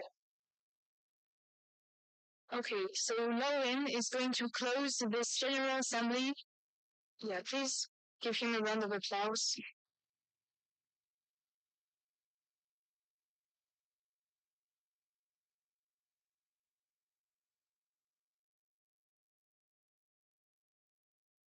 Yeah, thank you for the floor.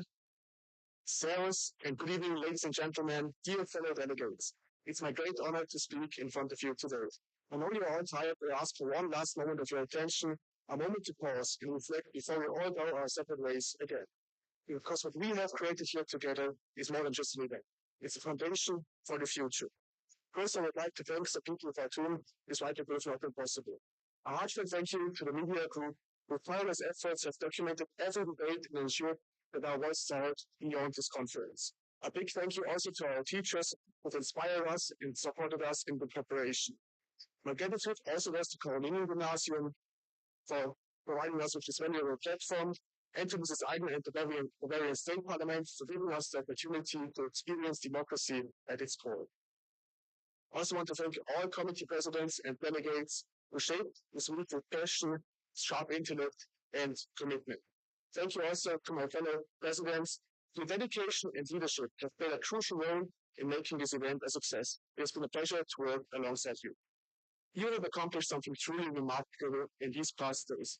You have debated, analyzed, and argued, and in doing so, you've not only crafted political ideas, but also shaped your own future. Yet your vision goes beyond their postulations. You have built bridges between opinions, between cultures, and between people. And that is the true spirit of YPAC. These bridges must be preserved because they form the foundation of a world that is based on dialogue rather than division. That is why you should truly be proud of yourself. YPAC is much more than just a youth parliament. It is a place where young people come together to share ideas and see the world in a new way. Here we learn not to only present arguments and defend position, but also to truly listen. A wise man once said, "We can't solve our problems with the same thinking we used when we created them." And that is exactly what we're trying to do here. We have challenged all ideas, we think differently, and we look for solutions where others only see problems. Because that is the USP, the unique selling point of humanity. The ability to solve even problems we have created ourselves. This way of thinking is what our society needs right now.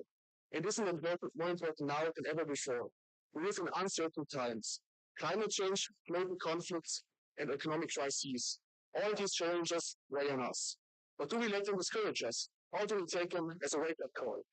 Change does not start with others. It starts with us, with each and every one of us, with every decision we make. The climate crisis is advancing, yet many politicians hesitate.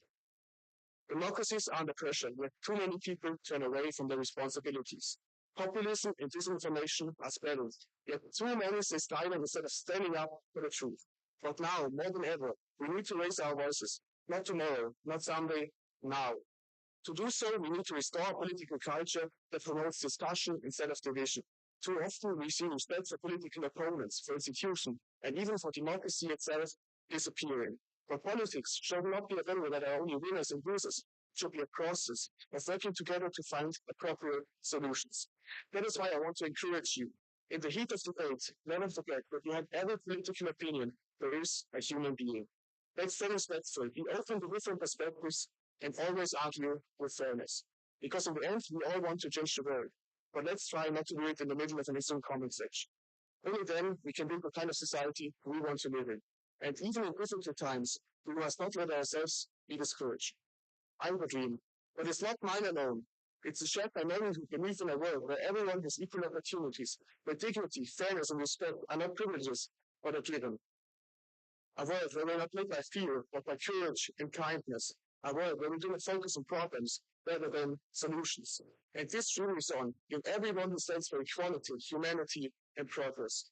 This dream is not just part of the past, it belongs to the future, our future. It is in our hands to make it real. Maybe this all sounds a bit idealistic, maybe even naive. But isn't it precisely these ideas that have always driven real change? Every great movement, every step forward in history began with people who believed in something better and had the courage to strive for it. Let us keep the spirit alive. Let us go out into the world with confidence, courage, and passion, and stand up for what we believe in. Let us take the values we have lived by here and carry them forward. This change does not start somewhere.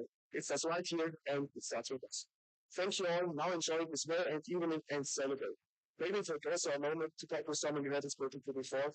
Thank you, and I'm proud of everyone.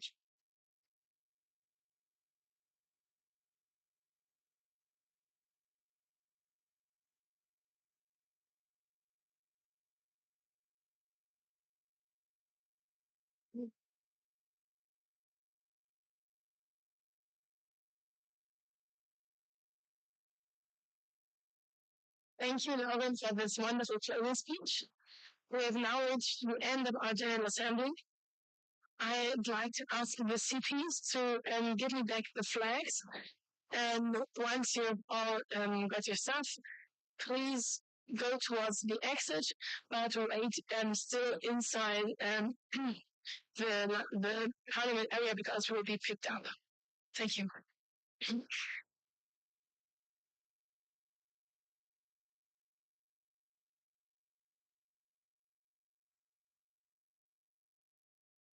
Please make sure as you leave to take all the stuff with you and fix the microphones so you can find them, like that the politicians can find them how you found them.